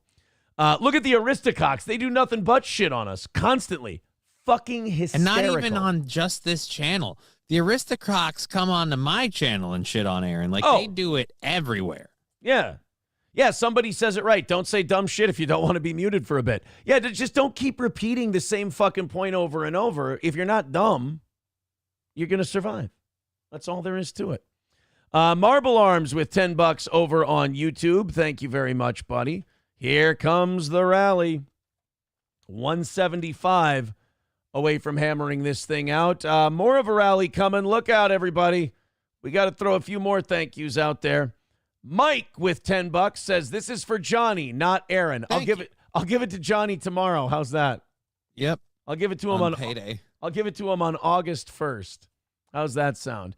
Tigger next door with $50 over on the PayPal. See, there you go, guys. We got it. 115 away. Keep her going. Now we're getting close. See, it's not that difficult. You just gotta get her going. 115 away from hammering today out. Thank you very, very much. No, yeah, 115. 165 minus 50. Jesus, Aaron, do math. Buffalo Jockey says, I talked shit to you when you're here. That's because I like you. Exactly. If you're a fan of the show, I love it when you talk a little shit. If you're like that Can of Monster and you're just pissy and mad and upset at the internet and mad at the world because I didn't end up being the thing you hated me for, I can't help you. Chad Buzemach says, why aren't you the villain I thought you were? Right. It's the weirdest fucking thing. It's why I say I just leave the internet once the show's over, because you guys it's like some of you get really depressing to like notice, because it's like your whole life for hours a day. Your life is, why isn't Aaron the bad, terrible guy I wanted him to be? Be the terrible guy. I'm like, I'm sorry. I'm just kind of a fucking radio hack who sits here and does a show every day for my audience. I mean, I'm sorry it's fucking you up inside, but I don't think about you at all. But you do know, you guys, you could go. Right. You could go find something that makes you, dare I say, I mean, happy. I guess the worst thing we do is we sit here for 5 minutes and use you as free content and shit all over you while you're muted, and that's funny to me too, but like, you got problems, man. Like deep fucking shit going on. King Kong Dong says, I shit on you by pointing out you're unapproachable in public. Well, that would be Mr. Approachable, too. Wild Saffron says, YouTube sucks. The intelligent people are on Rumble. Oh. I'm saving my donos for Matt, says number one Josh Denny fan. Attaboy. 115 away from today. Now we've got a fighting chance in about 15 minutes to hammer this thing out. Although MSO says that if you donate to Steel Toe right now, you're a Biden fan. So that might fuck us up. How does that work? He might actually get us on that one. Because I don't think people want to be a Biden fan. That might have just fucked us right in the ass for today. MSO might have just stunted everything. I'm a patriot, man. I'm not a Biden fan. These colors don't run. Shirt's made in China. Just letting you know. I more just love the phrase. We've got, look, I don't think this is very interesting. That's always a good way to start the next topic. But it's personal. I fucking think James Corden is a stupid douche. So anytime, God, I agree wholeheartedly. Yeah, anytime anybody shits on James Corden, I'm going to play it on the show. I just like it. Lily Allen is accusing James Corden of being a total fucking creep, which is something I want to believe, so I'm going to believe her. I mean, that's kind of what I've learned from the internet. Whether something's true or not doesn't matter. If it fits what I want to believe, then I just jump on with it because I'm a dipshit like that. But James Corden is always the guy talking about how he's got a wife and he's got kids and all this other stuff. Lily Allen says, pump the brakes just a little bit. Let's you know what? Let's hear the girl out. James Corden was a bit of a beg friend for me. James Corden came on my chat show and was like very flirtatious with me, and we sort of made friends, and I introduced him to a group of my friends. And I don't really remember it because that whole period of time was a bit hazy, but I believe that he wrote about it in his book that, that I was like leading him on or something, which I definitely wasn't. No, we hung out. Look at James Corden, that fat, jowly, chubby boy fuck. And then look at Lily Allen, who's kind of a cutie. And then imagine James Corden having the gall to say, she led me on. She was, she was flirting. She was interested. Come on, dude. Honestly. James, stop. You got run out of Britain because everyone thought you were a joke. And then in America, you did a few carpool karaoke bits and you tricked some of the dumbest people alive to watch you. And now you're back in the UK because, the people got sick of your show. Lily Allen is not like trying to get your cock, bro. With him for like a week. I think. Wait, whoa, what? Which I definitely wasn't. No, we hung out with him for like a week. Oh, okay. So she didn't date him. I hung out with him for like a week. We hung out with him for like a week. Yeah, because I was going to say, I'm still thoroughly convinced that he's gay. Right. I'm still toying with the notion. But yeah, so he writes in his book where he's like, oh, Lily Allen totally led me on. And then her story, I hung out with him for like a week. That was it. I think in his mind, maybe it went on a bit longer. But yeah, I'd say if I've ever had a famous beggy friend, it was James Corden back in the day. He's not begging me anymore. I'm not begging him either. Well, no, especially not after this interview. I mean, this is a little humiliating. Jesus.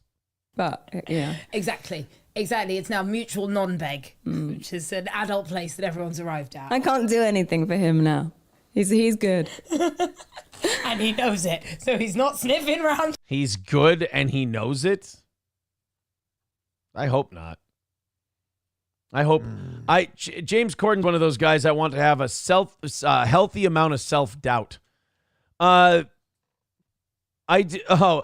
Show says, I do like the steel toe haters, though. It's amazing that there's entire communities that exist for it. I thought it was an exaggeration. I know, it's fucking great. Like, I can't be fucking bad at my job and have this many haters. Like, you got to be a fucking talented broadcaster. You've got to really work people the fuck up if you're getting that many people who, like, dedicate their lives to hating you. Like, while I'm off not doing anything show-related, they're like, I have to keep hating this guy. I've got to be one of the most talented motherfuckers in this entire sphere to have that much. Lab Glass with $10 says Biden Harris number 1 and 2. Thank you for the $10. 105 away from taking it home today, guys. 105 is the number. Streamlabs, PayPal, Steel Toe Media Inc. on Venmo. Those are the best ways to do it. But Super Chats and Rumble Rants do it as well. We're 10 minutes away from rattling the cans, and we're 105 away from getting this thing taken down and doing 30 minutes of overtime today. Let's open up the 8 o'clock hour stories and the potential overtime stuff, which, by the way, we have a lot of good, of those. If you like those stupid, retarded local news stories, We've got a bunch of those coming up for the rest of the show today, however long it lasts. About an even hundo away. So we're kind of in the same spot we were yesterday. We're about a hundo away from knocking this thing out, and we got 15 minutes to go. This is doable. All right, we have details on Gavin Newsom's plan to clear the homeless out of California. Stop being Gavin Newsom? Well, remember, Gavin, the Supreme Court said you can't be camping out on sidewalks and shit like that. So Gavin Newsom now had to come up with a plan on how to get rid of the homeless encampments. Let's see what he came up with. This future president of the United States. Homeless encampments across California may soon be taken down with more urgency, sparked by a recent U.S. Supreme Court decision allowing an Oregon city to issue citations and arrests for sleeping outside. Governor Gavin Newsom issued a state order directing California officials to, quote, move urgently to address dangerous encampments while supporting and assisting the individuals living in them. You know, it's amazing that all of a sudden these are now dangerous encampments. These are now dangerous encampments, and we need to move urgently to do something about them? Yeah, I mean, before it was just, we were going to pretend they don't exist. And these were just people experiencing homelessness, and we need to have some sympathy. Remember when they would bring like garbage trucks and pressure washers out and just clear these things out, and there would be all this uproar in California about how evil and terrible and Nazi it was? And now Gavin Newsom's going to have to get the garbage trucks and the pressure washers out again. Well, he also is, again, one of the people who has been making the policies and pushing for the policies that created this problem. Yeah. I hate the fact that he's like, we've got to do this. We've got urgency. It's like, you've got urgency now because the government actually wrote like laws that let people go around you. Now you care. Yes. Yes. You now have to address it. So now you're pretending it was your idea. When before you were totally content with letting these people just sit there because the people who ran your fan campaigns and shit would pick these people up in a bus and take them to vote. Advocates were caught off guard and outraged. This is really a punch in the gut. Super sad. Of course, that lady with the notice me red glasses thinks it's wrong to clear out the encampments. Do these people think that the encampments are good for people? Do you live near one of these encampments? Yeah. I want these people to represent these encampments, to live in those areas, live next to those encampments, get up every day and go past them and start to worry about your safety because the guy muttering to himself might suddenly just decide to attack you. Like when that happens on your daily basis, you might start feeling like maybe these encampments aren't good. Well, yes, the homeless man bit my cheek, but I think he was trying to give me a kiss. No, he thought you were Beelzebub. He was on bath salts. I'm sorry. And disappointing. Jennifer Friedenbach. How'd he get them? Oh, from a vending machine where they also give you free needles and crack. And Narcan. It's just, you know, in case the homeless person fucks up and takes too much fentanyl, we can save them and bring them back to give them another try. Says she already sees thousands of people on a wait list for housing in San Francisco and that all the city's shelter beds are already full. They want to basically... So it seems like you guys have a serious problem with your city being fucking unworkable and shitty that so many people can't live anywhere. But don't worry, don't address it. And certainly don't ever think that it's anything you guys have been doing and advocating, ever. Don't ever think that. That's counterproductive. Crack down on folks who have no other choice. California has the largest homeless population in the nation. What? More than 180,000 people, according to a 2023 homelessness assessment report to Congress. The state's policies following the Supreme Court decision are being closely watched by other cities and states across the nation. An estimated 650,000 people are experiencing homelessness nationwide, more than a 12%. Wait. Did you hear that number that California had? 180. How many homeless people are there in the entire fucking country? 160 or 650. That means there's only 470,000 homeless people in the other 49 states combined. That's kind of sad. Almost half of them are in California. Oh my God. increase Or no, a since third. 2020. Almost a third. About a dozen big city mayors across California support the governor's directive while emphasizing a need for housing solutions. Los Angeles Mayor Karen Bass put out her own statement pushing back on, quote, strategies that just move people along from one neighborhood to the next. I agree with her. I do agree with that. It is bullshit to just clear these encampments out and then have no plan, because then they'll just find somewhere else. Okay, let's start throwing some people in jail.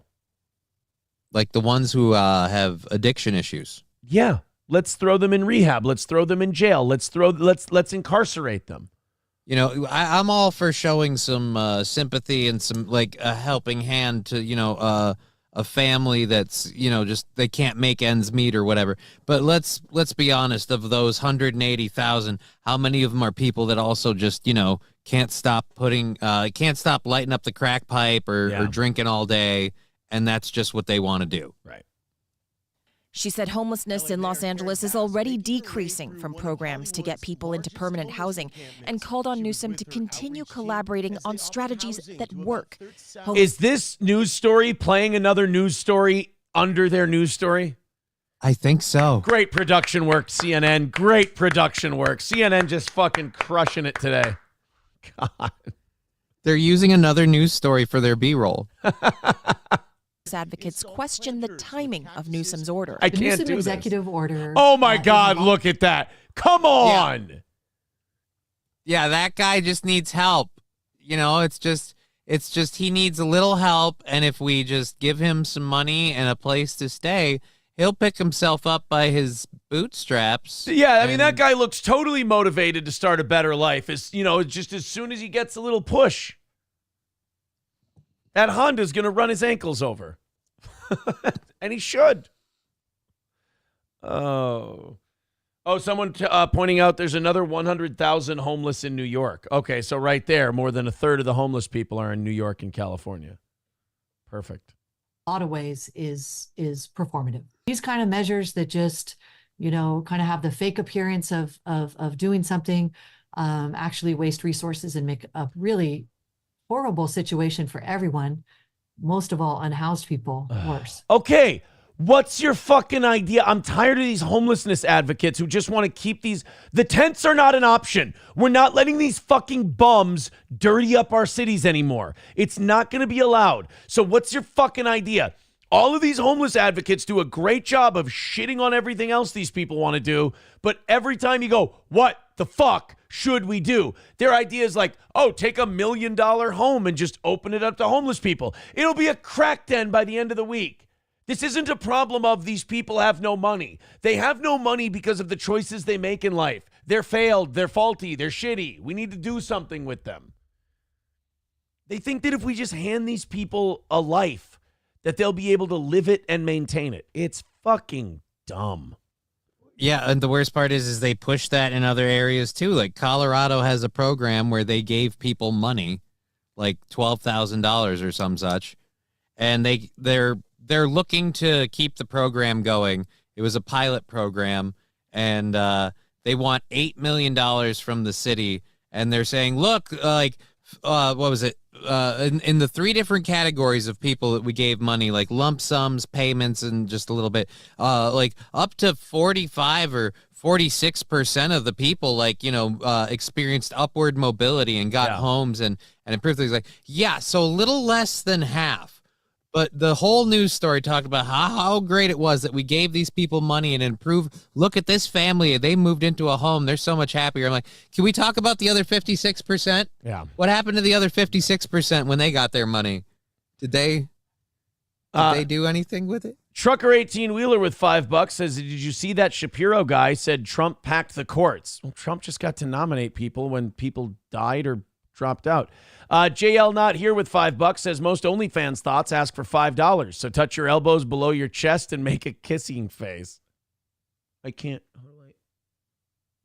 Did my best. All right, guys, we're $95 away. MSO says I'm against the goal today. It's the shirt. Guys, $95. Let's do it. We've got 4.5 minutes left. Your turn. 95 away, 10, $20 at a time. We're going to hammer this thing out with no problem. It's up to you. We've given you the show we've given you. You get to decide now if it's worth it or not. 95 is the number. Streamlabs, PayPal, Venmo, Rumble Rants, Super Chats. Let's get that last 95 knocked out. Let's do an extra 30 minutes of overtime today. Let's call it another win for the toe. Another text coming in. Is the word unhoused too kind for them, in your opinion? I mean, unhoused is accurate at least. I don't like experiencing homelessness. I don't like unhoused. I like homeless. You're homeless. You have no home. You know what I like? Bum. What? Bum? I like bums. Bums was always a good one. Only issue I have with bums, and this is from like having family members who were temporarily homeless. There are plenty of people, and this is the thing that like California and other places won't mention. There are plenty of people who experience homelessness temporarily because, again, if you don't want to be in that situation, you're going to find a way to get out of it. Yeah. 383. If you don't make those choices. 383 Novocaine with $5. A homeless pilot program would give them a microphone and shitty camera so they can podcast and beg for money. But would they do a 4-hour comedy talk show to earn it? I mean, possibly. All right, guys. Drunk as fuck. $90 away, 3 minutes to go. MSO says fake donos. Yeah, come on. Where are those fake donos? Streamlabs, PayPal, Venmo, $90. Did I say $90 away? $90 away from getting your overtime and making it another win for the toe and getting that streak up to 18. 90 away. Cashco says, I never spent a dime on any e-beggar dummy. All right, well, then you're staying consistent. Very good. Look at Cashco having a set of morals. All right, how many of you guys do give to e-beggar dummies? Then consider giving to this e-beggar dummy. We've got 2.5 minutes left. We've got to knock out that 90 or we cut her loose at 10 o'clock today. Let's see if we can rally up. Chevy fan says, when's the comedy start? I'll get there eventually. We'll get there.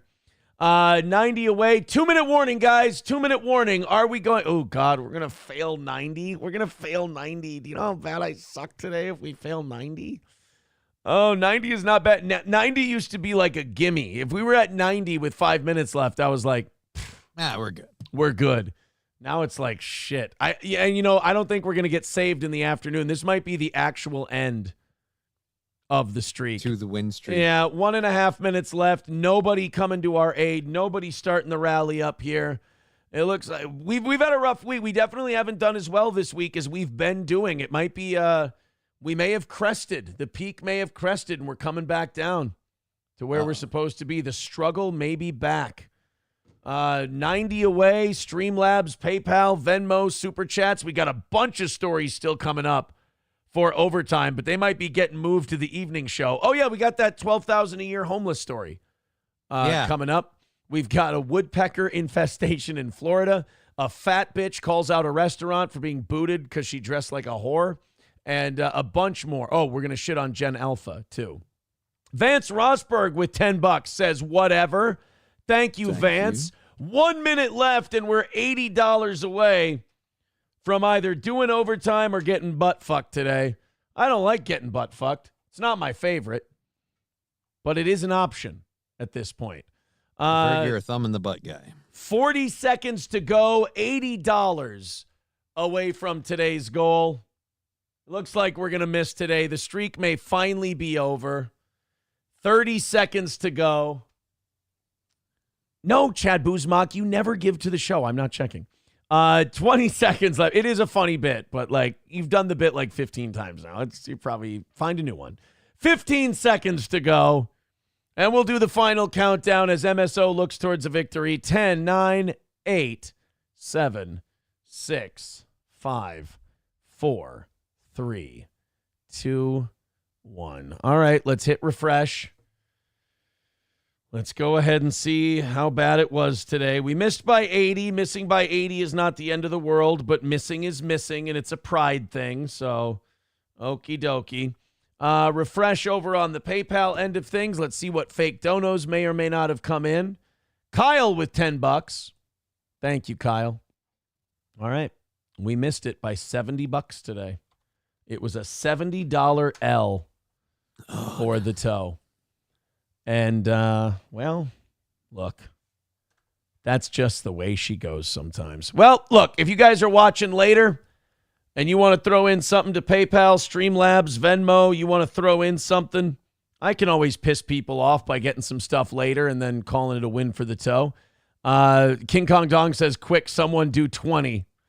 You haven't actually missed yet because you can get the $70 later today or this weekend and count it, says Chad Buzmak. I mean, if it comes in, it comes in. I can't control it, you know? Johnny's got his show coming up a little. What? Look at your chat on the YouTube. Trucker 18-wheeler with $35. That's 25 for us. All right, I'm sticking around, but look, you got to hit that last 45. Otherwise, I'm going to look like a fucking cunt.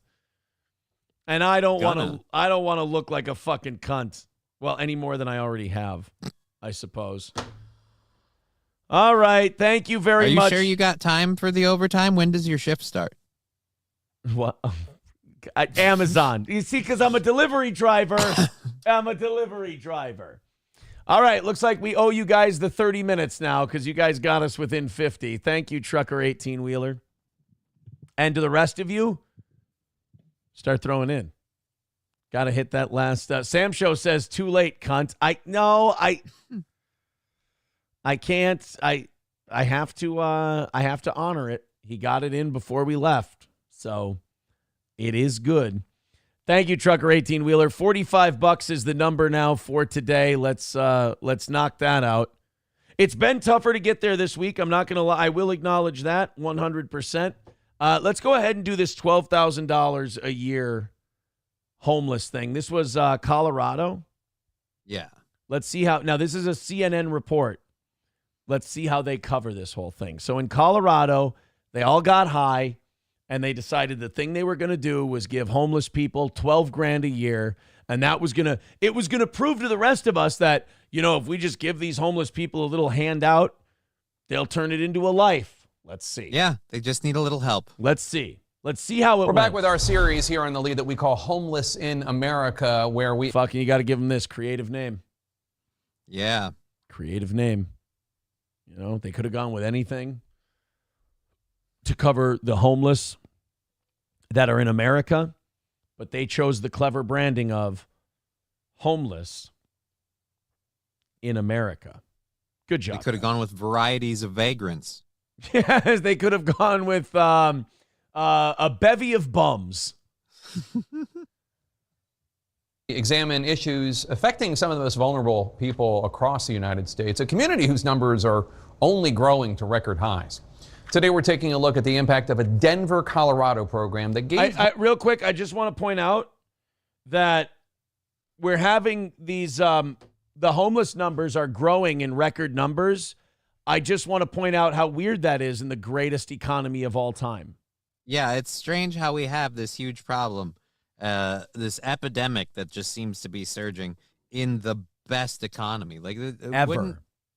Shouldn't homeless people be like, shouldn't we all be doing so much better? I feel like there should be less homeless people in the best economy ever. I really feel like we should all be doing a little bit better than we are with this greatest economy ever thing. I'm having a hard time figuring it out. And you know what's funny is Democrats are always the one who go, Republicans, when the economy's better, it only benefits the rich. Well, if this is a great economy, it ain't benefiting people I know who are like me. So, I mean, the rich got to at least be doing well.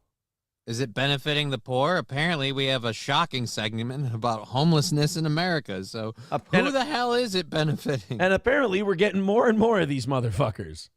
Homeless people free money, $12,000 a year. Yay. To use as they saw fit. To see good, because that worked so well during the pandemic. There were no unforeseen consequences of handing out those checks. Nope. We all did great and lived happily ever after.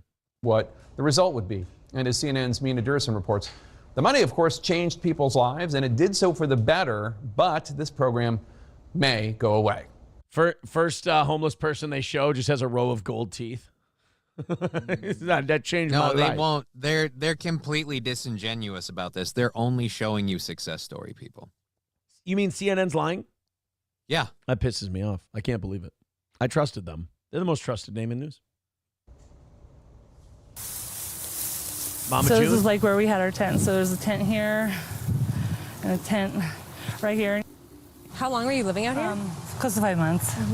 It was hard. It was really hard. The last time Jolene Giacchetta was in this field, she was pregnant and homeless. Does any part of you think about a time when you would have to be back here again? I worry about that a lot, you know. I don't want to lose what I have. I don't ever want to come back here. I really don't. But it does weigh heavy, in the back of my mind. For years, she and her family couldn't afford stable housing until in 2020. Let me guess. So they just grabbed one fucking person who hit a rough patch for like 5 months, and then they gave him $12,000, and that just flipped it all around. Well, like I said, they do the statistics of this. This thing was set up by like a rich person who, like, I guess put in a lot of the seed money for the original program. Sure. But yeah, they're showing you people who experienced homelessness because of difficulties. They're not showing you somebody who was on the street corner with with 2 teeth begging for money and then going and buying booze. And they're like, hey, we gave him $12,000 and he went and got himself a job in a hotel. Like, no, these are people who would pick themselves up if they could financially. These are again, the few homeless people that are legit homeless that, again, if they can find a way out, they will. It's not the epidemic of, like, again, they're not dropping $12,000 on the people on Kensington. This is that guy who was passed out with the Four Loko bottle earlier. That's not the guy. He's not getting $12,000. Or if he did, he didn't spend it well. Like I said, there's like up to 56 or 58% of the people in the categories they break down that didn't see positive gains and experiences from this. We don't hear from one of them. No. 22, she was given $12,000, no strings attached. Do you remember what it was like when you got your first payment? It was so exciting and a relief. It's really nice to watch your children be able to grow. This is his home. You want some juice? Okay. The money came from the Denver Basic Income Project, a program led by entrepreneur Mark Donovan. Queen, it's Mark. Hi, how are you? Hey, I'm great. How you doing? To study the impact of giving cash to people experiencing homelessness. We're seeing people accelerating into housing, into employment, feeling financially stable. Okay, cool. Can we check on them in 2 years? We're seeing people do that. Right. How many of the people? So when that $12,000 runs out, let's say they're being incredibly frugal and they can get by spending like $2 or $3,000 a month. Check on them in 4 to 6 months and see how they're doing. Because I didn't hear anything about that woman having a job now. I didn't hear anything about like their current income situation. I just heard, hey, we took $12,000. Yeah. And if you live in the shittiest part of town, like you can get yourself, that'll get you an apartment for a year. Right. And if you're making just enough money to like not quite afford the bills and you get the $12,000, that can help like slingshot you into a place and you can ride that out for a while.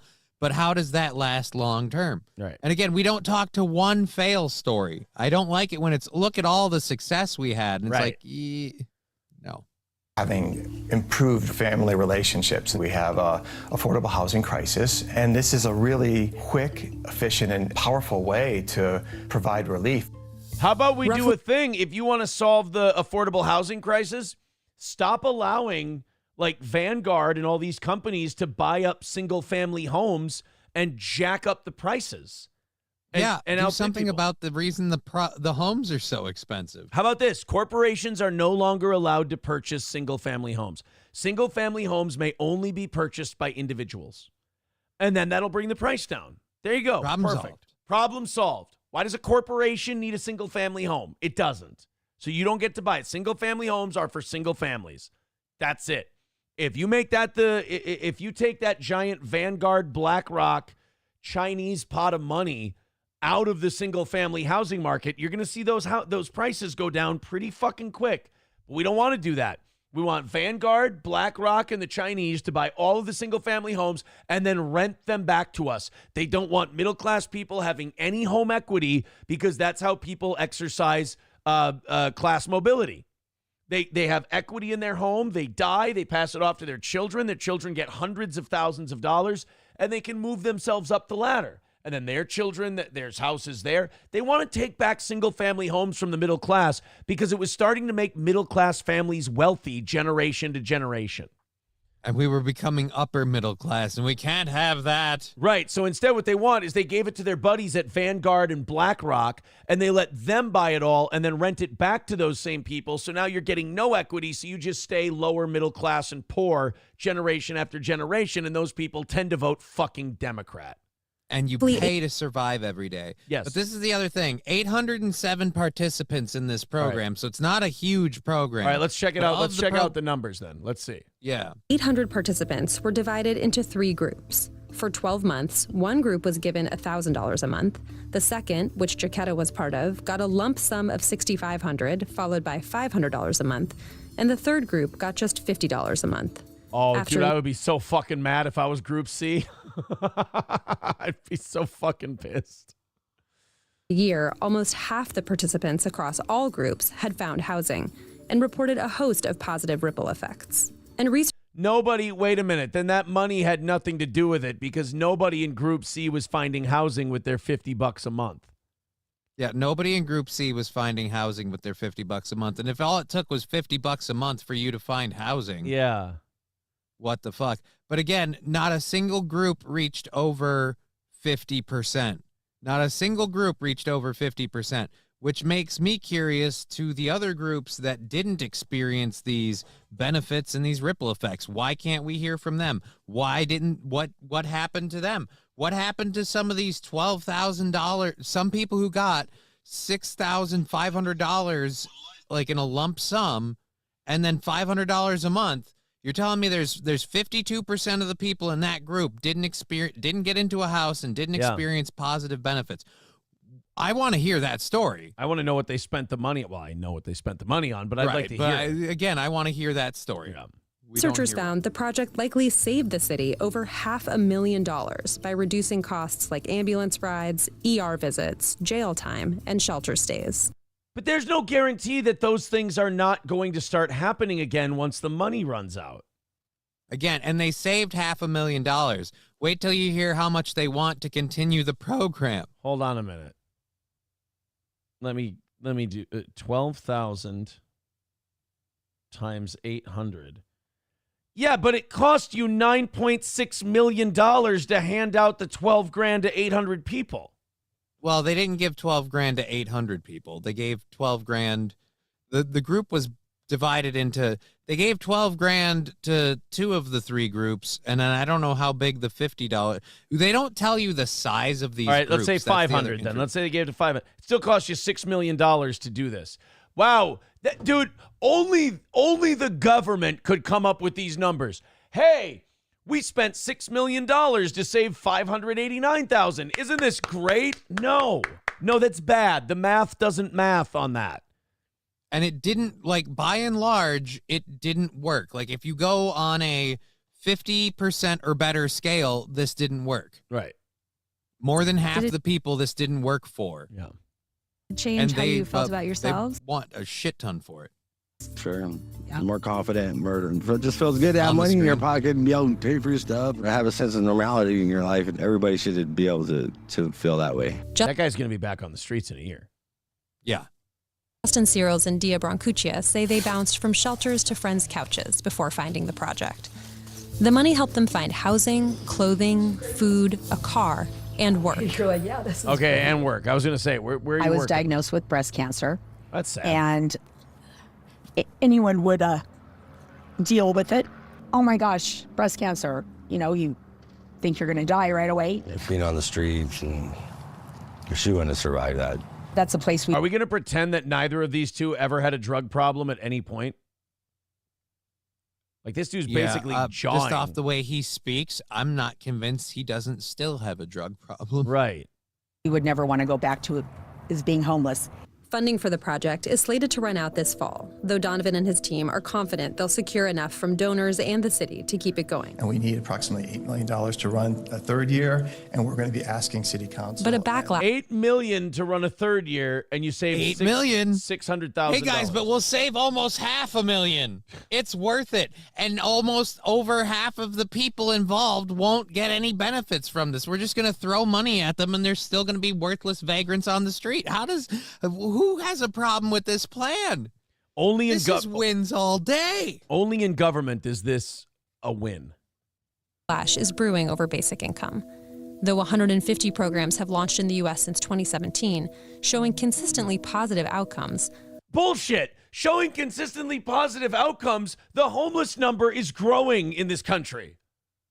And again, your own story here isn't showing a positive outcome. You spent more, you saved less, or you spent more, what you saved didn't balance out what you spent, and a majority of the people you tried to help didn't get helped. Right. This isn't a success story. Lawmakers in 10 states have banned or tried to ban the idea. The push is backed by a conservative think tank tied to Project 2025, which claims the programs... Fuck Project 2025 and Donald Trump. They suck. Why states should ban universal income schemes? Because it's really fucking expensive and you're giving people's money who worked really hard for it to people who didn't. That's why they're against it. They don't... discourage work and will trap people in dependency. Yes. One criticism that's been levied is that if you give people free money, they won't have the incentive to work. We've seen it reduce the barriers to getting to employment, whether that means fixing a car or having childcare or being able to not have to take the first job that presents and be able to get a better job that creates a better, more stable, long-term situation. Okay, so whatever you spend on that person to get the car running and the child care and everything else, you then have to subtract from the money they make at this new job, which means it could still end up being a fuck all kind of situation. Again, this is where it's like, oh, well, these people, you know, all it takes is a little help. Like, yeah, for some of them, like I said, we're talking about a couple of these success stories where all it took was a little help for them to move forward. But we don't address the massive group that doesn't at all.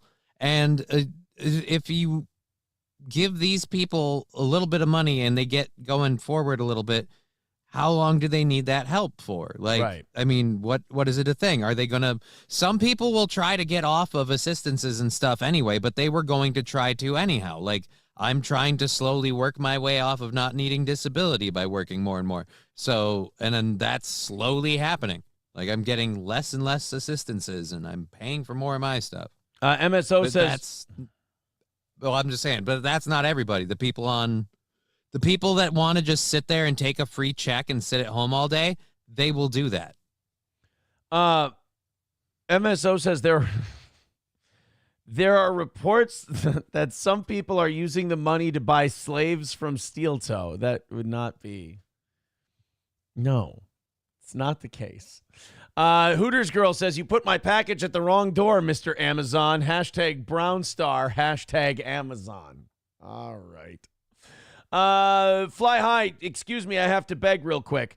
Thank you, Dash, for the $2. I appreciate it. Guys, we are $45 short. You guys literally skated with the bare minimum to get overtime today. So everybody throw in a couple of bucks so we can beg fucking twice today. God, I'm in a fucking rut. I'm just not performing well or something. I'm not doing, like, this week has been, I mean, I'm not going to be ungrateful for wins. Wins are wins, but oh boy, have I really been a burden on people to get to those wins. So $45 away. We're not going to do a 5-minute thing. Again, I can't. My fucking dignity kicks in at some point. I am going to mention that we need 45 a couple of times. Throw it in. Let's make it a win today. Streamlabs, PayPal, Venmo, Super Chats, blah, blah, blah, blah, blah, blah, blah. You know the fucking drill. Let's get that let's get that last 45. This is the worst way to miss a goal because we got tricked into doing the 30. Mm-hmm. So this would be a really fucking shitty way to miss it. 45 away. Everybody team up. It's barely anything. Knock it out. Let's call it another win. Let's get to 18. Florida homeowner faces woodpecker infestation. Or, oh no, we got to do the fat bitch who got kicked out of the restaurant for a dress code policy. Oh, yes. That has to be it. So, oh, dear Lord. Yeah, she's mad that she got kicked out of a restaurant for violating a dress code. I'm going to guess that she wasn't wearing that. Or, you know what? Maybe she was. If it's a nice restaurant, they probably don't want some pig wearing a fucking giant fat meat titty dress. Like, yeah, no offense, ma'am, but your upper half is spilling all out of that. I get it. You're proud of your fun bags, but can we keep those? You're not even wearing a bra, man. Yeah. Like, them puppies. Those are awful Them tits, puppies, too. unrestrained. They're off the chain. They're bad tits, too. Tits, long, nasty National Geographic tits. No, thank you. All right, let's check it out. You guys throw in $45. Let's do this thing. News. For me, it was so mortifying that I said, I need to share this so nobody else has the same experience. Oh, you are a hero. It was nothing about getting attention or a possible lawsuit and some money. I just didn't want anybody, I didn't want anyone else, to wear their fucking Notice Me titty shirt and then get kicked out of a restaurant for wearing their beautiful Notice Me titty shirt. I'm the hero of the Notice Me titty shirt people. A popular Baton Rouge steakhouse is making headlines for the wrong reasons tonight after a customer says she was kicked out because of what she had on. Arlene investigated. Crop top my black dick. What are you talking about, crop top? It was a fucking giant, like, foot-long cleavage, fat booby tit shirt dress. It was a top-down muumuu. I don't think this was allowed, man. Yeah. Investigator Scotty Hunter starts us off tonight with the controversy It's a surrounding fancy woman's restaurant. crop top. Scotty.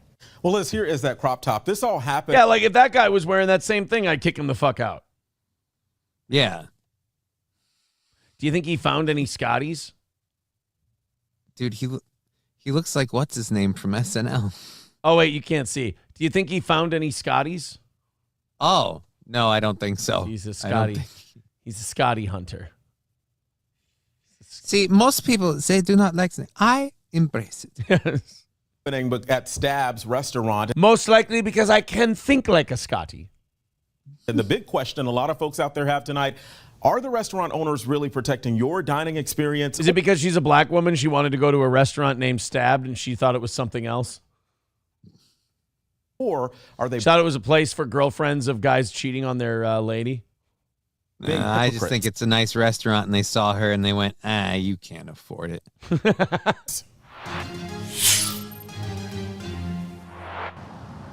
It was supposed to be a nice lunch at Stab's here on Jefferson Highway in Baton Rouge, but Iman McClanahan says instead of a juicy steak, she was served up a slab of humiliation and a big old side of disrespect.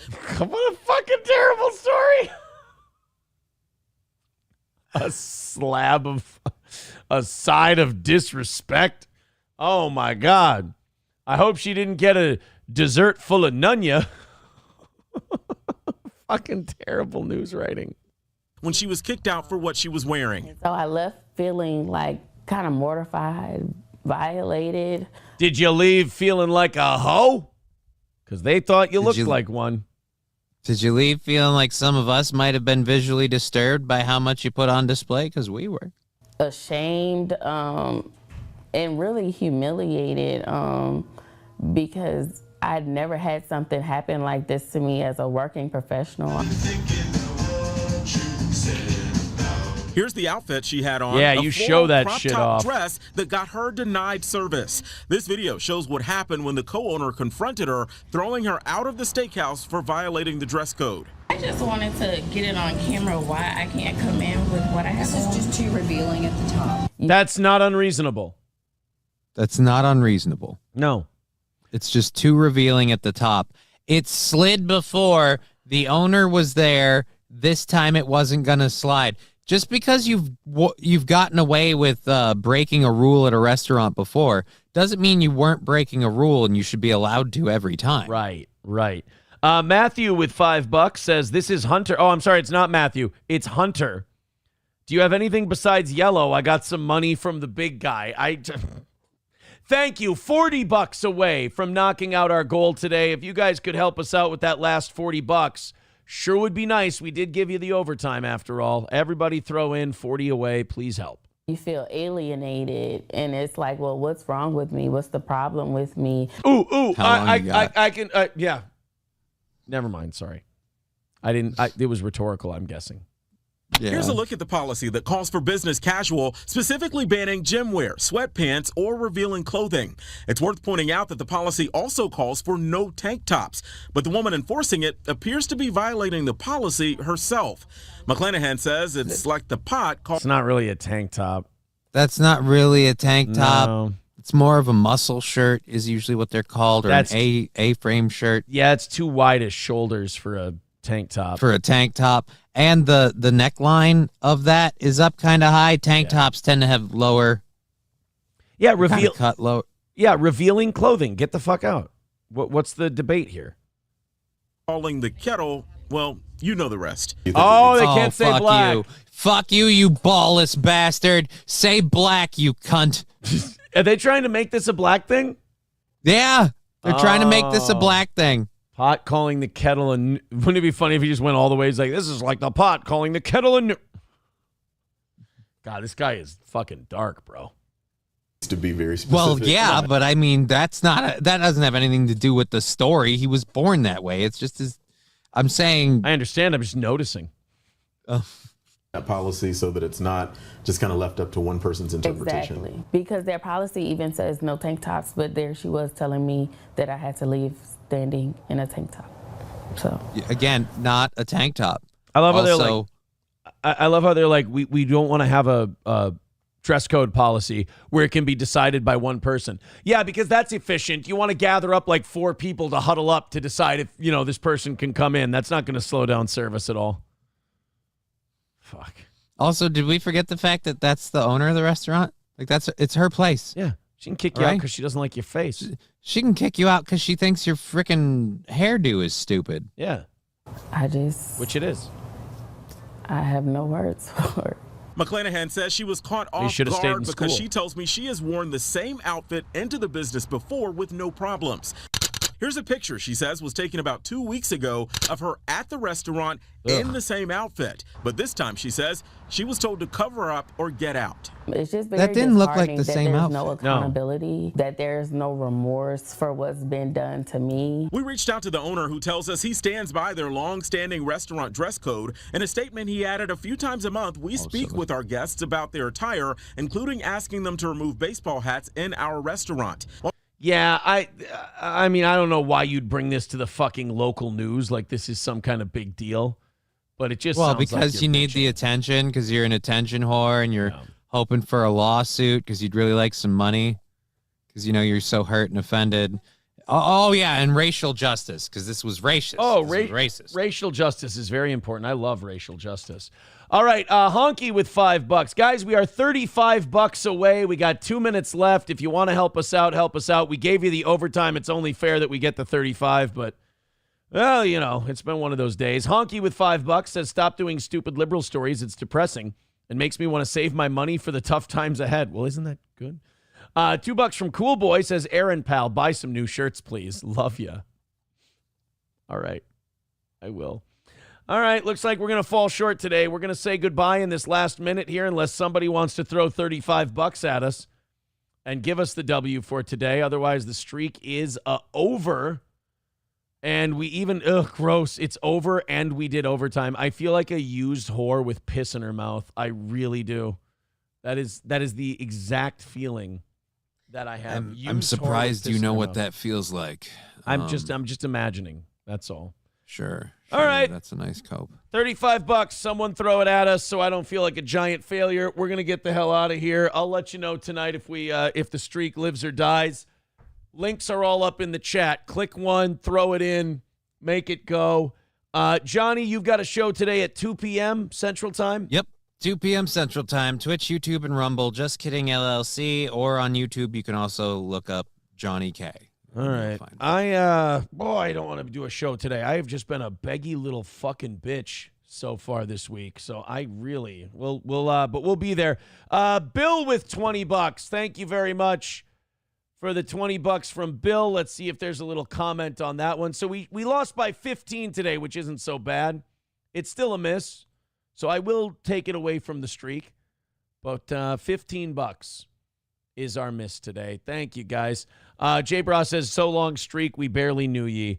Take it easy, everyone. Dive Bar says, do you feel like you got kicked out of Stabs? A little bit. I feel like I got kicked out of Stabs a little bit. Stabbed her in the back. Johnny, have a great show today. I will. See you next week. To the rest of you, take it easy. Talk to you again tonight at 7 p.m.